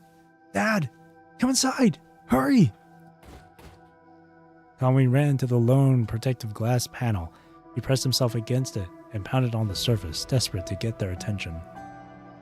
Mom! Dad! What are you doing? Well, Eurydice, it's locked. From this point forward, only the two of us and the world government have the authority to open it. Barring an external breach, this door stays sealed. Forever. What are you talking about? You promised we'd all stay inside together. Open the door. Open it right now. Conway, Azael, and Katreve. Odile stepped closer, pressing her hand against the glass, palm to palm, with Conway's on the other side. This is the first time Mom and Dad have ever lied to you. And it's the last time. Don't worry. The world government's forces are on their way. Once the reinforcements arrive, you'll be safe. The corrupted had reached the outer corridor, but don't be afraid. We'll stand guard out here and the shelter is absolutely secure. We're entrusting Azet to you from now on. Never forget Azet's creed. Never forget what we've protected and fought for, the most important thing of all. Don't grieve for us, Conway. Azael, Katreve. This isn't goodbye. We will be with you. Always. We're entrusting Azet to you now. So no more crying from now on, understand? We love you. And I'm sorry. The protective glass shield switch is inside. Remember to find it. Press it down. No! The door behind you is about to break. Let us out. We can fight with you. Mom! Dad! Conway's cries died instantly as blood sprayed across the glass. At least the barrier held, shielding the children from what they didn't need to wear. Mom? Dad? He stood frozen, rooted to the spot, a stark contrast to Azael, who continued desperately trying to force the door open beside him. Conway's hand twitched toward his weapon. Every instinct screamed at him to rush out, to fight, to do something, but then he caught sight of the reflection in the glass. The people behind them, the ones counting on them. He couldn't leave. Couldn't let everything happening before him be in vain. Eventually, Azael's struggle gave out. He sank to his knees, face buried in his hands, weeping softly. When he finally spoke, his voice trembled as he pleaded with Conway. We close the shield cover. Don't watch anymore. I don't want to hear it anymore. I don't want to see any of this. Katreve crouched down and wrapped his arms around Azael, covering his ears, but he couldn't stop his own tears from falling. Everyone waited for Conway to close the shield. None of them could bear another moment of this torture. Outside, the slaughter continued. Roars, wails, alarms, sounds that slowly swallowed their own hoarse pleas and broken sobs. Kami punched hard on the switch to close the shield cover. Kami remembered how, after that day, he and Azael had spent a long stretch of time locked away in their room. He had watched the tapes they had recorded with their parents over and over. Training sessions, playtime, anniversaries. When one finished, they'd simply play it again as if the story would never have to end. In them, their parents were whole, were safe, were alive. No streams of blood, no bodies torn into pieces. For a while, that had been easier to believe than the truth. For as long as he could remember, Kami had never liked the dark, or rather, he had feared it. As a child, he would throw tantrums demanding company at bedtime, insisting on sleeping with the lights on. He hated those damp, shadowy things. Within them, he couldn't see his path, couldn't see other people, couldn't even see himself. He loved the daylight most, the sunshine warming him with his glow. In the light, he could see everything clearly, all that he cherished.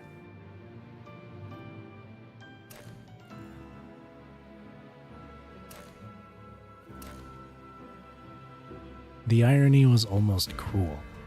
His fear was cured only after Odile and Eurydice left. In that sealed room, the video player became his son. He sat motionless before it, drinking in the images of Odile and Eurydice like a man living underground, starved for light. They fought, trained, existed. Kami rose and followed their movements, stepping into their invisible footprints as he always had, trying to become a son in his own way. But he tripped and crashed hard to the ground. The darkness taught him what light never could.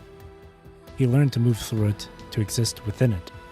His sensitivity to shadow was cured by necessity.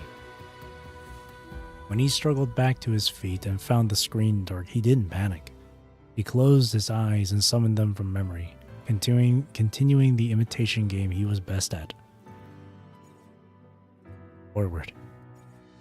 Backward. Turning around. Until he was lost. Then a hand, one that didn't belong to those he'd been following, reached out to him. Kami took it without thinking, accepting that person's guidance. And so he walked out of that room, returning to a present where gain and loss had been relived.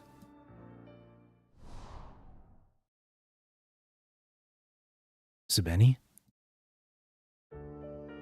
It's okay now. You okay? I'm okay. Whatever it was, it's all in the past now. So they've been gone all this time. Come to think of it, that was all a lifetime ago.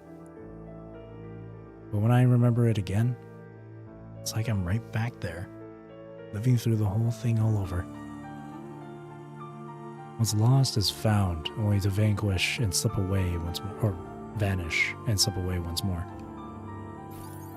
Kami's gaze drifts back to the screen, just a little further down the archive page, and he would see them.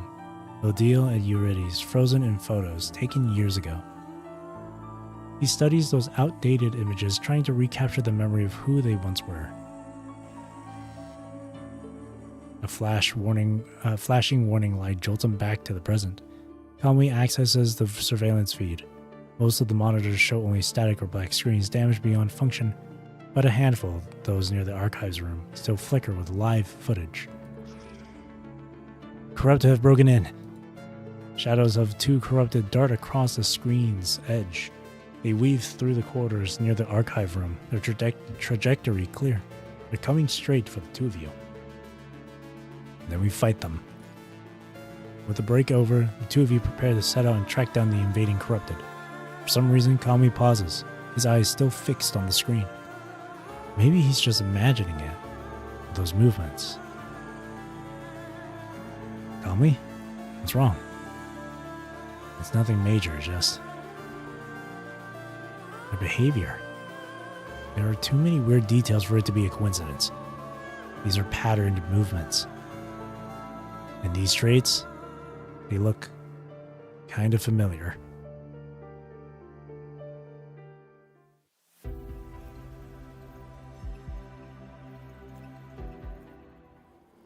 As energy is absorbed, more memories of a deal may be released. Blah blah. Coming in, explore, searching for clues to restore his lost memories. こちらカムイ。怪しい侵食体の痕跡を見つけた。目標は現在の座標の直下だ。迎撃するか？ Roger that. Permission granted. Be careful.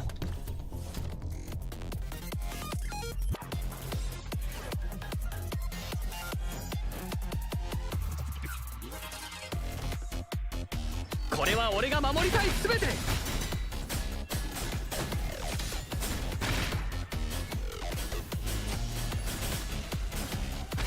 絶対に俺たちが勝利をつかむ。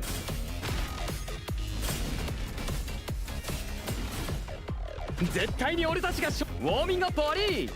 こんなの朝飯前だな。 Let's check if there's any data we need. あそこに探してる資料がありそうだ。指揮官、俺が先に見に行ってくる。AZ データベース中枢を起動します。 View data 1. データ読み込み中。 Gazette's highest tenet. Family comes first in all matters. External rescue missions must follow humanitarian principles, strive to save everyone. During crises, protect members and badges according to priority classifications.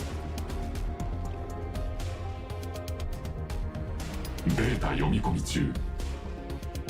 The desolate military warship has fallen silent for many years. ER remains suspended, frozen with the memories of days past. Only upon reflection does one realize how much time has imperceptibly slipped away. データ読み込み中。 Gazette Military Base History. Initially formed during the Golden Age by refugees from various war-torn regions, operating as a stateless mercenary organization. In 2026, it was incorporated by the world government, becoming an official military base under their jurisdiction. In 2161, it accepted world government military forces and implemented the Project Barleycorn. In 2164, blah blah blah blah blah. And area distribution. The Gazette military base flagship serves as a mobile military fortress housing archives, communications room, armory, supply storage, training grounds, medical bay, escape pods, and other areas. Secondary vessels primarily store backup supplies and weapons. If a level 2 or higher alert is triggered within the base, all members must immediately assemble at the flagship for evacuation, abandoning all secondary vessels if necessary.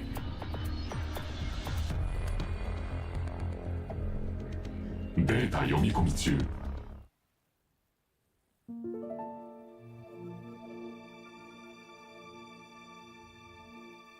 俺はこんなにも大切な記憶を忘れてたのか。 See if there's anything else. No, nothing.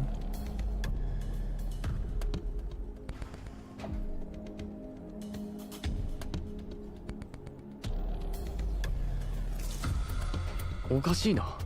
なんでまたここなんだ。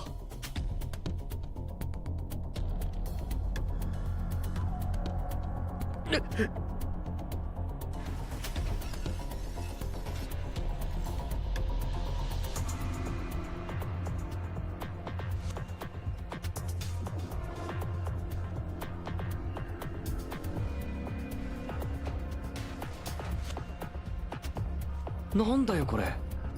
廊下がひっくり返ってんじゃん。おい指揮官、聞こえてる？指揮官、このメッセージを確認したら連絡してくれ。俺は先に進んで探索を続ける。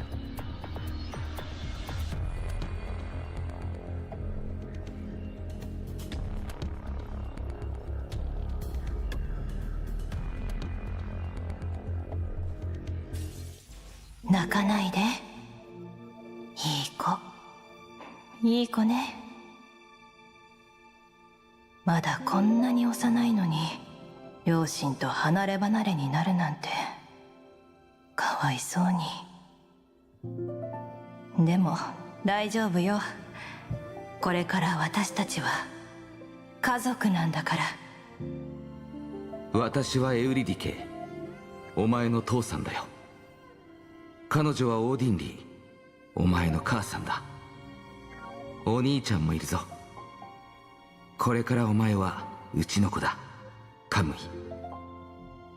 俺の方が年上だから兄貴だな。これからは俺の言うことを聞くんだぞ。母さん、父さん、兄ちゃん。これが俺が父と母、そして彼と初めて会った時の記憶か。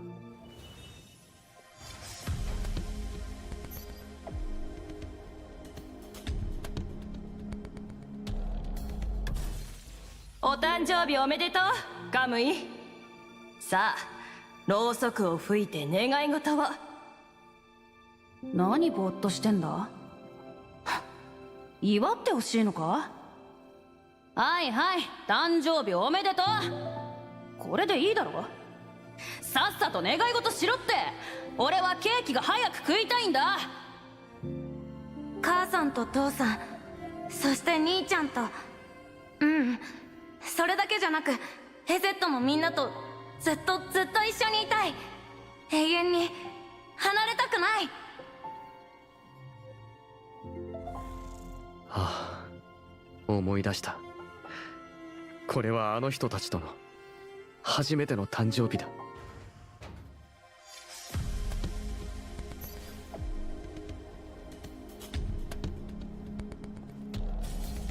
カムイ、準備はいいか。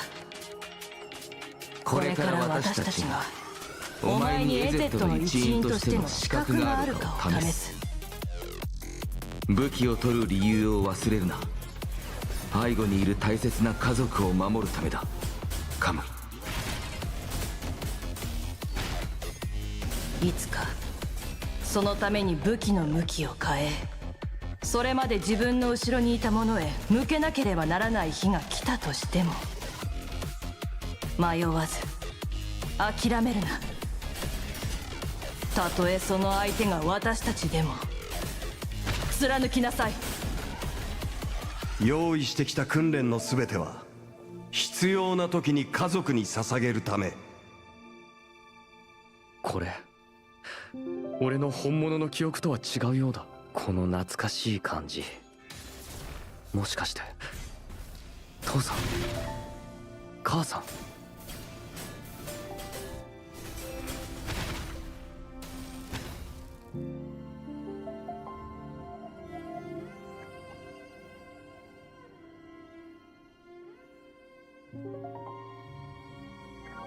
Don't kill mom and dad. 守る大切な家族。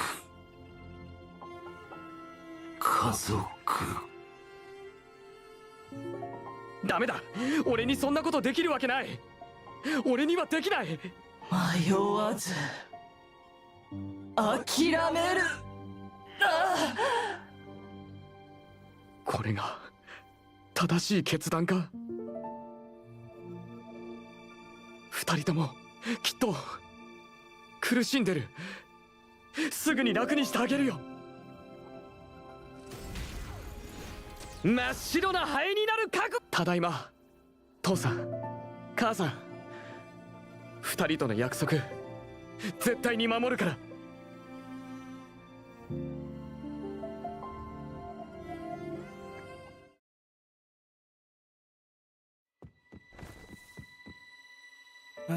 Dad. Elmi broke into a light jog towards Eurydice and promptly tripped halfway there, his eagerness getting the better of him. He didn't cry or make a fuss, he just picked himself up, dusted off his clothes with quick, careful hands, and only when he was sure he was clean did he finally throw himself into Eurydice's waiting arms. What's the matter with our little sunbeam? Eurydice reached out, gently smoothing Kamui's disheveled hair. But Conway didn't answer, only buried his head deeper and shook it repeatedly in refusal. Conway, don't think you can sweet talk your way out of training with your dad? Get over here. Odile approached the father and son, her own weapon in one hand, and the newly crafted smaller one for Conway in the other. Her expression carried a tinge of resignation. I don't want to trade today. Mom, can I just read the textbook instead? Conway lifted his head to look at Odile, tears already welling in the little guy's eyes. Well, did you and Azael swap brains this morning? Usually you're all cool by page 1, snoring and drooling. Begging won't get you anywhere. You're doing both. Study and train. Look, you said you wanted a weapon just like Mom, so I made you one. Same design, your size. Now stop stalling and get over here. Conway's eyes flickered to Odile's bandaged arm. He flinched, shrinking back, his head still shaking. Conway? Did you wake up on the wrong side of the bed or what? Last week you were bouncing off the walls to start battle training. I want to grow up fast. I want to get stronger. Eurydice reached out and gently ruffled Conway's hair, a tender smile softening his features as he spoke. Is training with Mom too hard? Tell you what, how about you train with Dad today instead? We can go at your pace. No, I don't want to train with Dad either. Still too hard? Then what about your brother? I can call Azael over. He started a little before you, so it shouldn't be too bad. Conway shook his head even more vigorously. No way, not my brother either. None of us. I guess our little Conway isn't afraid of training being too tough or too tiring, is he? You don't want to spar with Mom because you're afraid of hurting her. At this, Conway nodded rapidly, intense and eager. He slipped free from Eurydice's embrace, stepped forward, and took Odile's hand. The injury in question was minor, just a scratch she'd gotten while guiding a recent training exercise. Nothing serious, not to hurt. But unfortunately, Conway had chosen that exact moment to come find his mother, dragging Eurydice along with him, and had witnessed the whole thing. Fighting Mom will bleed. It'll hurt. Recalling the scene, Conway gently cradled Odile's hand in his tiny palms with utmost care, softly rubbing it before blowing on it. Mom's bleeding. Conway will blow on it, and the ouchie will fly away. Psst. You're just like Azael when he first started training. No wonder everyone says you two must be real brothers. You silly goose. It's nothing serious. Look, the wound's practically healed already. Mom doesn't hurt at all. Odile unwrapped the bandage to show Conway that her wound was already healing well. But in a child's world, if Mom was hurt, it had to be terribly painful. Conway stubbornly shook his head, refusing to believe otherwise. Conway, listen, Mom needs to tell you something. When you train, and later when you fight for real, you will bleed. You will get hurt. That's just how it is. Does that scare you? I'm not scared. Getting hurt is painful, but I can protect everyone. That's right. So there's nothing to fear about training. Whatever it brings, it's only making you stronger. But, Mom, why do I have to fight you? Isn't there another way? I don't want you to get hurt. Odile ruffled Conway's hair, immediately undoing the neat style Eurydice had just finished fixing. If one day you actually manage to beat Mom and Dad in a fight, that's not something to be sad about. That's something to celebrate. It'd mean you've become truly exceptional, even stronger than us. And when that day comes, you'll be able to protect more people, every single person in the Zet, and even us. So no more being sad about this, alright? And no more crying. Remember what you said? You want to be Azet's bravest hero? Heroes don't get to cry, you know? Don't grieve for us, Conway, Azael, Petrave.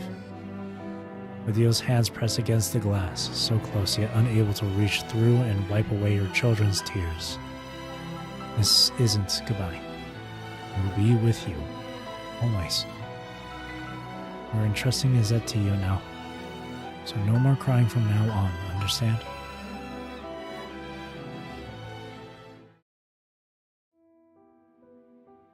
understand, Mom. Dad.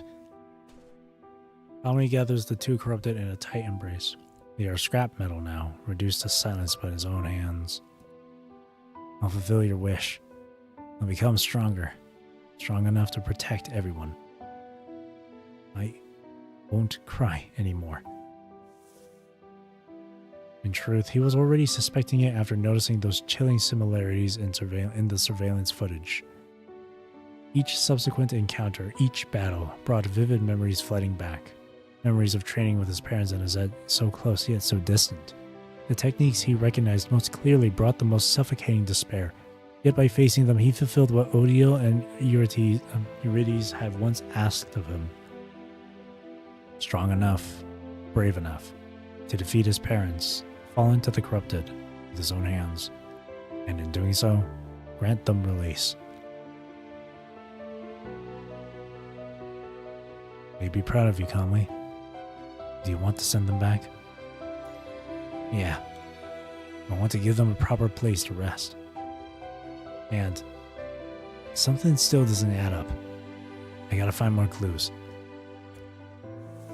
Lifting what's left of them, Conley carries the remains to a secure storage container waiting nearby. I was watching them, and they never strayed far from this thing, always kept close.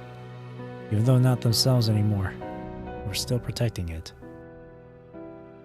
I think they wanted to stay here until the very end. Whatever's inside that container, it's gotta be the answers I've been looking for. Did you notice something? According to Project Barleycorn protocols, construct conversion only begins in the late stages of corona gene modification, and only when success is pretty much guaranteed. Given the timeline, they couldn't have reached that stage yet. No way. So how'd they end up as corrupted while still human? Every Azet member had their own personal secure container. But Kami remembers when the world government took over Azet, they claimed to have handed over all of Odile and Eurydice's belongings to them. A piece is definitely missing here. Kami enters the familiar password again, unlocking Odile and Eurydice's shared secure container. The one thing that their bodies still tried to protect, acting on pure instinct. Inside the container is solar essence and a letter. Did they leave anything else for him? Were there other things they'd wanted to say? With these thoughts racing through his mind, Conley opens the well-preserved letter. Conley, this letter is from Mom and Dad. It's for you. Just you. We went back and forth on it forever, but in the end we decided to write separate letters for you and Azael. At a time like this, we want to respect that you're your own person who deserves to make your own choice. I'll go first. Your dad's part is after. So, I'm sorry about Project Barleycorn. We never meant to keep it from you. We just kept waiting for the right moment, and then suddenly there was no right moment anymore. You've probably figured it out by now that we were already involved before the trial started. We were gonna tell you everything the minute you got back, but that damn punishing virus hit faster than anyone expected. The whole world went to hell overnight. Azet had no breathing room, and neither did we. The work never stopped. And you know what? We don't regret it. Project Barleycorn turning out to be useful against the virus was a gift we never saw coming. When we heard the news, all we felt was gratitude, that we could help pave the way for you and Azael. You'll be in the improved version. Don't worry. We were the first batch. We took the worst of the risks, so it'd be safer for you.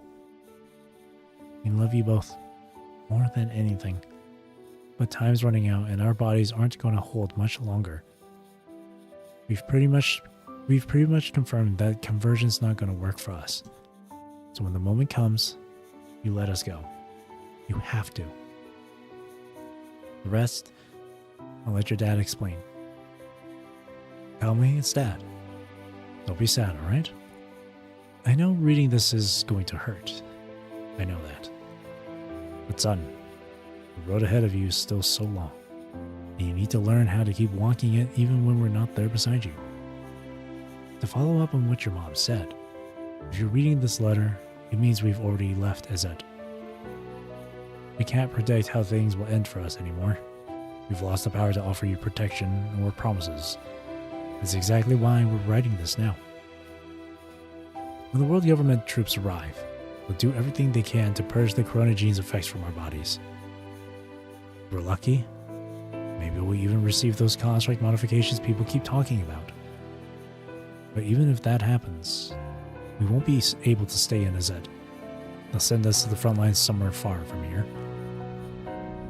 As for the other possibility, I know you wouldn't want to hear it, so I won't spell it out.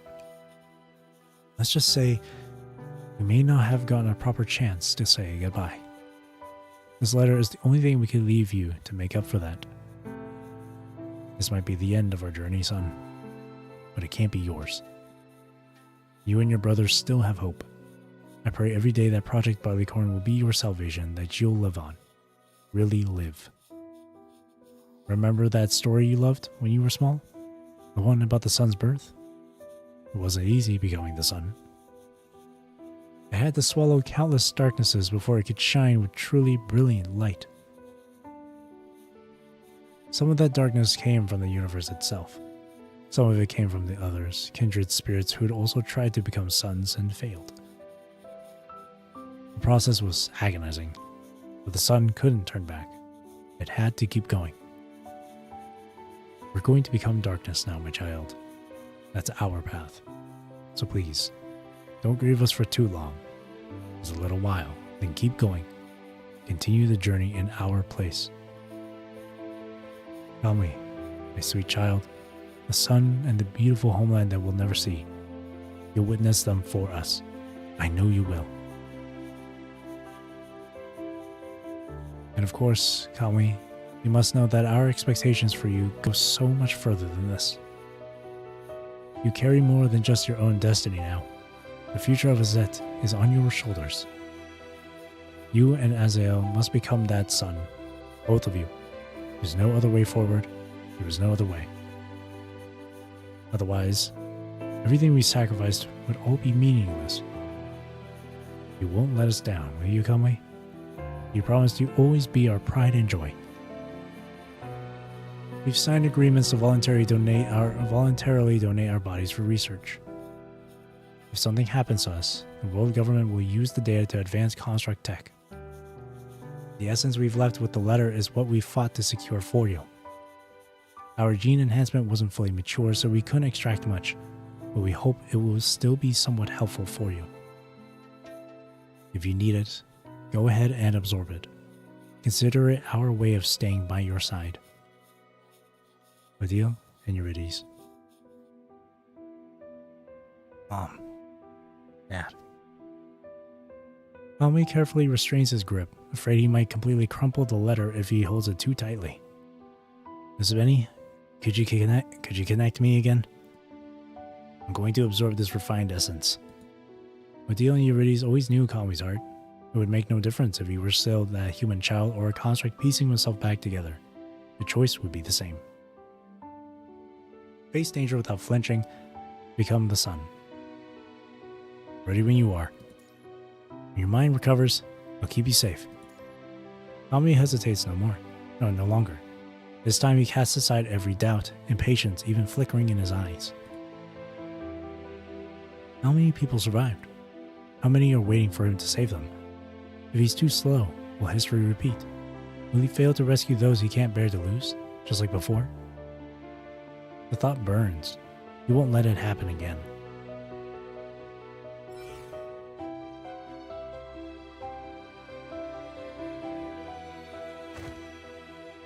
The agonizing, tearing sensation returns.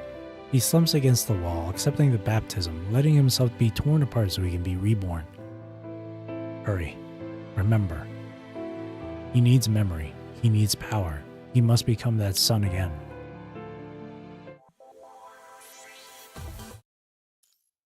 Super long node. Only 9? Jeez.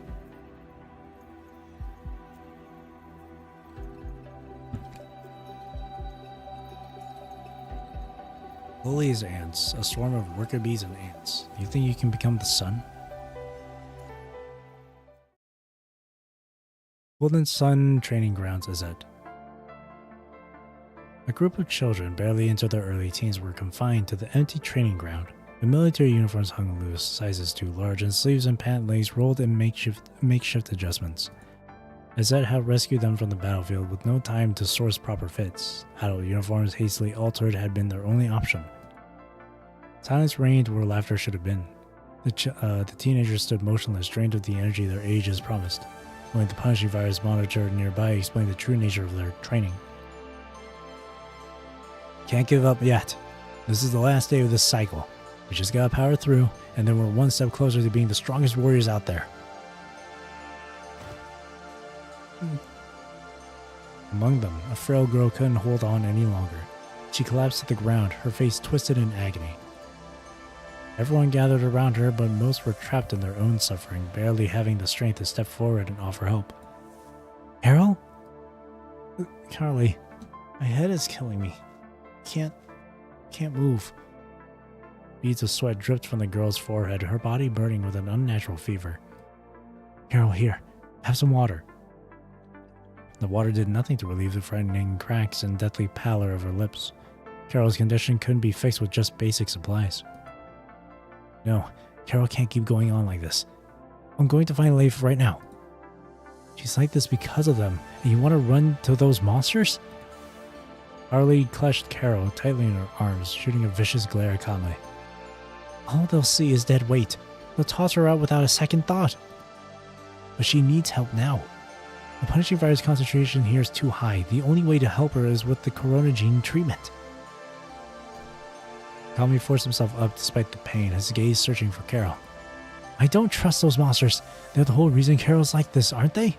Damn the corona gene. Damn Leif. Ever since they took over Azet, they've been putting us through this hell. Stamina drills here, combat training there. It's all to juice up our stupid corona genes so we can resist the punishing virus better. And they keep cutting our supplies.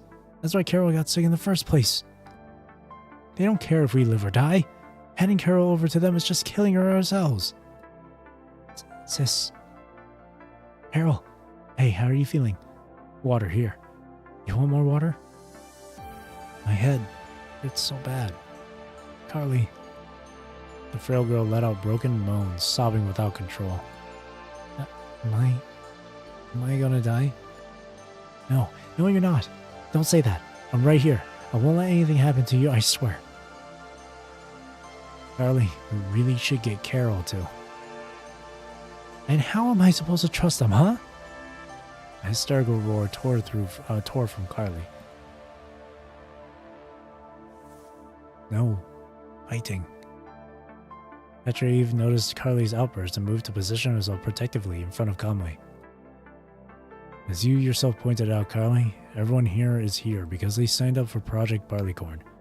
Everyone chose to take the corona gene. Azael flashed his trademark smile, though his words carried no warmth at all. Back when Azet pulled you out of that war zone, we got jumped by Corrupted on the way back. Lost 2 soldiers covering the retreat. Even then, Azet didn't ditch a single one of you, even though you couldn't fight at all.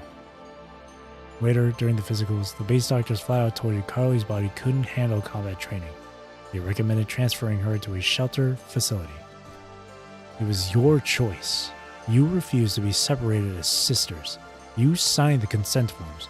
You kept her here. After that, following the attack, the world government took over Azet. Project Barleycorn's details were laid out for everyone plain and simple. Anyone who didn't want in could transfer out. Fine. Yeah, we signed up. But the supplies they promised in that agreement? They never show up one time. Not once. More training, less stuff every single time. How am I supposed to trust Leif? You can just stop. Walk out of Azet. No one's chaining you here. You're not the only one going without. Kami's been splitting his own supplies with you. Most of them, actually. He didn't want you to know. Azael. Still want to play the secret hero? How long are you going to keep up the silent martyr act, huh? Azael raised his voice, ensuring no one missed a single word. These people had made their own choice. They'd volunteered to stay to grow stronger to survive, but when the training grew harsh, when the punching virus immunity exercise brought real pain, they looked for someone to blame, and they'd chosen Kamui and the other two. But what wrong had Kamui done to deserve such accusations? Words failed Carly. She could only stare blankly at Carol cradled in her arms, tears slipping down her cheeks one after another. Carly, don't cry. It doesn't hurt now. Really. Sorry. Kamui. I know. None of this is your fault. Carol's... She's so sick. I don't know what to do anymore. Sorry. I'm so sorry. Carol struggled to swallow her groans of pain. She wanted to raise her hand to wipe away her sister's tears, but she couldn't. There was no strength left in her body to support her, no strength left to do anything more for her sister, for them both. Azet saved your lives, gave you food, a chance to get stronger, and this is how you... Azael, that's enough. A trace of reluctance showed in Azael's expression, but he followed Kamui's gesture. He turned from the sisters without a second glance and returned to Katriyu's side. Hey, it's okay. Don't beat yourself up. We get it. We're just scared for Carol. Here, take this. It might help her. Kamui pressed a small vial into Carly's palm, its contents glowing faintly from within. She lifted her tear-streaked face, eyes going wide with disbelief. How do you have solar essence? Kamui! The gentle smile vanished. Azael cast aside the kindly facade he had so carefully cultivated and seized Kamui by the shoulders with urgent force. Do you have any idea what you just did? That solar essence was special ordered through Leif's own channels for you, to manage the chronogene side effects from your overtraining. Yeah, I know. That's cool. Don't freak out about it. I'll just, request some extra training sessions. Make up for it. Even your stupid kindness has to have its limits. They check those reserves every single day. What do you think happens when they find it missing? I couldn't just stand there and watch Carol die, Azael. This is our responsibility. They chose to stay. They're part of Azet now. That makes them family, and I will never turn my back on family. Never. You think I won't knock some sense right into that thick skull of yours? Azael's hand tightened into a fist. Tell me, Azael. No fighting. Katriv, go with me. You keep getting in my way and I'll beat you up too. Azael, you can't beat me. Won't let go. Even if you could, still won't let go. The three remained locked in a standoff, with neither Azael nor Kamui willing to back down. Enough. All of you just stop. We're not taking it. Carly spoke at last, her voice drained and weary. I know you mean well, Kamui. You're a good guy. But if we take this and you get punished for it, Carl and I, we couldn't live with that. You said it yourself. We're family, right? Family doesn't do stuff that hurts each other. Let's find another way. Though Carly's concession had brought them a momentary respite, Carol's situation remained unresolved. Okay, then we do it this way. Carol can't handle the training right now, so let's find a way to hide her in the dorm. What? If they take attendance on the terminal? I'll just take her terminal with me. Raven and the others barely even look at those things. But if you already maxed out your own training quota, you'd be doing double. No sweat. I can handle it. Don't call me, remember? Kami offered a reassuring smile. Fine. If you're dead set on being an idiot about this, then I'm in. Don't try to carry it all yourself. Count me in. The three exchanged glances, their little plan now set in motion. My, what do we have here? Such a precious little group of friends. The punchy virus concentration in the training ground suddenly dropped as the main doors burst open. An unfamiliar woman, escorted by a group of soldiers, entered and walked toward them. Beside her stood Leif, Izette's current overseer, a world government officer retired from FOS. They're just unrefined children, Counselor Marlis. Probably worth your special attention. Leif's gaze cut to Kamui and the other two, hard and urgent. He jerked his head toward the door, signaling for them to go. That's rather inappropriate to say, Officer Leif. Marlis managed a thin smile, her eyes cutting briefly toward Leif. I said Leif. They are key personnel in Project Bodycorn, after all. With the world government investing such substantial resources into this initiative, they naturally warrant our close attention. After all, this represents one of humanity's future hopes, which is precisely why I was sent here for inspection. Isn't that right? Marlis crossed the remaining distance and came to a stop near Carly and Carol. She knelt beside the frail girl, felt her forehead with the back of her hand, and wore a look of practiced compassion. Good heavens, look at this child burning up with fever. She's clearly at her breaking point. Children their age should be receiving attentive care, protection. At the very least, they should be sent to a refugee center where they can be warm and safe. To demand they meet adult standards, injecting them with the corona gene, forcing them through this brutal training, it's simply too cruel. Officer Leif, do you really have the heart to torture such fragile children just to achieve your own objectives? Marlis' consolation had done little to ease Carly's fear. She pulled Carol backwards, shrinking away from the woman whose charitable smile couldn't mask the truth. Her entire presence had exuded something cold and wrong. She reminded Carly of a snake, venomous and smiling. Fangs aimed directly at them, poised to strike the moment they let their guard down. At times like these brats should be grateful just to have food in their stomachs. They volunteered for this project and signed the agreements. They have a responsibility to fulfill those obligations. Counselor Marlis, this shouldn't fall within your jurisdiction, should it? Without drawing attention, Leif moved forward and placed himself between the girls and Marlis. Huh. You're still clinging to your own ideas, insisting on keeping Izzet operational, even when supplies have already begun to run short? Izzet is affiliated with FOS College. Its fate is not yours to decide. Yes, Izzet military base, affiliated with FOS College. Long history, solid foundation. But that's all in the past now. Even if you could still contact FOS, what good would it do? They're already struggling to keep their own heads above water. Besides, the elite soldiers stationed here were already lost in that recent battle. Oh, right, that battle where you and reinforcements arrived too late to save them. They all died, didn't they?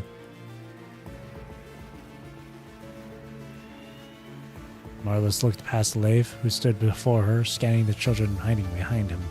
Immature, weak, timid, nothing but a flock of fledglings whose wings hadn't fully grown.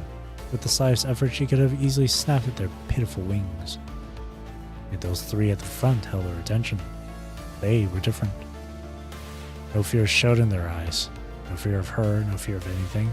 That world-defying arrogance of youth, something she knew all too well. They were clever ones, and she had always excelled at manipulating the clever. Her smile widened, absolute confidence settling over her features as she studied Kamui and his companions. She would find a way to disband Izzet and take these children, who were compatible with the Corona gene. Golden Sun, the name whispered through her thoughts, tempting. But she knew better than to reach too soon. The time had simply not yet arrived. My promise still stands for now, Leif. You know exactly how much the higher-ups have invested in Project Barleycorn. This massive initiative, planned since the Golden Age, has consumed tremendous resources. If we don't show results to match, the consequences are unthinkable. I'm sure you can envision the outcome awaiting everyone here. Her voice faded into a suggestive silence as she pressed a single finger gently against Leif's shoulder. Why bring suffering upon yourself by stubbornly heading down a dead-end road? If you voluntarily request to disband Izzet now, you still have other options. Don't worry, I'll find a better, more comfortable place for you and the children. I promise this is far more sensible and worthwhile than gambling your lives and futures on a losing bet. No! No matter what, we will never disband Izzet. Even if we fail, even if we die fighting, our only home is right here. Without any evidence or proof, even the world government has no justification to disband Zed, legally or otherwise. Yeah, we're not disbanding. With obvious curiosity, Marla studied the 3 children standing before her. Look at that, such devoted, loyal children. I understand Zed has always been your home. The bonds between you run far deeper than those in ordinary military suits or units. Don't worry, I'll make sure you're all settled together. Now, silence! You don't get to speak here. They've harshly cut off Kami's attempt to continue arguing, shooting him a fierce glare that clearly ordered him to shut up. Get back to your post. Today's training isn't over yet. Leif didn't give the 3 another opportunity to speak. He deliberately redirected Marlis' attention, reclaiming his place as her conversation partner. Counselor Marlis, I understand your intentions are good. After watching all the children leave in a jostling crowd, Leif furrowed his brow and turned to face Marlis. I'll consider your suggestion, but these things take time. I know you wield considerable influence in the world government. You've seen for yourself how these children simply can't handle this kind of training regimen.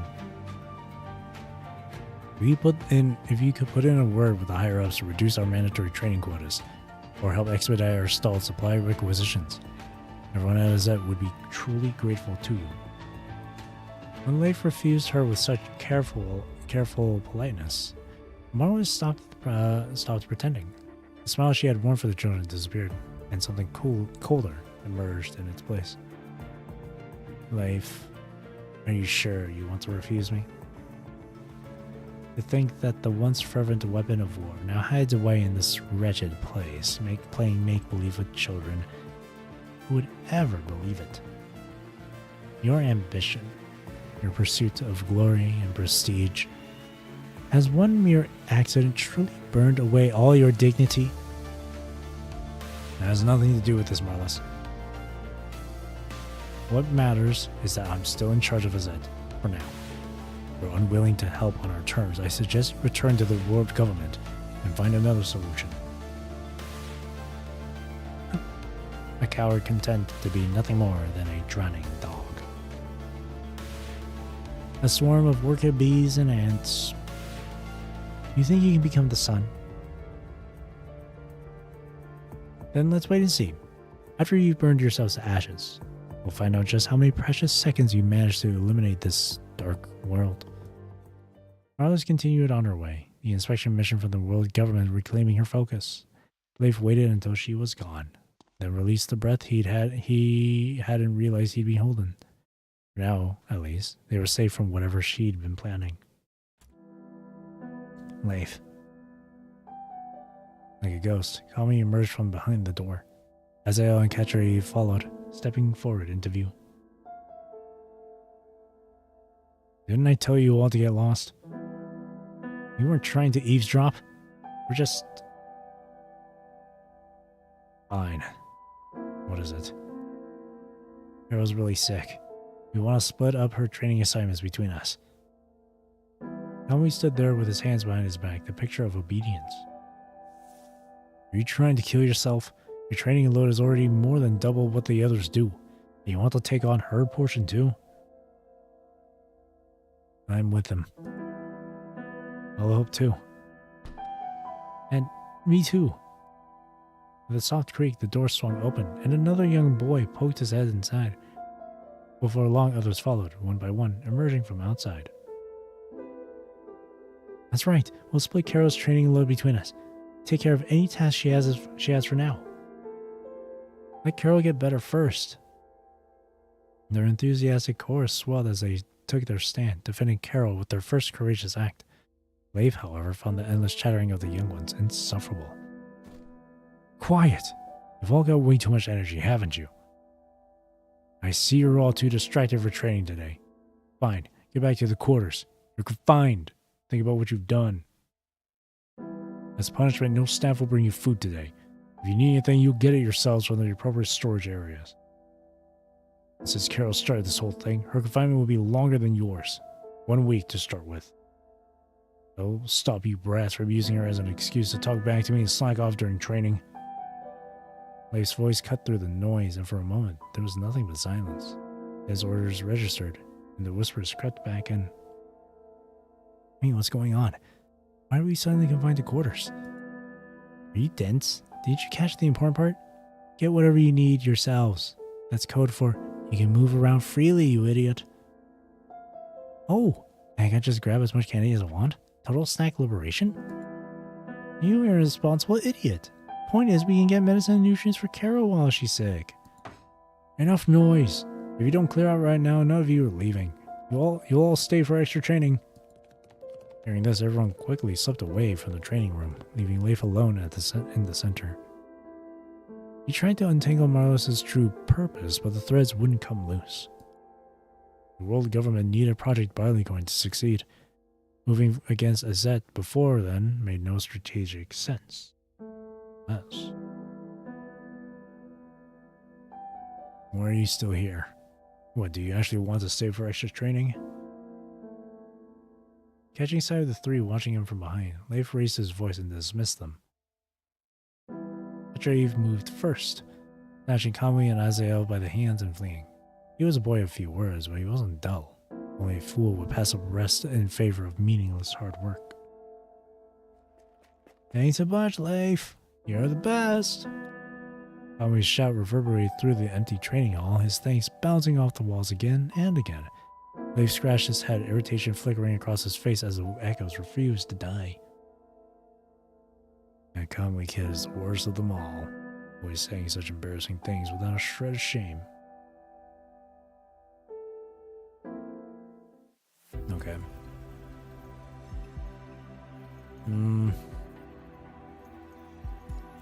I'll keep going. Closest yet farthest, they're just sending us to our deaths.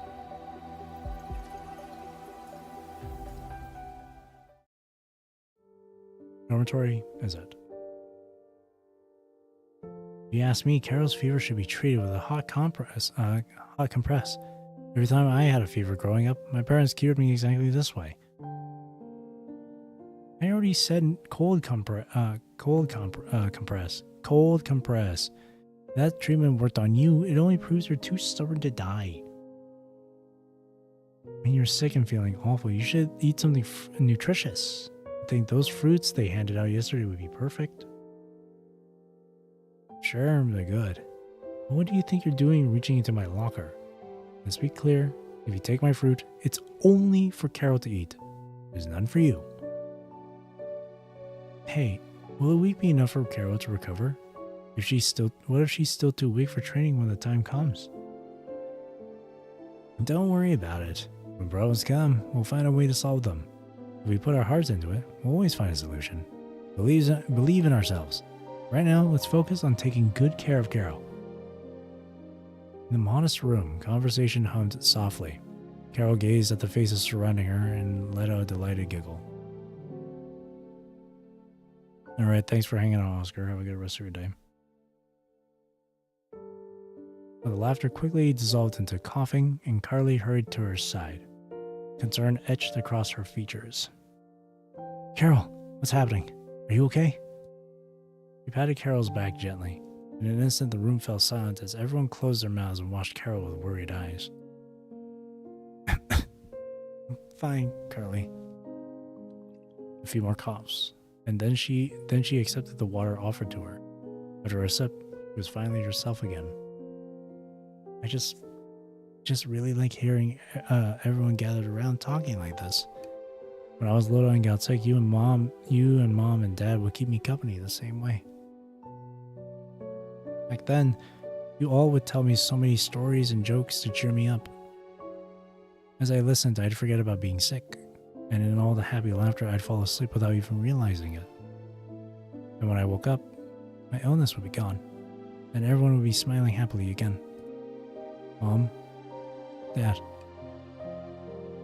Carol recalled those warm moments from her past when she had a cozy bed, a safe home, and no worries about survival, only playing and laughing under the doting care of her parents and sister.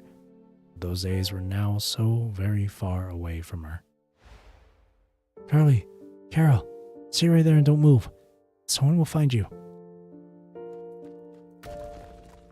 Her father had fallen impaled, his body a barrier against the invading corrupted. Her mother had pushed her daughters away from the collapsing wall, and in that final act of love had been swallowed forever by the ruins. Over here! Someone's alive! They had hidden in the basement until Azette found them. After that, the Azette presence had shrunk, the talking had stopped, and the children with no experience in caregiving had simply comforted each other the only way they knew, by remembering what comfort had felt like when they still had someone to give it. In the grip of fever, she had drifted between waking and dreaming. Her parents had visited her there, sitting vigil, their expressions alternating between joy and grief, their words of promise. Sorry we're late. We're here now. Let's go home. But then her sister's head had fallen against Carol, heavy with exhaustion, and Carol had jolted awake. The bedside had been cold and empty. It had always been empty. Carly had gathered her sister gently against her chest, but her trembling voice, when it came, had betrayed her. I know, Carol. I miss them too. I miss my mom and dad so much too. What? A boy normally so carefree could no longer hold back his grief. His loud wailing drowned out the soft whimpers of Carly and his sister. The earlier commotion fell instantly silent as everyone else began to share in the sorrow. Their conflicting opinions, their inability to persuade one another with the weight of their limited experiences, these were proof that they hadn't yet grown up. They should have been carefree children who, even when stumbling and falling, had parents and elders to take their hands, guiding them forward without hesitation or fear. Instead, they had been forced to endure grueling training no child should ever face. They wandered lost between weakness and death with nowhere left to turn. I fell during training yesterday. My arm was bleeding really bad. I used to be so scared of pain. But yesterday, I didn't dare say anything. I just found some medicine and bandaged myself up. I read in a picture book once that only children with homes have people who care when they're hurt. But we're all children without homes now. I'm scared that Uncle Leif and the others will think I'm useless, that they'll throw me out, and never care for me again. Who said that? Until then, Kami had said nothing. Now he stepped forward, positioning himself at the group's center, and spoke with a voice that carried absolute certainty. Never mind the fact that Uncle Leif would never throw us out. What's more important is you are not children without homes. You're all children of Azette, and Azette is your home. No, that's not right. It's our home. Kami looked over Darren's arm. A moment later, as if struck by his memory, he lifted the boy's injured limb with care and blew softly on it. Blow on it, and all the pain flies away. That's how it works, right? Though it had offered no real physiological healing, the method had worked wonders on the boy. Darren was still crying, but through his tears a smile broke through. When I was sad, my family would tell me stories. Tell me, could you do that too? I don't mind, but I think Azael would be better at this sort of thing. Whenever I tell stories, I end up falling asleep first. He's much better. We can bore the listeners to sleep before he even finishes. Calmly. You don't actually think that was a compliment, do you? That's so childish. I don't want to hear stories. We're not little kids anymore. How's that childish? Then what do you suggest we do? Barely ever get days off from trainings, and today's basically our home's birthday. We absolutely have to do something special on such an important day. If it's a birthday, then of course we have to sing the birthday song. Everyone in the world sings that birthday song. It's nothing special. We should find something that belongs to just us and Azette. That's easy peasy. After a moment's thought, Kami snapped his fingers and began to speak. Azette has always had a tradition of celebrating Family Day every month. Since things are different now, why don't we set a fixed day for it? Today can be that day. And to make it feel like a real celebration, how about I teach you all a traditional Azette folk song? When I see birds migrate over mountains and rain, fly through the dark of fate, chasing light beyond the haze. Home's the place where they land together, head up to see the sun. Across thousands of years, callous flames burnt inside, the sparks of life. The sun comes back every dawn. The otherwise harmonious singing had been abruptly pierced by a jarringly discordant voice, one that hit every note with spectacular inaccuracy. To compound the offense, its owner sang with excessive enthusiasm at such extraordinary volume that everyone else had frozen in their tracks. First, the voice showed no signs of stopping, utterly lost in the rapture of its own self-absorbed performance. Only when someone nearby delivered a sharp tap to the singer's head did the noise finally come to an abrupt, forced end. You idiot! Didn't I tell you to hold back and not sing? Do you have any idea how completely tone deaf you are? Stop hitting me, stop it! What if you knock over the medicine? Tides, I thought my singer was pretty good. The conversation was loud enough for the entire dormitory to hear. Carol stirred, propping herself up and leaning forward to glimpse what was happening outside. Uncle Lauren? Is that you? The question drew Lauren out from behind the door. He paused, hesitation written in every line of his body. Then, slowly, he stepped into the room and approached Carol's bed. Hello, Carol's hearing is as sharp as ever. That's just like you. How are you feeling, huh? Even better? Am I disturbing your rest? Carol nodded gently. Then, fearing Lauren might misunderstand, she immediately shook her head to say she was fine. And he took me to the medical ward. I'm feeling much better now. You're not disturbing me at all. I was actually hoping you'd come visit. The news that Carol was recovering finally let Lauren relax. Smiling, he lifted the large bag he'd brought, opened it wide, and held it up for her to see without leaning forward.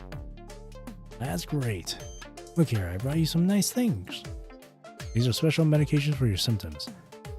Here in the compartment are some supplements that will be good for your health. And the rest are snacks I've collected bit by bit during my missions. If the medicine tastes too bitter, you can have some of these to help it go down. Oh, right, how could I forget this? Take a look at this brooch. You like it? It's a gift my daughter sent for you. You young girls will surely love it. Carol extended her hand and took the bag. Thank you, Uncle Lauren. But I still haven't finished the snacks you gave me before. You don't need to give me new ones. Carol started rummaging through the bag to give back the snacks, but Lauren caught her hands mid-search before she could find them. Those snacks were always meant for you. Whether you eat them sooner or later doesn't matter. Just keep them all. That's right, little Carol. Your Uncle Lauren almost cried to me yesterday just to get more of your favorite candies. Absolutely, he says I give him my share too. Hey, at least let me keep some dignity in front of the children. Little Carol, don't listen to your Uncle Joe. He's just making things up. Would never cry over something like that. Never. No sooner had the words left his mouth than Joe, standing beside him, delivered a ruthless smack to Lauren's head. Who are you calling Uncle? There's such a big age gap between us. Little Carol can just call me Big Brother. You're the real old man here. What's wrong with being called Uncle? It's called mature charm, you know? Little Carol's about the same age as my daughter, and when my daughter met you before, she called you Uncle too. While they were talking, someone else peeked into the bag and couldn't help but let out an exclamation of amazement. Wow, Uncle Lauren, Uncle Joe, you guys are amazing. How did you manage to get so many things? Of course. We have a great relationship with the folks at the medical ward. Just had to say hello, and they were happy to hand everything over. Wait a second. Didn't I just say? Don't call me Uncle. Thank you both for everything. Again. Taking the bag from Carol, Carly expressed her gratitude to both Joe and Lauren. Hey, it's nothing. Carol, I want to tell you all about the interesting things I saw during this mission outside. While Lauren and Joe chatted enthusiastically with the children, Carly walked to the storage cabinet, preparing to organize the contents of the bag into their shared shelf. Carly, will I handle this? You just go keep Carol company. The medicine was usually kept on the higher shelves. Carly stretched up on her toes, struggling to reach, and calmly stepped forward to take the items from her hands. Azael, catch your Eve. Take a look at this. As Carly placed the medicine bottles on the shelf, he noticed the drug names and specifications and realized something wasn't right. Both these bottles are special grade medications. Only sergeants with rank 2 or above at the base are qualified to request them. With the clearance we have as trainees, or even Uncle Lauren and Joe as regular soldiers, none of us have that kind of authorization. Used to be bottles too. Azael gestured toward the uppermost half of the shelf at the cabinet, the one in his designated organizing area. So many of them. This isn't just a coincidence, or someone grabbing the wrong bottles. Joe won't look us in the eye when talking. He's lying. Having quickly finished organizing his assigned section, Katriyev moved closer to Kami and Azael. Maybe it's just a white lie? With good intentions? Their section's done. Three took a moment to ensure no one was watching. Satisfied that the relaxed atmosphere held everyone's attention, they tried to look and exited the dormitory in careful silence.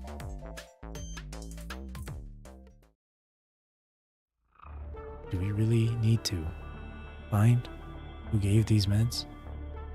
Yeah, I think we should. With all the complicated comings and goings that is said lately, it's better to be extra careful with stuff like medication. Safety first, you know? There aren't many people who fit these criteria. Shouldn't be too hard to confirm who it was.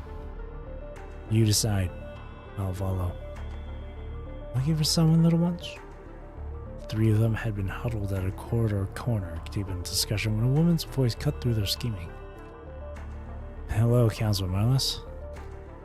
Frowning, calmly moved forward, positioning himself to shield both Azael and Katriyev, the latter having already turned his face aside. You're Calmly, right? And your brother, Azael, correct?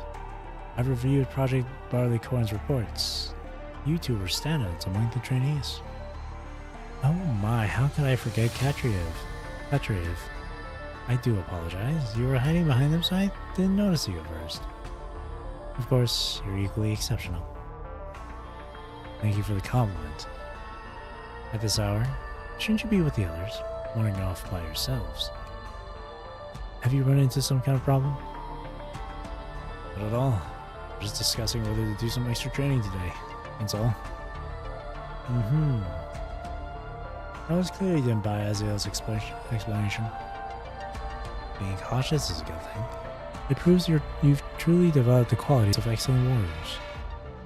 No need to worry. I'm really here to help you, you know? I'm the supplier of those special grade medications you've been looking for. Now, do you trust me? How did you know we were looking for looking for someone who supplied the medications? Didn't I just tell you?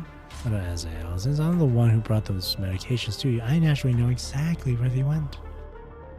Most of you soldiers were also sent by me, you know? I imagine you all get along quite well. Since they trust me, what reason could you possibly have not to do the same? So, you remember what kinds of medicines you had them bring over? We're not doubting you or anything, we just want to check back with them, see if anything got missed. A mysterious smile crossed Marlis' face. Oh, you've got me there. I only gave them permission to take the medication. As for what they actually took, I really didn't ask for specifics. If you want to verify with those two, I certainly don't mind. It's just that the situation was urgent, so I had to imagine they didn't complete the formal approval process. If more people found out, and a strict investigation followed. You know how it is. Every department in the world government is already overwhelmed. I'm afraid I wouldn't be able to fully protect them if things went south. She tapped her shoe lightly against the floor, pressure flickering across her face. Kami and Azael had both looked away. Just as she'd predicted, they couldn't gamble with the safety of others. Not over this. As long as she kept a firm grip on the reins that bound them, their fangs could never harm her. Instead, they would become the very beasts that carried her across the wilderness. It's alright. Time reveals the truths. You'll understand eventually. If you still need my help in the future. She reached for her pocket notebook, jotted down a sequence of numbers, and ripped the page free. My contract number. I'm sure you'll have reason to call me one day. I'm really looking forward to that day, little ones.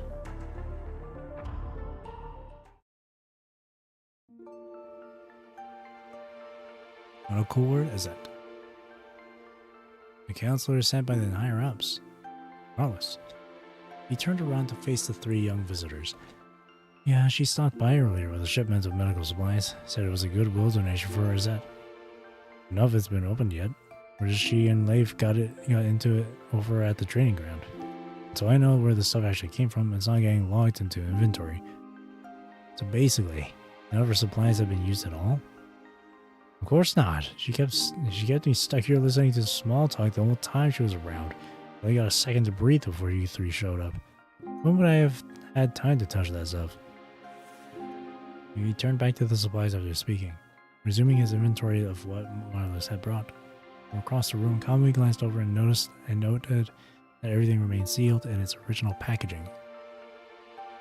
So she was lying. Weird. Why'd you still keep her contact info? Tossing it would be too obvious. Dorn's packed right now. Taking it back to hide is just as bad. I'll hold on to it for now and destroy it later. If not her, then who gave the medicine? The three exchanged glances. At all of it? The clatter of the medical ward door slide open and Leif walked in. He was talking and looked up once he finished speaking, only then spotting Kamui, Azael, and Kachaev in the corner. Kamui, Azael, Kachaev, what are you doing here? Same thing you are, checking out this little gift situation. This is the stuff sent by that counselor. What's the call? Check it first. If it's clean, log it and put it to use. Thought you weren't into taking handouts from the top brass. Survival comes first. The set needs supplies. If she's dropping them at our door, we're not turning them away. Fair enough. Oh, and those special grade meds you used your personal quota on? Should we keep it down? We'll talk about that later. Leif's brow knit together as he raised his voice, booming over the doctor in a futile attempt to drown him out. Special grade meds. You mean those for Carol? I don't know. Not saying a word. All I know is Lauren and Joe came by to pick up the meds and help themselves to a few bottles of my nutrients while they were at it. So we're clear, whoever sent them, those nutrients are coming out of their quota. Don't care what rank they are. Why are you looking at me? I told you I had nothing to do with it. Hanging around the med ward with nothing better to do. You're asking for extra gels, or you volunteering your quotas to cover what Lauren and Joe took? Same threat. Used last time. Wait. Have you guys noticed? Every time Leif gets nervous, he shuts us up with extra drills. Next time you two run your mouths, do it quietly. And keep me out of it. All three of you. 3 hours. Training grounds. Now. Hey, mission accepted. The snicker escaped Kamui as he grabbed Azael and Kachaev and dragged them into a dead sprint. He didn't slow until the medical ward's door opened. Then he wheeled around and shouted at Leif. We'll make sure to shout thank you, Commander Leif, the whole time we're training. Loud. So everyone hears it. Kamui, get back here. I'll shut those mouths myself before you even see the training ground.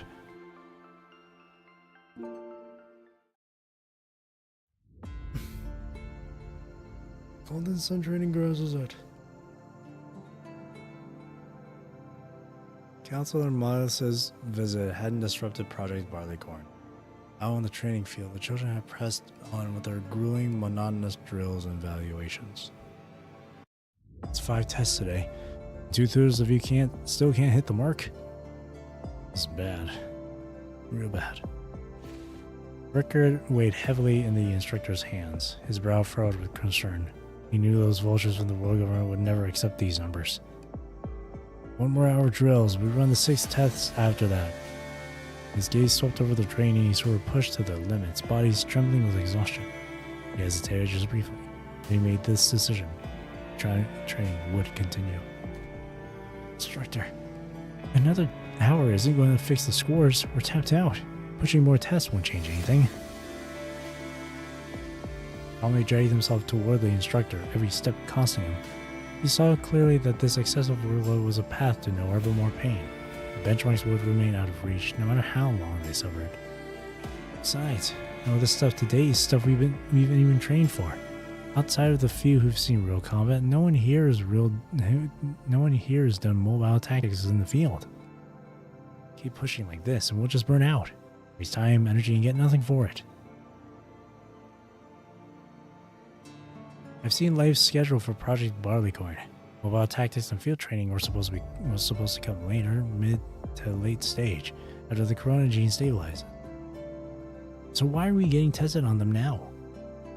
Tommy's question cut through the quiet, pointed and unavoidable. The instructor's expression darkened, and for a moment he said nothing. The boy had seen something wrong. How could the man who had trained them day after day have missed it? It was just... It's not your call to make. Every move you make follows battlefield logic. Soldiers follow orders. Do I really need to explain that to you? Back to drills. Anyone who doesn't meet the standard will face the consequences themselves.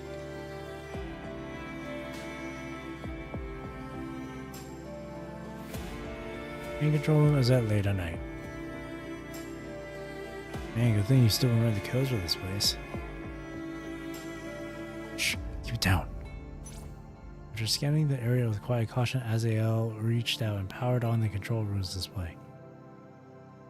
Movement systems are reactivated, but has that actually moved anywhere? Probably just a basic systems check. They're seeing if Azet can still move. A look passed between them. Then, wordlessly, they returned the control into its original condition and stepped back into the hallway. Patrol report. Done. No one saw us. At the far end of the hallway, Kachi approached the other two, a slack of hastily completed reports in his arms. Warehouse. Supplies. Different. He transferred the covertly captured supply photos to Kami and Azael. He divided everything up by squad. It's like they're getting ready to. Kami's communicator shattered the hallway's quiet. It's urgent buzzing, an unwelcome interruption. Kami, we've just wrapped patrol. Caught soldiers snooping around the dorms. Looked like he was trying to steal stuff. We've got him held at the dorm. You guys should head back now. Wait, what? A soldier? Stealing? On our way. Despite their confusion, the three immediately rushed back to the dormitory. Dormitory lounge. Is it? He's one of the recent transfers. What happened? As they all examined the items confiscated from the soldier, food, emergency medical supplies, all of his identification documents, and an unopened letter. We three were on internal patrol and caught him inside the dorm. He was going through our lockers. And why didn't you drag him straight to Leif? Because of this. Azael tore through the bag with precision. Contents spilled out told their story. And from the deepest corner, hidden deliberately, he produced an ID card and passed it to Conley. Terrence's ID card? I thought he lost his days ago. You took it? What were you doing sneaking into the trainee dorms? Don't hurt me. I'll tell you everything. The Harrows are pushing us to relocate for combat support. The war zones. I don't want to be here anymore. I was trying to run. I stole the card so I could get into your supply lockers. Then I could grab some to make it out. That's relocating for combat. Leif hasn't told you. He already sent the draft deployment orders. What orders? Explain it. The letter. In my bag. Azael opened the letter. Is that combat relocation draft order? You seriously didn't know? The world government's been leaning on us at hard, pressing for training results. Now they want us to start backing up regions overrun by corrupted. They even changed the testing metrics for Project Barleycorn. You really didn't notice. I've been asking around. The place they're planning to send us? No one comes back from there. They won't even stand a chance. Even elite units got wiped out. What chance does an ordinary troop like ours have? Draft says Project Barleycorn trainees get deployed first to test the results. But if it's a full relocation, we're all going. We'll be thrown into the grinder right alongside you. They've been keeping you in the dark, but I know what's going on. Joe's been leading a group of soldiers to confront Leif every day, pushing him for answers. The dormitory expanded the moment his words landed. That's why training's been cranked up. I knew something was off. But why didn't anyone tell us? Of course they didn't. We're the ones getting sent in first. You think they'd want us so we could run too? Then what would they show? Then what would they show their superiors? I don't know. I still feel like they're not that kind of people. Unable to reach a consensus, they left the decision to Kami and the other two. By then, 3 had become the collective's foundation. When difficulty calls had to be made, no one inspired more confidence than they did. Don't worry, I'll figure something out. 3 days later, the boys gathered once more in the trainee dormitory. So, I went straight to Leif, and he just dodged it. Wouldn't give me a straight answer. Give me more time, I'll get you the results you want. That's what he said. What about you, Katriev? Oh. Saw you heading to the archive room yesterday. You found anything? Archive room. As were changed. Isaiah frowned, synchronizing the files for Kami and Katriev to see. Confirmed. Isaiah combat relocation order. First support. Target. Project Barleycorn. Performance record of Corona gene test subjects. Priority deployment of Project Barleycorn trainees for battlefield support has been authorized. Regular monitoring of Project Barleycorn outcomes have been wired.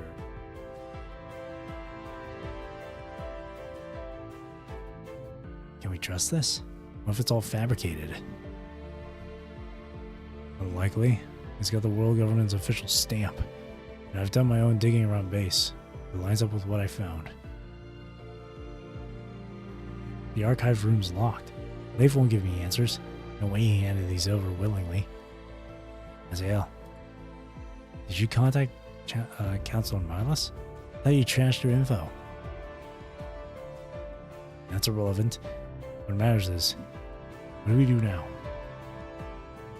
They don't even see us as people. They're just sending us to our deaths.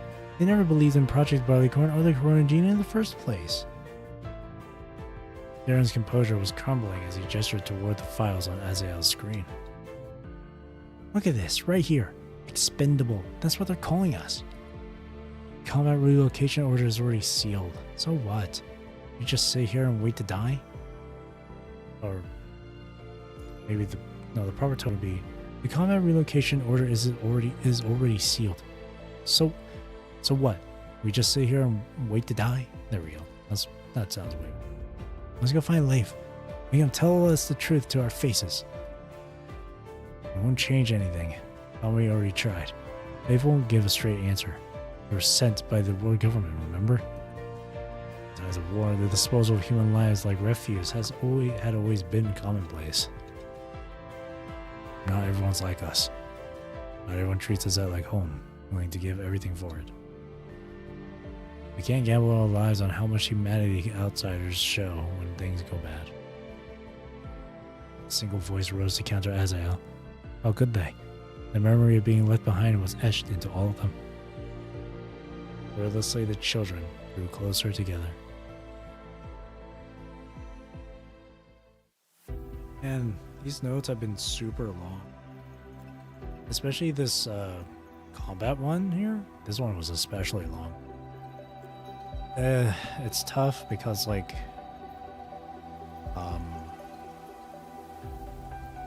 it's already been more than 5 hours or 5.5 hours now. And don't know how long these next 2 notes are going to be. Let me take a look at the Huashu.app. See how long these are.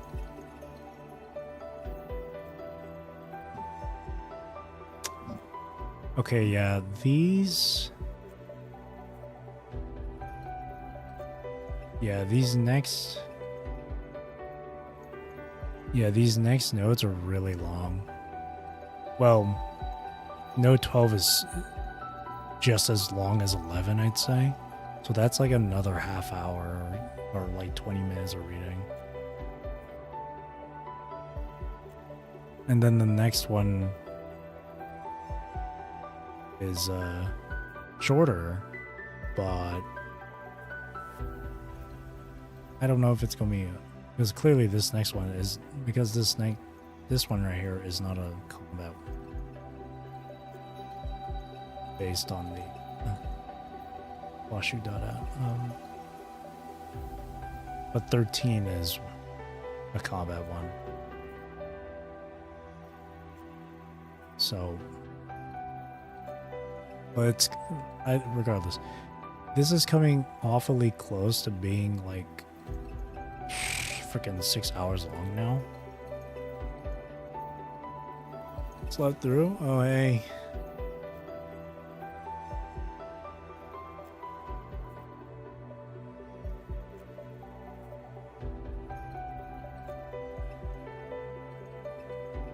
It's super long.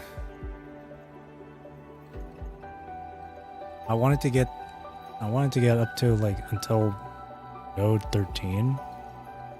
So there's like 2 more nodes to get through, but like they're still lengthy as hell. It's almost been 6 hours now. It's almost midnight. And not only is my voice starting to get really rough right now, but just for the little bit from the previous note, I was starting to like doze off. Bye. Leave it up for tomorrow. Yeah, I know. I'm definitely gonna stream again, go through this again tomorrow. But I was mainly hoping that I could like finish this entire chapter in like 2 streams. That's why I wanted to finish chapter or note 13 for today. Or finish up until 13 for today. But these notes have been really long. I wasn't expecting them to be super long like this. So I'd like to do this within 2 streams. So maybe for tomorrow, I might end up like speed reading through it because I don't want it to go more than 6 hours. And I know that node 12 here is going to take like another, it seems like it's going to take another like 20 minutes to read through.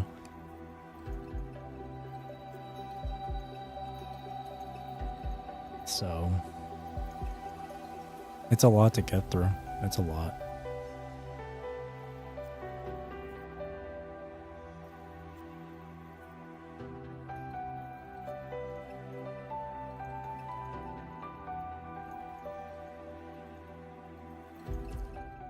It's a really long read. But,ねwhat was it? I might just have to stop here for now.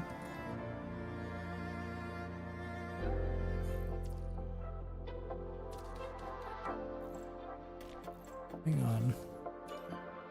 Put all this stuff here too.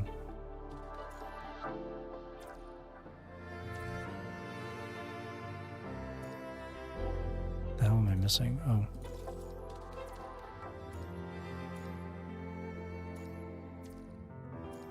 So I might just actually just finish it up here for tonight. Seriously, my man. Doing this much reading, it's like my voice can never get used to it. I don't know why. Or no, I do know why. Only nodes 1 to 11. Again, I wanted to finish up until node 13 for today, but that's just not possible. with my voice feeling the way it is right now and how tired I am. After all,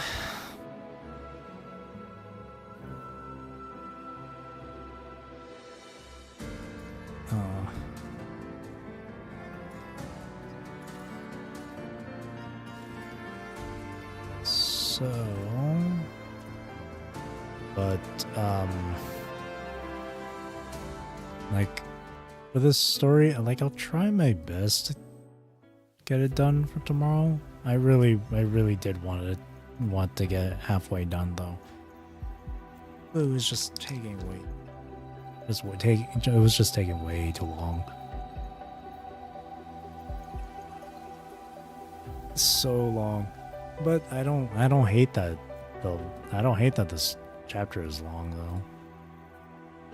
I don't hate it. But man, I wasn't expecting the first half to be this. If that was the case, I would have been like, I don't know. I've just streamed this yesterday.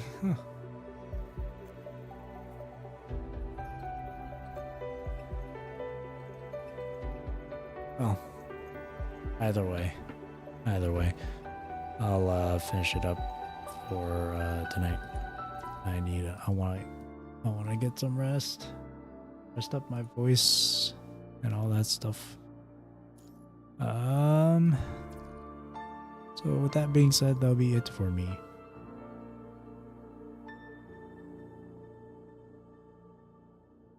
Be it for me for tonight. And so, thank you for watching. Thank you for chatting with me. I really do appreciate it. I hope you have a great rest of your day or night, wherever you are in the world. Take care, stay safe, drink plenty of water. Hope you enjoyed the stream. I'll continue this tomorrow. I don't think I'll be able to finish the chapter tomorrow, but I mean, I could try to. Because ideally, I do want to finish it within the 2 streams. So. Because, like, next week, I'm not... Because the next time you'll see me stream is most likely next weekend. So, I feel like it'd be a really weird, like, break-off point for me to just not finish the chapter for a whole another week.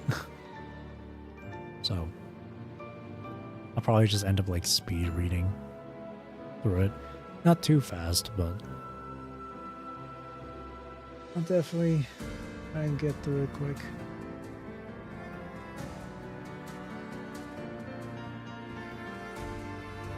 Again, thank you for watching. And again, I hope you enjoyed this stream. See you tomorrow for more PGR. Thank you. Bye-bye.